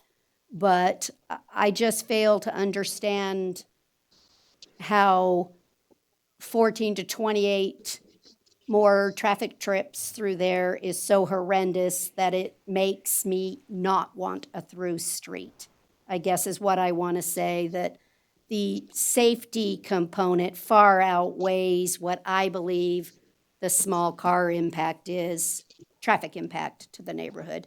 When I weigh those two, I am much more in favor of the emergency exits both sides, having the road The go only through. alternative I would offer to you, Mayor, is that I think there's a difference between a single point of entry in a subdivision the size of yours and a single point of Yes. entry in a subdivision that's less than 650 feet from one end of the street to the other. So There can be a point there, but I think we use, is our Anyway, rule just- 4 It's houses? 650. No, but 600, it's 650 that's not what I feet. mean. I think we make, what's the rule on that? Okay. Thank you, Hope. A couple procedural items. The quick answer to what we've talked about this with the subdivision at the end of Railroad, you'll recall, where if it's a subdivision of land, there should be, I believe what the code says is 2 points of access unless it's a cul-de-sac, I believe is how it reads. And then for fire code, at 31 units, you need 2 points of access. Mayor, if I may speak to some procedural items that are not substantive, but I think it's important to sort of redirect to some procedural things, and then you can go back to your substantive discussion. First, you have two applications before you, and I feel like they're kind of getting confused, so I just want to separate them for a minute because I think it's really important. You have a zoning map amendment. When you look at a zoning map amendment, and the mayor was alluding to the findings earlier in the discussion, there's 3 findings, that's all, 3. Number 1 finding, is it going to be consistent with the master plan? That's why we kept putting that master plan map up for you. What's the master plan tell us? The master plan's the policy document. There was a lot of discussion among the board that, oh, well, we had consensus on the master plan. That is your policy or the city's policy. So when we consider a zoning map amendment, zoning is an implementation tool. It's a lot of jargon, sorry about that. But we would never recommend you amend a zoning map that would not be consistent with the master plan. That's number 1 of 3 findings. Is it consistent with the master plan? Number 2 talks about land use compatibility. Supervisor Giomi just talked about that. He said when this first came to the board said, we're not so sure we see compatibility here. We want to see a map, or we want to see something different. We're not at number 2 right now. We can't get there. Go work on it a little more. Okay, so that's 2 of 3. 3 of 3 talks about, forgot what I talked about. Oh, public facilities and services. If this becomes medium density, do we have the infrastructure to service that scope of uses? That could be medium density, or could be, what's our zoning, SF6. Okay, so that's the zoning map, 3 findings. Master plan compatibility, land use compatibility, and your public services and facilities. So when you think about the zoning map, are you a little frustrated that the zoning's not consistent with the master plan right now today? Maybe you are. But we can't amend the zoning map unless we create consistency with the master plan. Okay, separate from that, but because it's so related, it got presented together, is a tentative map. You have 3 choices right now on the tentative map. You can approve it, you can approve it with conditions, or you can deny it. You only have 60 days per NRS. You don't have time to continue it unless the applicant agrees to waive the time frame and allow more time. But right now you have 3 choices. You don't get to unilaterally continue this item. Yes, go ahead. Mr. Yu? Thank you, Madam Mayor. I want to springboard off of Hope's statement right there, and just to be absolutely certain we're all on the same page here. I do want to read into the record, or at least shorthand paraphrase it, the timing issue that Ms. Sullivan just brought up, and this is in accordance with NRS 278.349 for the benefit of the record and the public who may be listening here. Hope is correct. There are 3 choices, and we're bound to a certain statutory time period. And this is a shall, it's not a may. And in subsection 1 of that statute I just cited on the record, it's by affirmative vote of a majority of the members of this board. You must approve, conditionally approve, or disapprove a tentative map that's been filed. And because we're a population that's less than 700,000, obviously, the time frame is 60 days. That is the window. And it's after receipt of the Planning Commission's recommendations. Because we do have a Planning Commission here in Carson City, and the way our code is structured is such that that is the recommending body. It does not have the final authority. That final authority is vested here with the Board of Supervisors. It's 60 days from that. And now looking at the staff report here, if I have my information correct, I believe the recommendation that was made by the Planning Commission was on January 27th of 2021. So we would calculate 60 days out from that date. And so, and I can't do the math quickly enough. I don't have my calendar open, but I think we would maybe be within that time frame if there was one continuance. Obviously, I think the better method here, just so we don't run afoul of that statutory time frame, would be to do it with the concurrence of the applicant, if that were the direction that this board wanted to proceed down. So I just wanted to, again, for the benefit of the record, make that clear for everyone. Thank you. Thanks, Mayor. Supervisor Jones? Not passed. Oh, or pass? Yeah. Supervisor White? I guess going back to that conversation then on the map itself regarding the idea of a cul-de-sac, is there a prohibition of having that road come out onto Clearview, go into the project, make a turn back to Silver Sage?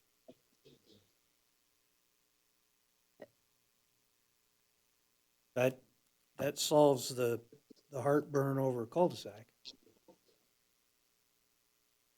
I'd have to have Mr. Turner comment on Mr. White's thought. Well, no, I mean, is there a legal or code prohibition to that? Ms. Ferris? Perhaps Stephen Potay would want to weigh in on this if he's still available. Yeah, I don't believe there's anything prohibiting that. But as I recall, there was a lot of discussion about not wanting any access on Clearview when this was first before the board with the zoning map amendment. You're going to get different neighbors. Oh, sorry. But Stephen might have additional input. Mr. Potay? thank you. Yeah, so there's no development standard that prohibits it. There are minimum distances. So if they were to look at realigning the street, they'd have to look at those minimum distances from the existing intersections. Do I have any other questions? Nope. Okay, we're going to start with item 29B, which is the rezoning portion. Do I have a motion? Who wants to be brave? Read it. Page 704.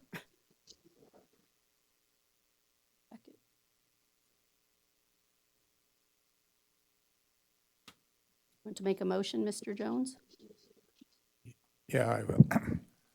I make a motion to change zoning from, what is it, SF1 to SF6 for this plot? This one requires a bill number because so it's bill number 104. And add bill number 104. Do I see a second? Somebody's lights, are we running out of power? Yes.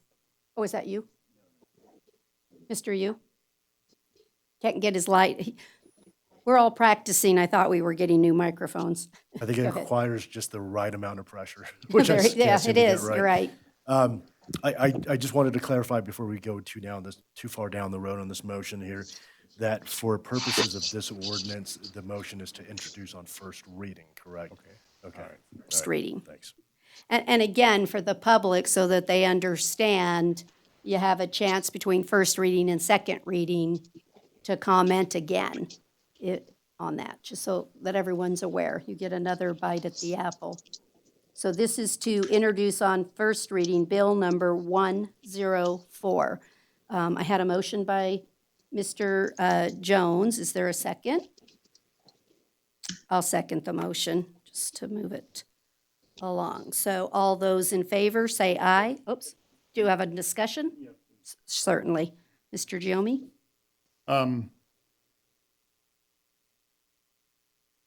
Again, I'm struggling with where the board may go in terms of alternatives to the road or the layout. But I guess we'll take that up on C, and then since it's just the first reading, it would give us an opportunity to not vote for the change on second reading if we didn't come to resolution on 29C. So I'm good. Talked myself through it. Thank you. You're welcome. Sometimes talking out loud to ourselves is helpful.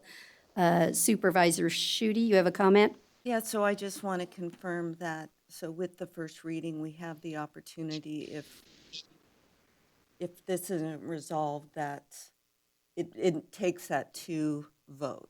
It takes a second reading for it to come And through. thanks for your patience. I just want to make You know, sure I and no have it correct. problem, and again, I just want to reiterate that 29B is, the zoning will be aligned to the master plan. 29C is the map discussions. So they're two separate issues, even though they are linked. So all those in favor, please say aye. Aye. Aye. Any opposed? Let the record reflect 4 ayes and a no by Supervisor White. We'll clear this one. We're now going to move on to item 29C, and this is the actual map itself now. And on the screen, and again, for the public out there, there's a recommendation to add to condition number 33 to add the extents of these paving improvements will be limited to the extents allowed by the requirements of any existing easements or agreements governing this access way. That is to cover Mr. Michael Tanchek's comments that he brought up on the record. So I just bring that back to the board's attention on this. Okay, do we need further discussion on this item? I'm ready for a motion on this then, if somebody wants to make it.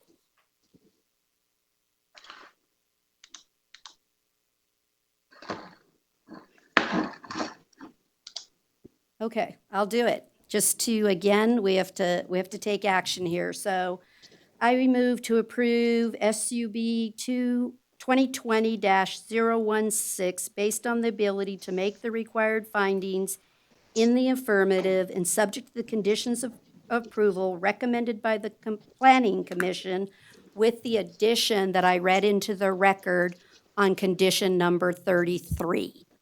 That's up on our screen and that I just read into the record. Do I have a second? Ms. Shooty? You'll have to, sorry, microphones, I can't hear you guys. It's okay. Been a long day. It's, yes.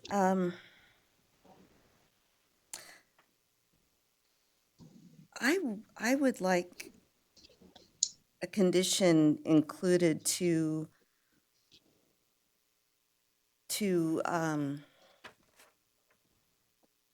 see if there are some other options in terms of the design.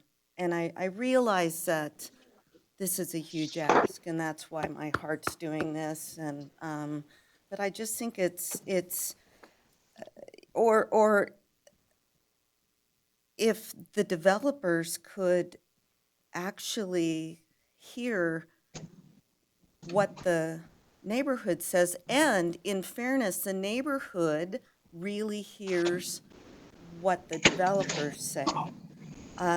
It goes back to what I said when I was talking about the master plan and quality of life. Quality of life is your own neighborhood. Quality of life is also our full community. And I don't think it's just one or the other. I think there's a way to balance it, or even if in the conversation there's a way to set back a little bit more on center, so there's a little bit more buffer, or there can be some dialogue with that.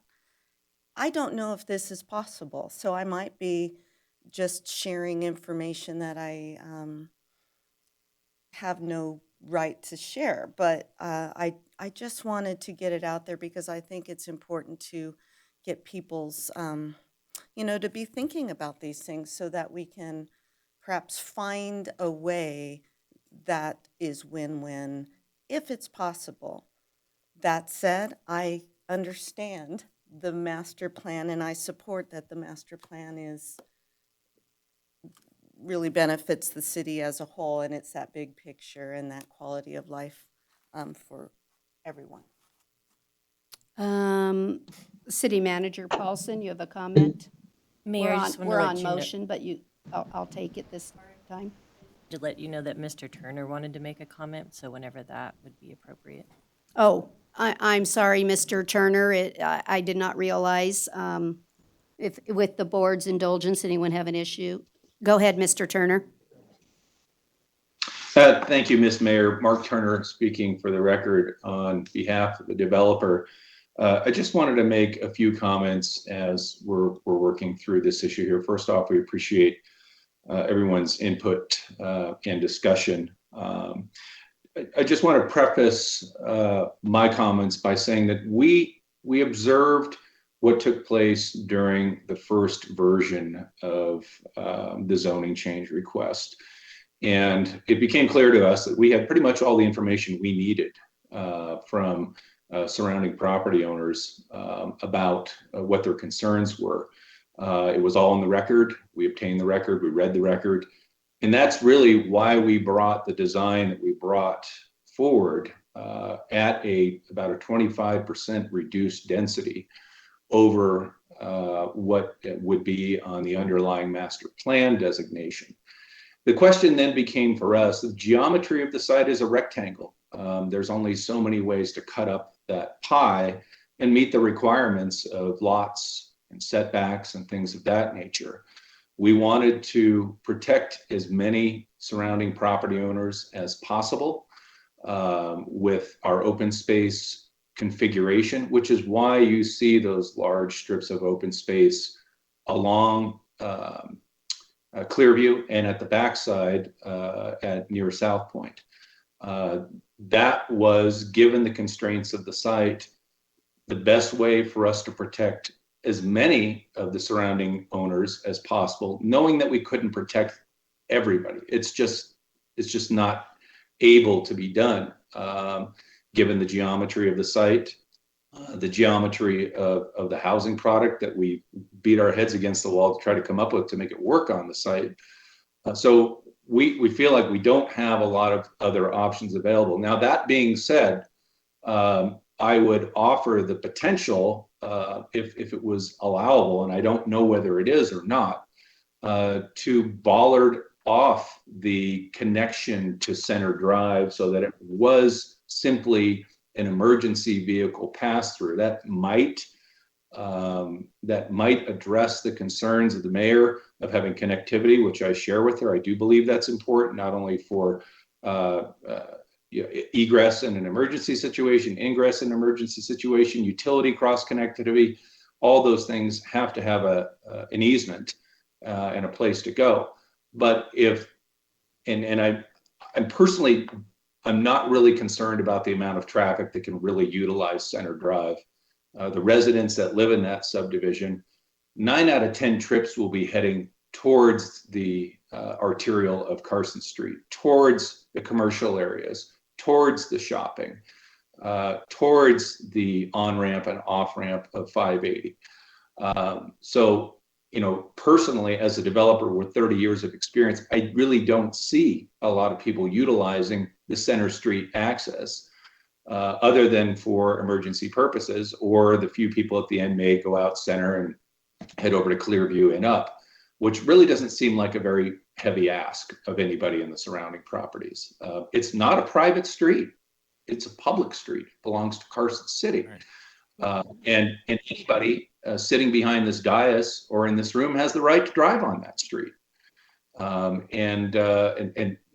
Requesting us to close that off says that there's a portion of the street that belongs only to the residents of Center Drive, and that they're the only ones that have the right to use that street. So I struggle with that a little bit. But if it were more palatable to bollard that off rather than create a cul-de-sac bulb and have those bollards be removable in the case of an emergency that would require EMS or law enforcement or whomever to get in there to attend to the situation, that might be a simple solution to what I don't really see as a big problem, traffic on Center Drive. I just don't see it, a lot of people utilizing Center Drive. I've lived in Carson City for 30 years. The only times I've ever driven on Center Drive is to drive up and down the street to see what's going on with regards to this project. Otherwise, I would have never had any reason to drive on the road ever. So just a few more things while we're talking here for consideration. We're totally fine with the equestrian activity that takes place in the neighborhood. There may be people that actually move into this neighborhood who want to have their kids take horseback riding lessons across the street at the equestrian facility that has a sign out that says that they have boarding and horseback riding lessons. I think that that won't be an issue for us at all, and we welcome the combination of the activities that go on the larger parcels in Carson City, such as equestrian activities, and smaller parcels like this, which is the way that development is done nowadays. Regulation, building codes, city engineering codes, material costs, those are the things that drive the development design nowadays. We have to respond to the economics first or nothing happens. Additionally, this piece of property right now is taxed at $2,500 per year. Item 19A on your agenda today talked extensively about tax revenues and how important they are to our city and the growth of our city and the support of cultural activities, amongst other things. When this property is developed with these 28 houses, assuming that it's approved, each one of those houses will probably be taxed at about $5,000 annually. So that's a jump forward in taxation from $2,500 a year to $140,000 a year as a perpetuity to the city and state. So that's something to think about as a positive benefit of this particular piece of property. Other than that, I don't think I've got any other further comments, but wanted to see what your reaction would be to the bollard type of situation that could potentially give people the perception that there won't be a lot of traffic on Center, although I personally feel like there won't be either way. And I'm not certain of the legality of utilizing bollards in a situation like this. Someone with more knowledge than I could comment on that. Thank you. Thank you, Mr. Turner. Supervisor Giomi. I think that the comments that Mr. Turner made relative to public streets and Center Street, I think I would agree with that until we heard today that it sounds like ownership of Center Street, may be under debate. Might half belong to the parcels along the east side of Center, and maybe conversely, we don't know, but it's likely if that half is owned by the homes on the east side, it's likely that the other half is owned by the property owners on the west half. So, maybe the bollards, unless there's a legal reason why we couldn't do it, and I don't, and you're going to shake your head and say that there is. I think maybe Stephen should weigh in, but because it's a public street, I don't know that we want to have bollards at the end of a public street. Well, you may not want to, but we may want to. I guess Well, that's perhaps what there's I'm something. asking is if Perhaps it's there's illegal. something legally. I'm not clear. Stephen might need to weigh in. Because I can think of several streets right now off the top of my Have head bollards. that have bollards and they're public streets. We would ask that development engineering weigh in on this. Additionally, I do know that in other projects, our fire marshal has not been receptive to bollards. If the board feels that this intersection with Center should be emergency access only, we would suggest that rather than signing up for bollards, we give the fire marshal the opportunity to work with the applicant on what devices utilized at that intersection. Yeah, I wouldn't specify the specific design. I would, indicate potentially as a compromise that the applicant work with the city to find an acceptable means to allow emergency access only on the east side of Bayonne, and potentially condition it in that way. Looks like Dan is there for maybe a comment. Yeah, this is Dan Stuckey, Deputy Public Works Director. Hopefully everybody can hear me okay. We can. Great. Yeah, so I think Heather mentioned, and Supervisor Jomey, I respect that comment, that obviously the board's the ultimate decider. I guess from a public works perspective, you guys know the history on the public versus private streets and what's transpired down in this area in the past. I think having that connectivity to both sides was somewhat appealing as far as justifying it as a public street. I know Mr. Turner agreed. I think and I think there's a condition here about the slurry seal on this street if it were public. I can tell you if it was up to us, Public Works, today, as far as knowing that it would either be a cul-de-sac or in this case be blocked off with bollards, we would recommend that it be a private street due to all the past history, but also that the street would just be serving this particular development. So I did want to say that as far as the legalities, Stephen Pote may know more. I don't think there is a legality issue to that. But I did want to put that perspective as far as Public Works opinion on, recommending a private street if that were to be the scenario. I guess I understand where you're coming from, Dan, and I think in this case, from my perspective, I think we're talking about finding a compromise that, I don't want to say works for everyone because it may not work for everyone, but I guess a compromise that we can all live with. I think the ownership issues that Mr. Tanchik brought up today changed things considerably in my mind.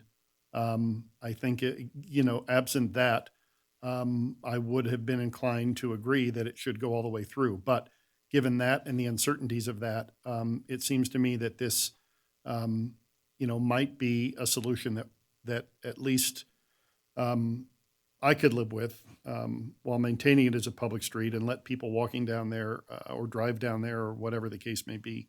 But it gives some peace of mind potentially to the people on Center Drive. But I'm one person, so.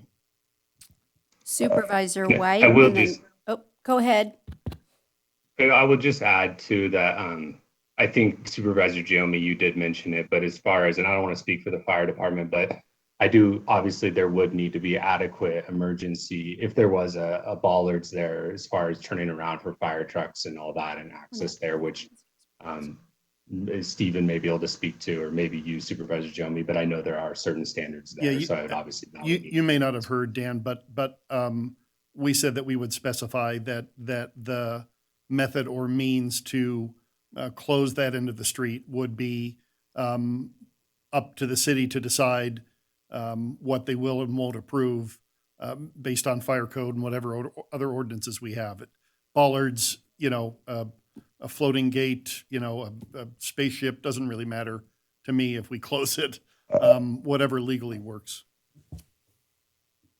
Great, thank you. I did miss that. Thank you. Okay. Supervisor White, is it another question? Because I'd really like to bring this to a close because we have a motion. Anyway, Okay. one more. So with the successful passage of 29B, in my mind, that creates two completely separate silos. And so with that being down the river, 29C, to me, becomes an issue of private property rights. So now, with the concessions that the developer has made to the neighbors, to the city, and now with this offer to consider closing the Center Street end of this proposed road, I don't see how we can put any more pressure on this developer without really getting into his private property rights. And I think we should move forward with this. Okay, thank you. I am willing to accept if it brings this board together, because I think it's important when we can to do this together. So I am willing to accept or to add to my previous motion, besides condition 33, that we also add a condition that the developer could work with the fire department and the city engineers to determine whether or not it's appropriate or there's a methodology that is appropriate to close only, or open, let's say it the opposite, open for emergency access only on the east side. I am willing to accept that. So with that, do I have a second to the motion? Second that. I have a motion and a second. The motion by the mayor, the second by Mr. White. Again, it's the motion as stated, adding to condition 33 and a condition that the developer and the city and the fire department will work together to look on how to open just for emergency access on the Center Street side. So all of those in favor, say aye. Aye. Any opposed, say no. Motion carried unanimously. Thank you all for your good work on this issue. I know it was tough, and I appreciate that we came together. Thank you. Okay, let's see if I can find my place. Is everybody okay to keep going? All right. We are going to move on to agenda item 30A. This is for possible action regarding ratification of the submission of a grant application to Health and Human Services for $277,947. Is there any questions of the members of the board? If not, I'll take a motion by Supervisor Giomi. I move to ratify submission of the grant application. I have a motion and a second by Supervisor Giomi. Supervisor Jones is the second. All those in favor say aye. Aye. Any opposed? Motion carried unanimously. We will move on to agenda item, 30C, because we did 30B this morning. Vaccine sites. This is for discussion and possible action regarding a proposed resolution authorizing the city manager in consultation with the mayor to execute any future lease agreements for real property to be used for the COVID-19 vaccine sites, not exceeding $50,000. I see no one with a hand raised, so Supervisor Giomi, would you like to make a motion? I move to approve resolution number 2021-R-4. Do I have a second by Supervisor I Schutte? second it.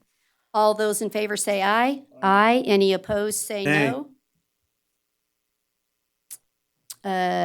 So that is 4 yeses, and Mr. White was a no. All right, I'm recording it for the secretary, sorry. That's okay. Are you caught up, Tamar? Yeah, that's what I said. I just want to make sure. Supervisor Giomi made the motion. Supervisor Schutte was the second. The results was 4 yeses, 1 no by Mr. White. Okay, So if she's not caught up, we have time for me to wax on philosophically? no.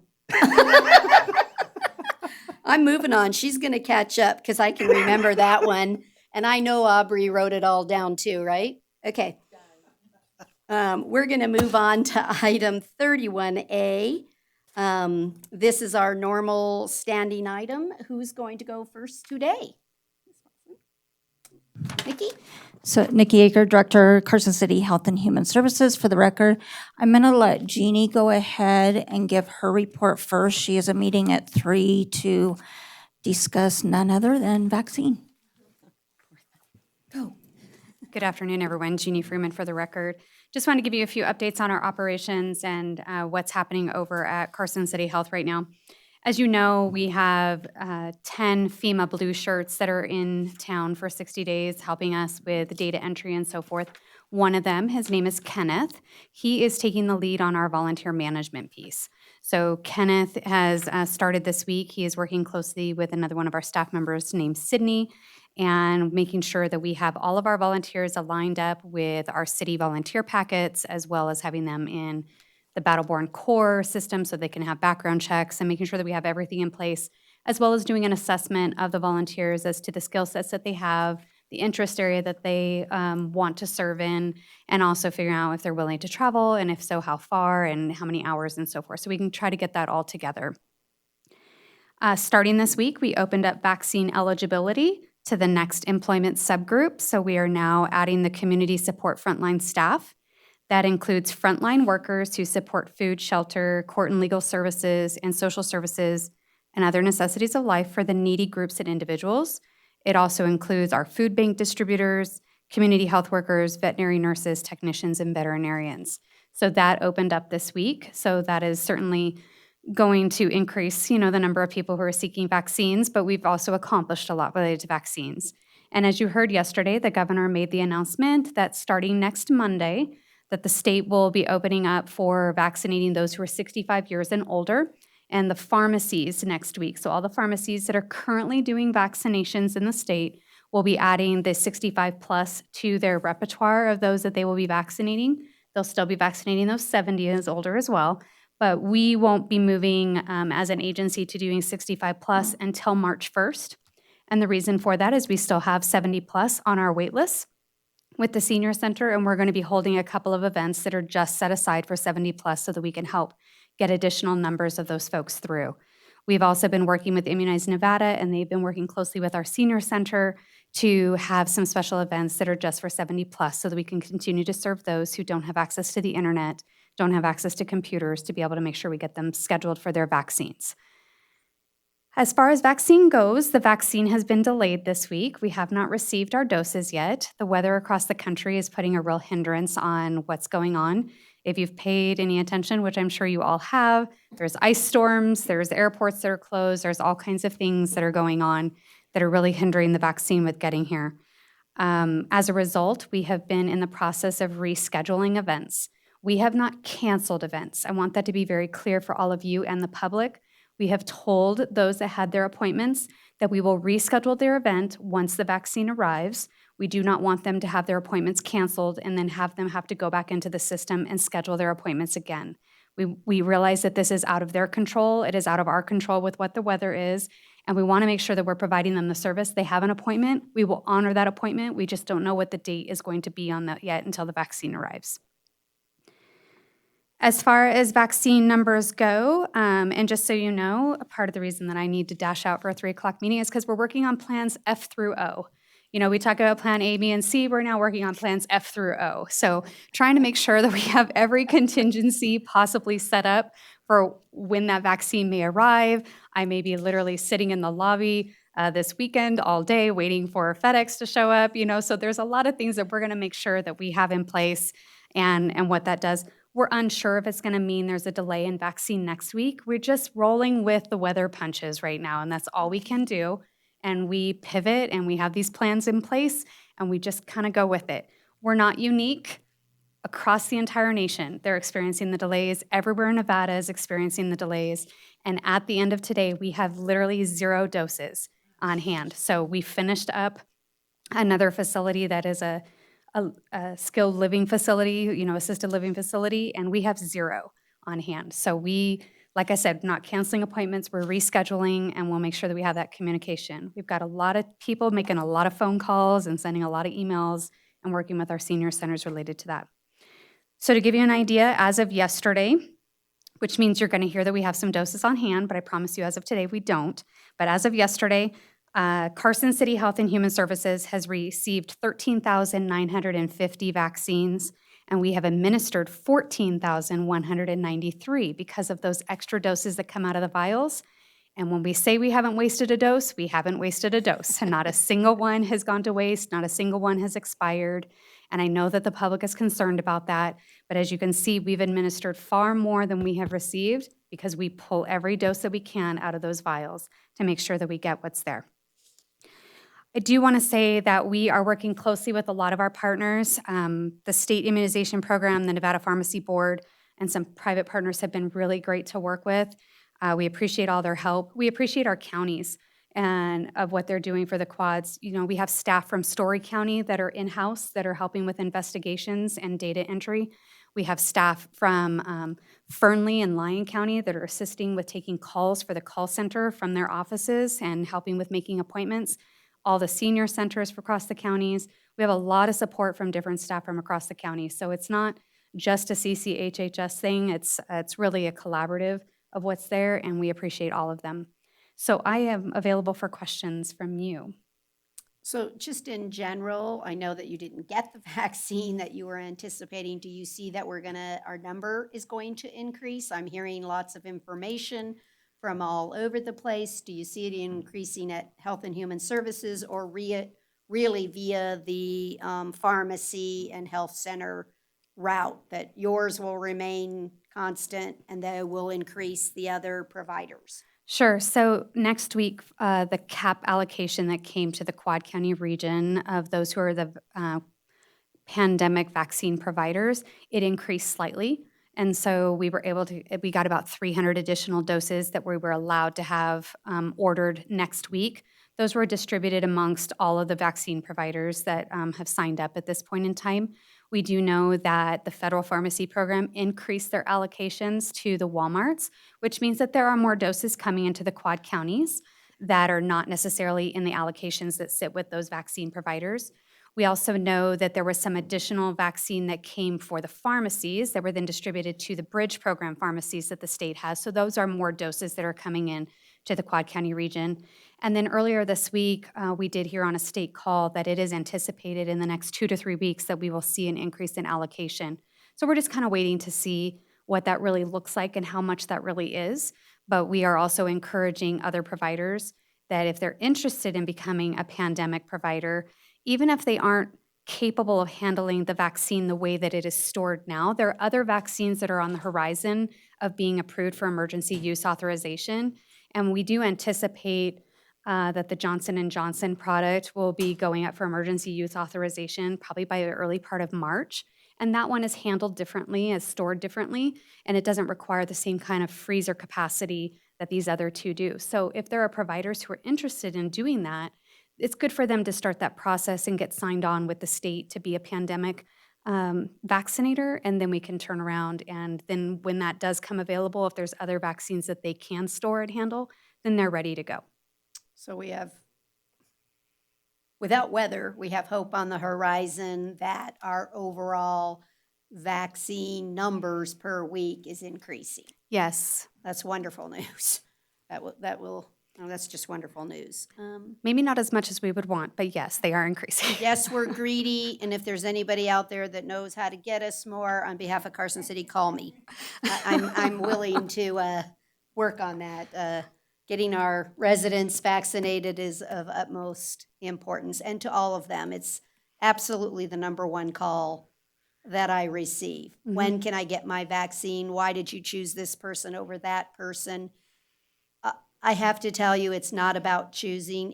We only have the vaccine that we have. I certainly would vaccinate anybody that came forward willing to take one if I had the ability to do so. There is nothing this board can do to change that. So again, if there's somewhere I need to write a letter, make a call, doesn't matter what time of day or night that you contact me, say, Lori, we got a hot spot, go for it. I will. Just let me know. I don't know, are all of you of Irish descent by chance? Can we get a pot of gold at the end of that rainbow that we can pull or something that tells us how we can get it? But I'm in the same boat. I would do anything within ethical reason to get vaccine into our community. And I do know it's going to be there. I know it's not as fast as we all want it, but I do know it's there. And I want you to know that the pandemic providers in our community and CCHHS were ready for it. And we were commended again this morning on the mitigation task force meeting about making sure that every dose that we had, we were not holding on to it, that we're making sure that it's in an arm. You guys are doing a superb job. Thank you. I don't see any raised hands for you, so thank you, and just whatever you can do to continue your great success for us on your 3 o'clock call. Thank you. Ms. Akers. So for the record, Nikki Aker, Director, Carson City Health and Human Services. I would just add, as Jeannie was saying about that pot of gold, this vaccine is like the liquid gold right now. Yeah. I'm happy to report that Carson City is no longer flagged with the state. So our test positivity rate is now 6.4%. So Wow. We're very happy about that. As we've been reporting, we are seeing a decline in the number of individuals that want to be tested. Our events have really dropped in numbers, and it was brought up on the mitigation task force this morning that that is an issue. So I'll give you the normal stats that I do. So between January 31st and February 13th, there were 95 confirmed cases in Carson City. That's a 19% decrease from the previous 2 weeks. Daily cases reported average out to be 7 during that 2-week period. 47% are female, 52% are male, and 1% prefer not to answer. The average age of the Carson City cases was 41 years old. We've had 4 known hospitalizations among Carson City cases. And when I say known, sometimes we don't know if individuals are in the hospital. It's trying to track individuals down and get the reports from the hospital as well. 6 students tested positive during this 2-week period, and we had 1 faculty member. Community exposure continues to be the the largest area that is the cause of infection. That's at 58%. And of course, this data is kind of hard to collect sometimes because, they are allowed to answer yes to more than one question. And then we've got household exposure accounting for 27%. Let's see. We definitely are continuing to promote messages regarding safe practices, social distancing, vaccinations, and testing. And I just want to clarify, some individuals think with the new recovery plan that the governor put in that started on Monday, that some people think they don't have to wear masks. You still have to wear masks, and you're going to have to, it's still going to be mandated on through even when we take over as local control. I also wanted to let you know that for that same time period, we have excessively attempted to contact 93% of the cases within 24 hours. The remaining 7% were long-term care facility residents, correctional center inmates, or we were missing contact information. The investigation team did put into motion a more expanded investigation to collect more information now that we have the time and we don't have the number of cases. We are partnering with the Nevada Resilience Project, and if you remember that I brought that agreement to the board in December 17th, and they are calling cases, doing close contacts, and dealing with other members of the community that have been impacted by COVID-19. They have identified 141 individuals or families that may be able to benefit from their services. And I had an all-staff meeting yesterday, and they gave us a presentation about the project.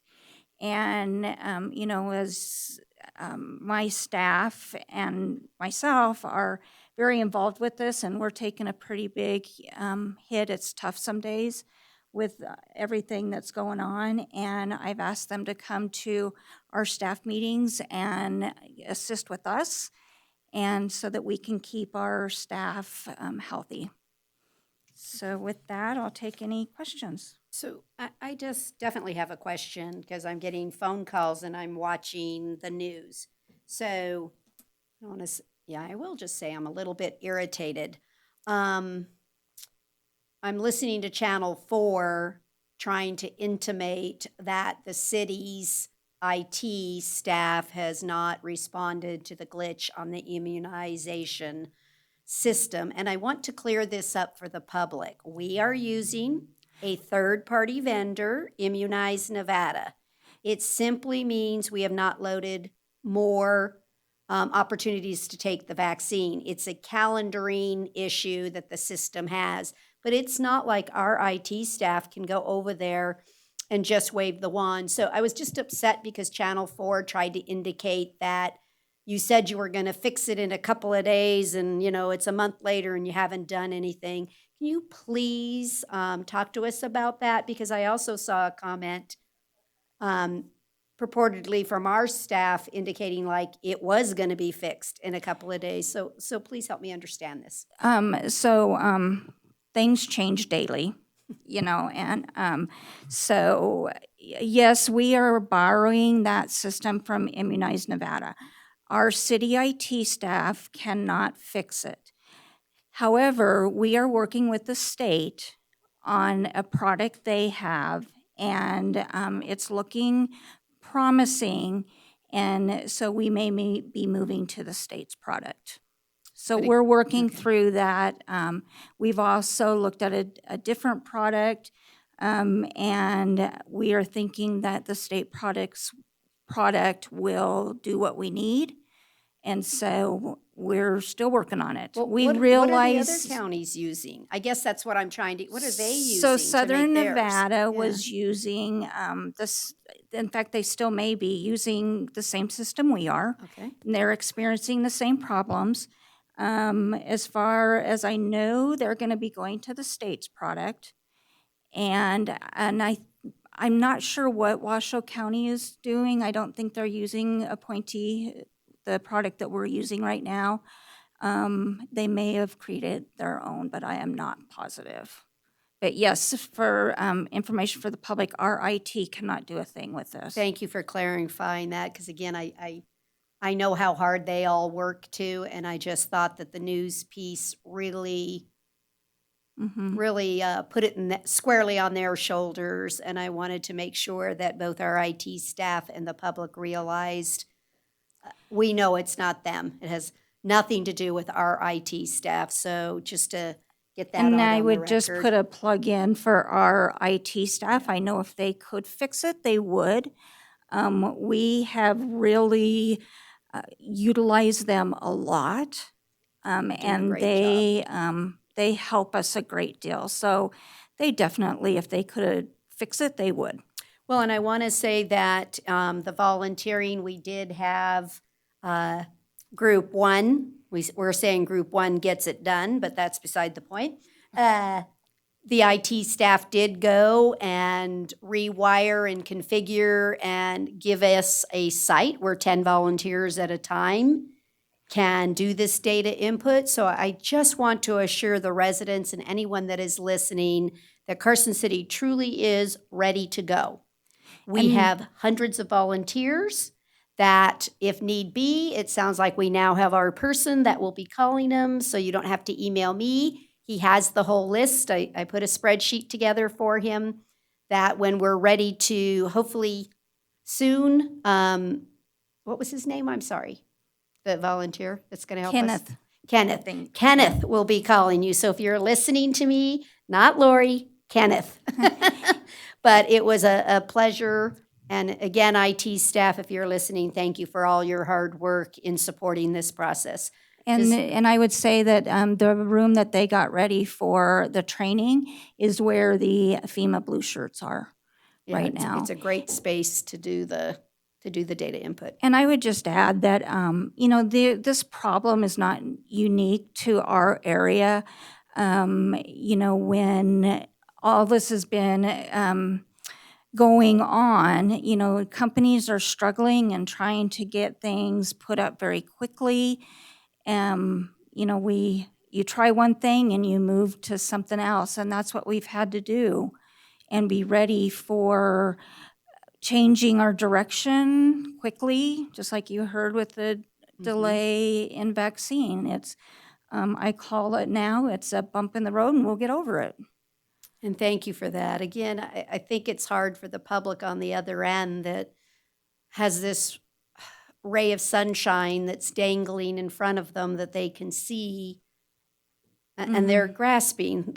They want to step forward, get those vaccines, and really see our lives come back to a semblance of order and where we can visit with our friends again. So And I understand from their perspective. I just want them to know that this entire board supports that very same reach out and grab that rainbow and let's get going. There's each and every one of us here is doing our part. And if, again, there's something that we're supposed to be doing that we're not, please let us know. And we feel the same way, at the health department. If we could vaccinate everybody today, we would. We don't We follow the playbook.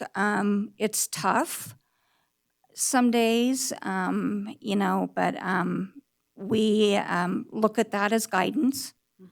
So, but yeah, we feel the same way, and we're in this community also, and echo what you said. Thank you.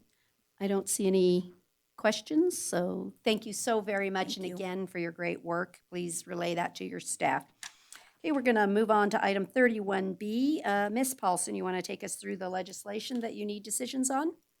Yes, this item is to get direction from the board on whether the city should support, oppose, or remain neutral on various policy bills that are being considered before the Nevada legislature. There's just 4 that I'm going to talk about today. The first one is AB 83, and that revises the date of the legal holiday for the observance of Nevada Day. That revises the date to recognize the holiday actually on October 31st. And if October 31st falls on a Saturday or Sunday, we'd either have the Friday or the Monday off. The change to having the holiday be on the last Friday of October was approved by a vote of the people back in 1998. And although it would definitely have an economic impact on Carson City, the reason that they requested the change back in 1998 was to allow for more high school bands and other participation in the parade in Carson City. And when the holiday falls in the middle of the week, hundreds of school band members and pretty much anyone, any entrance in the parade, they aren't able to, travel to Nevada to be in the parade. Also, the Nevada Day Committee opposes this bill. They'd like to keep the holiday on the last Friday of October. Does any member of the board have a question on AB 83? Does anyone want to provide a motion of what direction? Supervisor Giomi? Sure, I move to oppose AB 83. I have a motion and a second to oppose AB 83 formally. On discussion, I just want to say that I did have a request from the press last night on this and indicated that I'd wait for our decision here as a board instead of just my comment.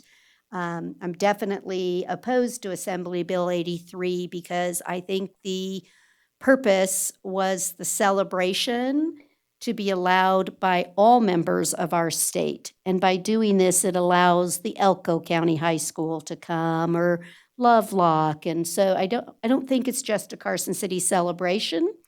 And so I definitely think it should remain as is.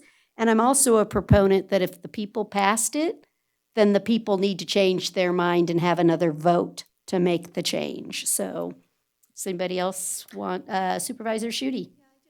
I wanted to follow up.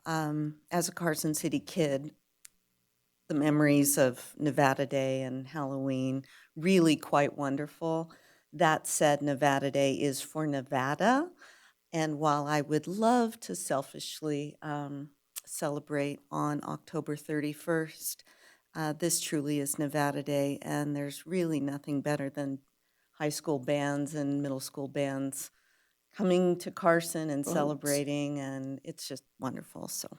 Well, and even the floats that can be done by the fraternal organizations, which if the holiday was a Wednesday, they just couldn't do it. They need the Friday travel day to participate on Saturday, and they come from all over the state. When you look at the military and all that, they come from all over the state. Well, and I even think about Nevada Days that I've been in and how we have collaborated with other nonprofits in Nevada and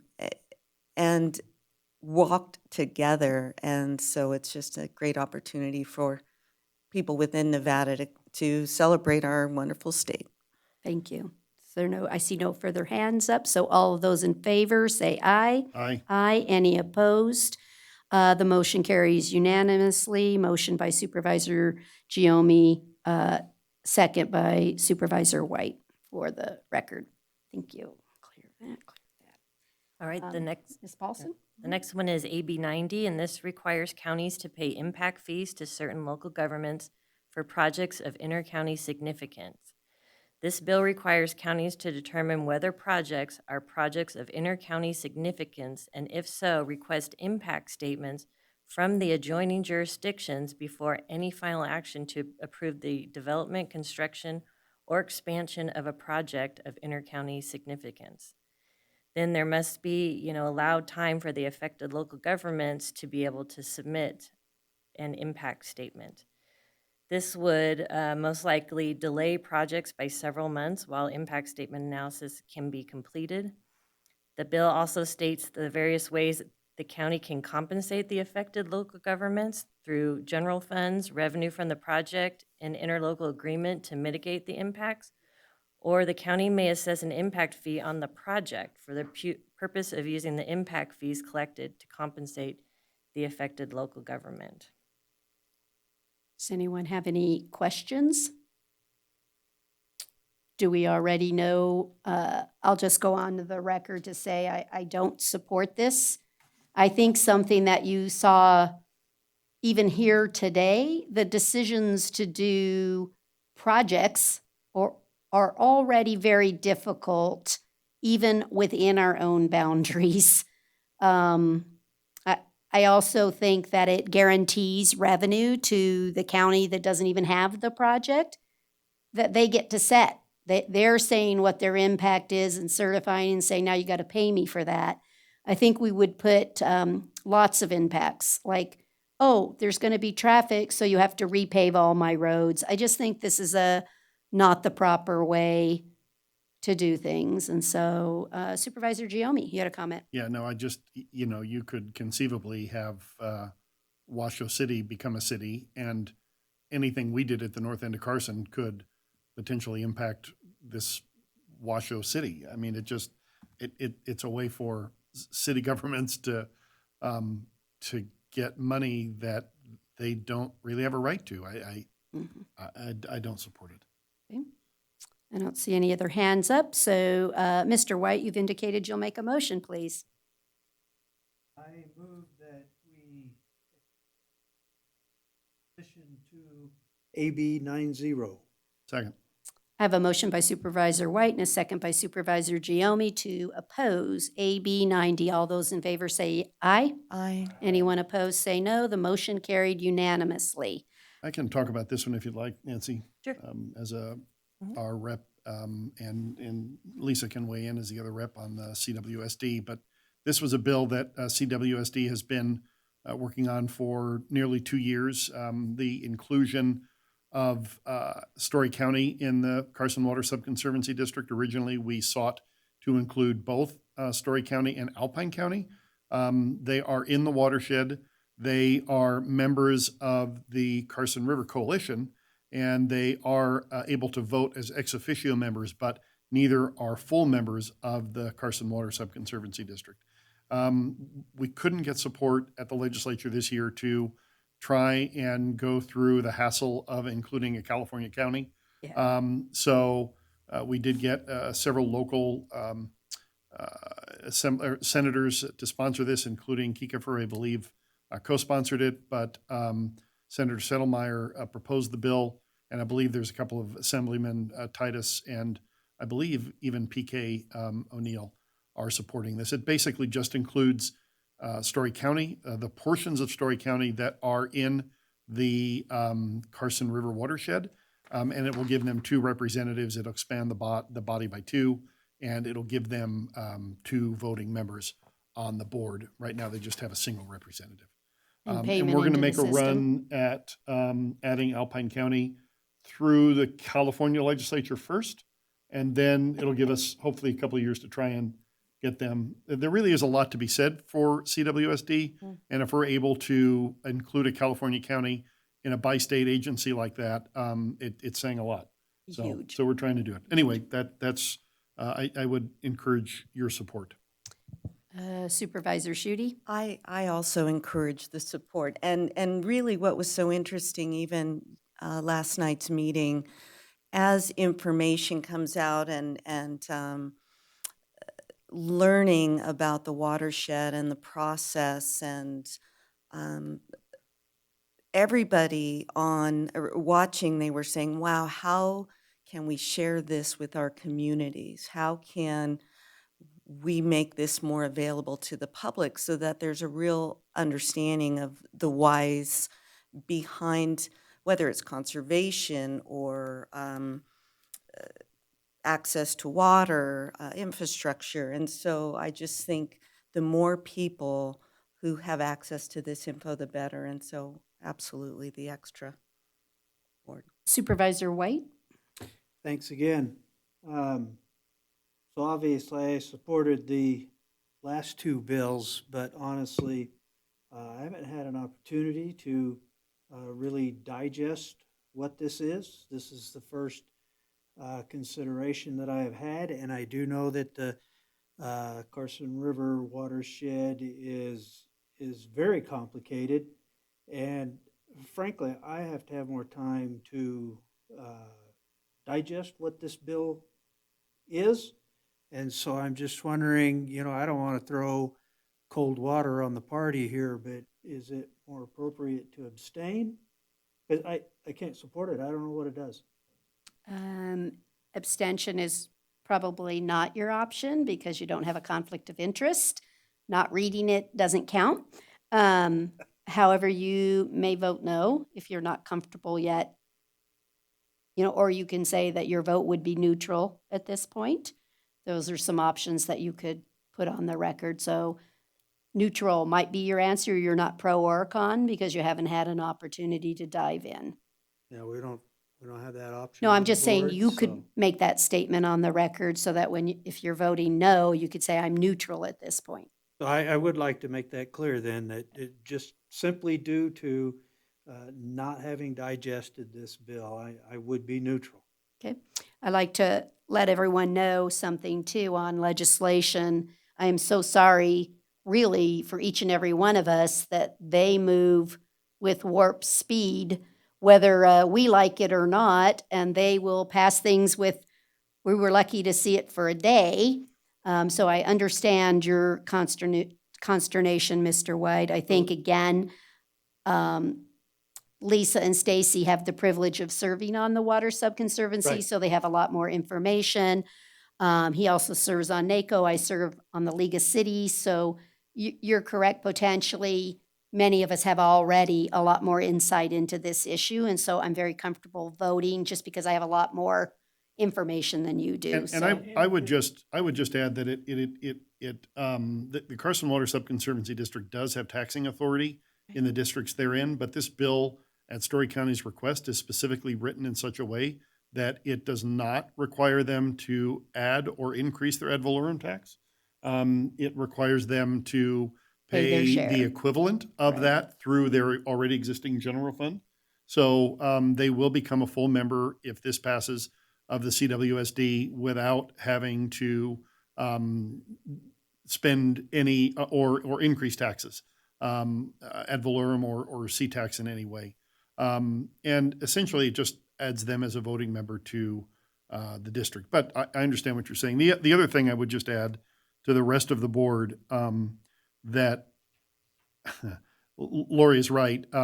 Things are going to come flying at us, and we rely heavily on our lobbyist, Mary Walker, NACO, the league. NACO, League of Cities, Nancy, Stephanie. But there are going to be bills that come flying your way that we're going to have, a night to read, especially as we get later in the session. Well, and that's fine if I have a night to read it and digest it. But this is just, the whole Carson River is just way too complicated to make a snap decision of any sort. No in my problem. opinion. Supervisor Giomi, you want to make a motion? Just go ahead. Fine. Oh. Turn on my mic. The other problem. Yes, I move to support SB 98. Do I have a second? Supervisor Schutte is a second. I can see she's trying hard on that microphone. I have a motion and a second to support SB 98. All those in favor, say aye. Aye. Any opposed or neutral? Nay. Say no. We'll record that. Fortunately. That's okay. Again, we completely understand the issue there. Okay, we're down to the innovation zones. And I just want to say, I think sometimes I will know about the bills at least the day before the meeting, and with the DA's blessing, I think I can send out as late material the bill so that you have time to read it before the meeting. Can I ask too? I thought we were posting on a link, so anyone that we would potentially speak about is on that link. Just so that you're aware, we're posting for the public the bills that we're following, and we'll be adding whether we supported it or didn't support it. But Nancy, can you remind the others where that link is? Did we, carson.org/legislation? What did we call it? If not, she'll send, how about you just Yeah. send everybody the link? But that way you can just keep watching all the time because they'll be adding bills and that might just let you know. Right. You can send that link out. We had it in Yeah, the I'll send the agenda link item. out. Yeah, it's in the staff report, but And there are This? very many Right at the bottom. bills listed on there, so I will try to narrow it down at least the day before to the few that I'll be talking about. you see it, it's HTTPS right at the bottom of staff summary, like right there on the first page is the link. Carson.org/government. Oh, I got you. That way if you, again, can keep Okay. up. Ms. Paulson?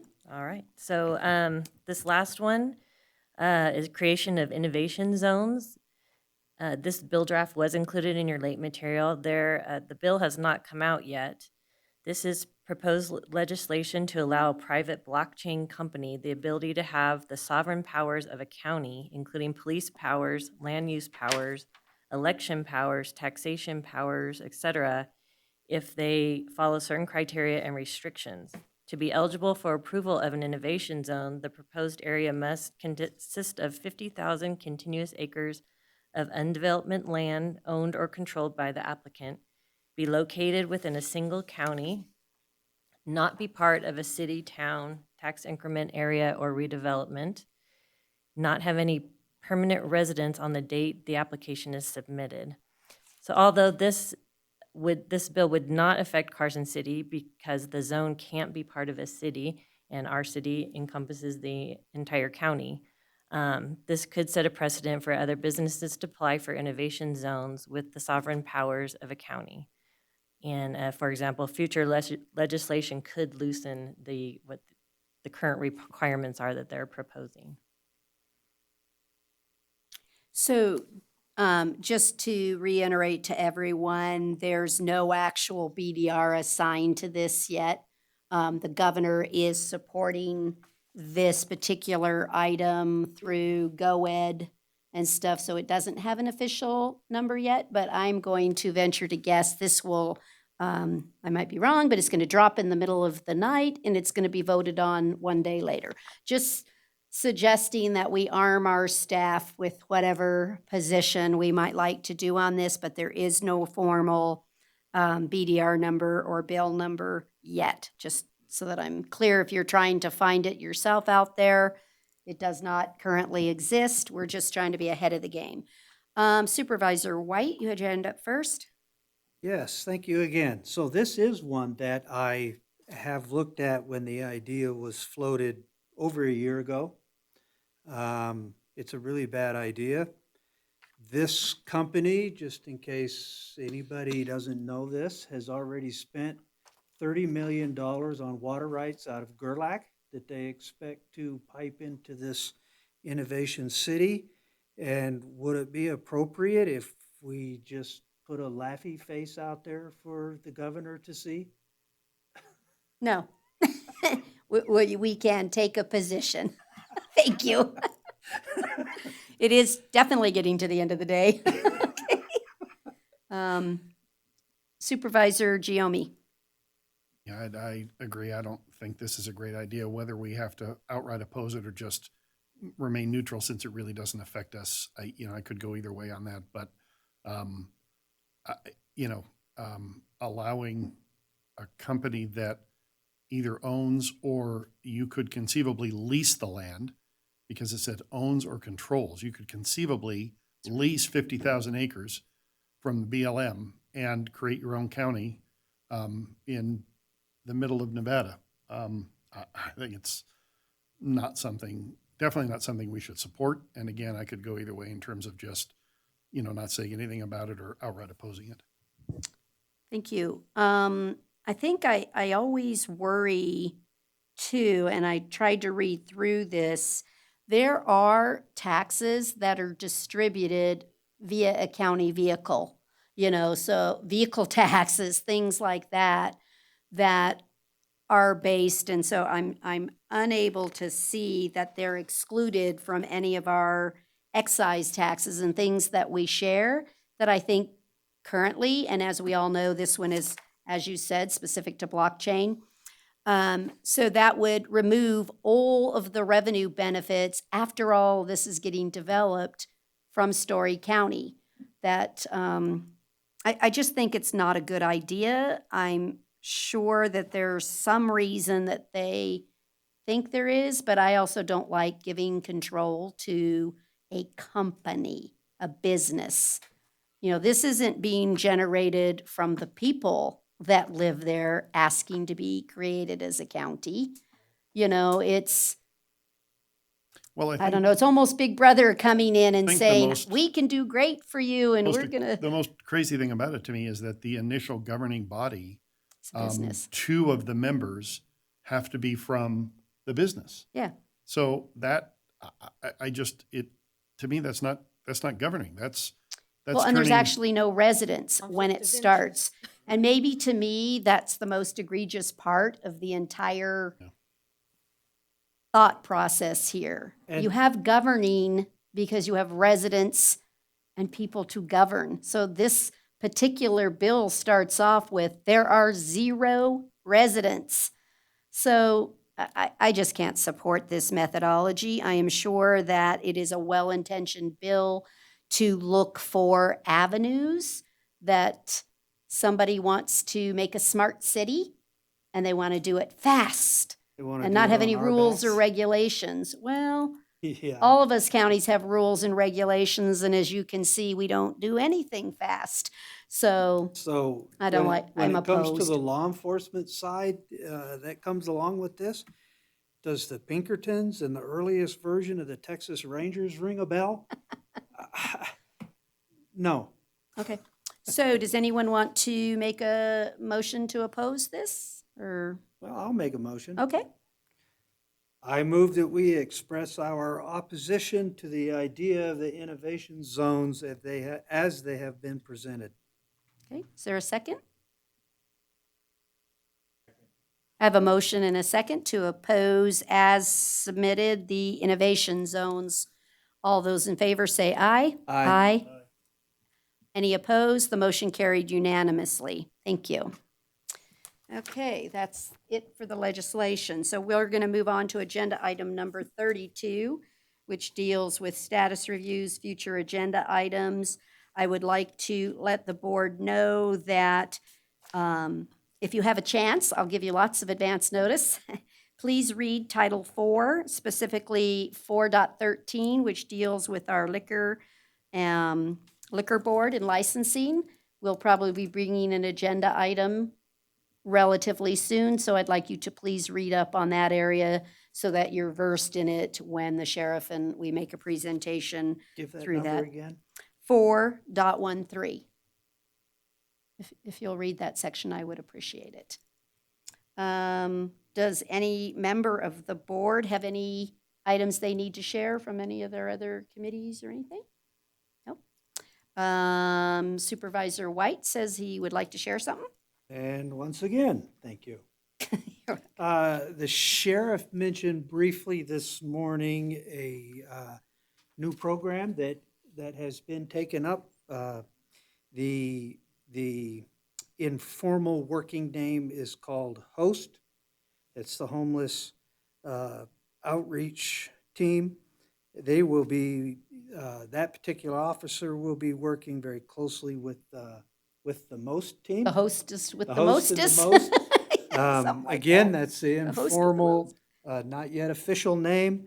The deputy's name is Thomas McDonald. If you have any interest in what they're doing, he has offered to take anybody that wants to go on a ride-along. I think that would be very interesting. At any rate, I got that briefing yesterday. Also with NACO, we had a very, very interesting briefing from the Reno Tahoe Airport. So passenger traffic is down at the airport, as we all knew. But what's so very interesting is that over the last year, the travel patterns nearly mirror 2019. The only real difference is volume. Through their studies, they are prepared to say that travel will be back very shortly. They had all of these matrix put together about how they know what people are ready to do. Business travel will still be short, but leisure travel is coming on to the point where there is a company called GSX. They are a private charter company, so you don't have to go through TSA. the TSA deal. They go to 11 destinations out of Reno. Wow. It's incredible what this company is doing. Looks like I forgot to write down how many, but I think there was about 50 new destinations have been brought to the Reno airport in the last couple of months, and several more coming soon. So that's one of their triggers. If the airlines are happy with the oil prices and they're happy with the surveys they're seeing, we're just about done with this so-called economic problem. Most of the people they surveyed were not concerned about catching the COVID on the way to their destination or at their destination or on the way home.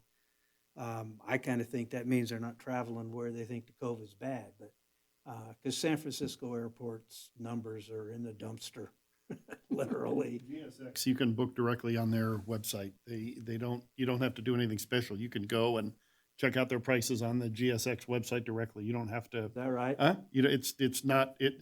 They look like a regularly scheduled passenger airline, but they're actually they're charter airlines. But they're charter for everybody. I mean, it's a little more expensive, but and the other relative to travel, CTA gets either monthly or quarterly report that I've got Dave Patterson sending to Nancy for distribution.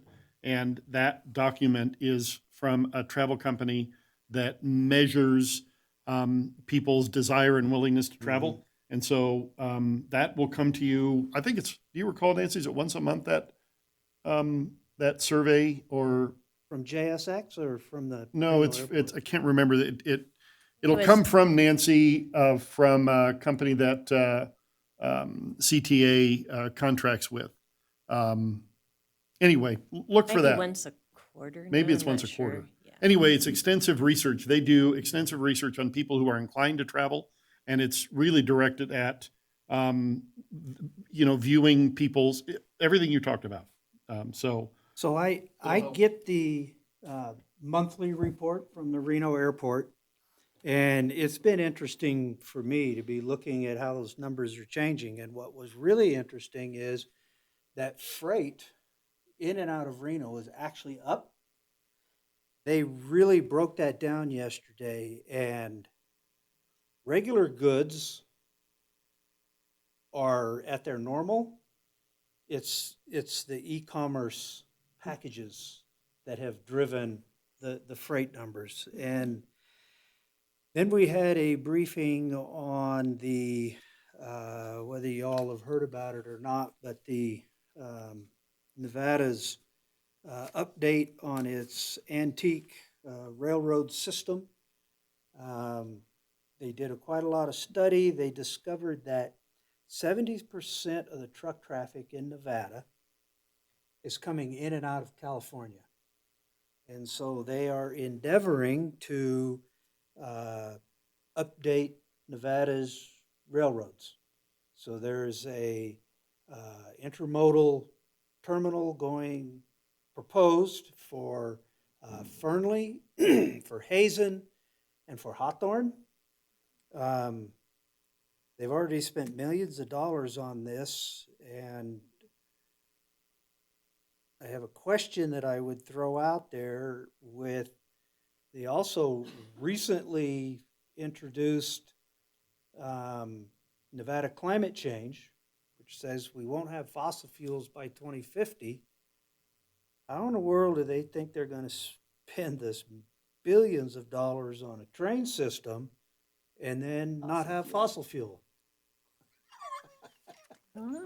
Windmills.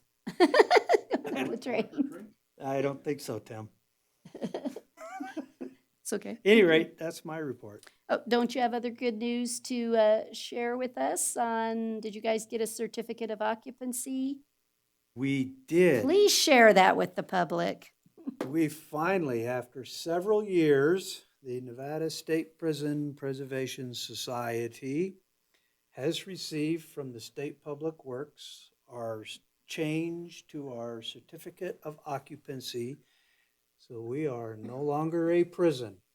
We can now begin to build that business side of this project. And we've already made great inroads with that. We are entertaining paranormal folks every month out there several times.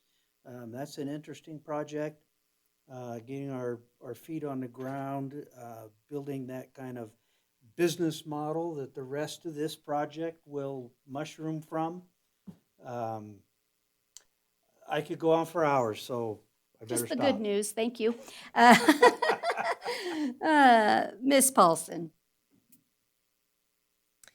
I just wanted to, this is something that Nikki kind of brought up in her presentation. The governor indicated that he planned to cede control of certain pandemic-related decisions to local authorities by May 1st. Unfortunately, we don't know what those are at this point, but we will be working on what we think is a reopening plan and to present to the board by the beginning of April, once we have more guidance from the governor. It'll be another one of those that it changes on a moment. We'll march down one path and we'll take a right turn and then maybe a left turn. Supervisor Schutte? I just wanted to thank Judge Armstrong and Judge Lewis. Last Thursday, I was able to sit in and observe a couple of specialty courts. I observed the staffing. I was able to meet everyone, all of the case managers. It was really inspiring, amazing. The work that goes into truly helping people learn to make better decisions, gain the skills to make better decisions, deal with addiction issues, mental health issues, and to know that there's accountability as well as support. And I cannot say enough. I highly recommend taking the time. It was so interesting, and I had a lot of questions, as I always do, and both the judges were appreciative of having me there, and they would love to invite other members of the board to learn about their programs. And a special shout out to Acting Chief Guthrie as well, because he set it up for me. Thank you so much. Does anyone else have anything under item 32? I don't see any hands raised anywhere. Okay, then we are going to move on to the final public comment. Do we have anyone on the line? Caller, when you hear the two beeps, it's your turn for public comment. Please state your name for the record. This is Krista Leach from Center Drive. I know it's been a long day. That's okay, Krista, go and ahead. I'd like to make some follow-up comments since today was only the first reading of Agenda Item 29B. I had asked for the opportunity to be able to comment again when the border crossing items were heard, but that due process was not afforded to me, although it was given to the developer. To say that I am frustrated by this is an understatement. The master plan is 15 years old and woefully outdated. It is obvious that the transition zones were never fully addressed. Having said that, there is a Schultz Ranch precedent in the master plan for larger transition lots adjacent to the low-density residential areas.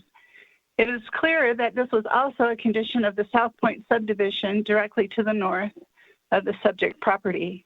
These facts have been completely ignored in light of our current situation on Center Drive. The common public is not educated on master plan versus zoning. They know to research zoning when purchasing property, but have no idea that the master plan essentially trumps zoning. In the past, I've been told by planning division staff that zoning trumps the master plan. However, what I heard today was the exact opposite. It's extremely confusing to anyone not well versed in city planning. Furthermore, it is very apparent that the developers approached residents in the South Point subdivision to change their minds in favor of approval of the tentative map. With the exception of possibly Dave Stewart on Center Drive, who is also a contractor, the developers have not reached out to anyone on Center Drive to come up with a compromise after the open house in which some of us expressed our concerns. This is such an end around and disrespectful to us who live in the low density area directly to the east.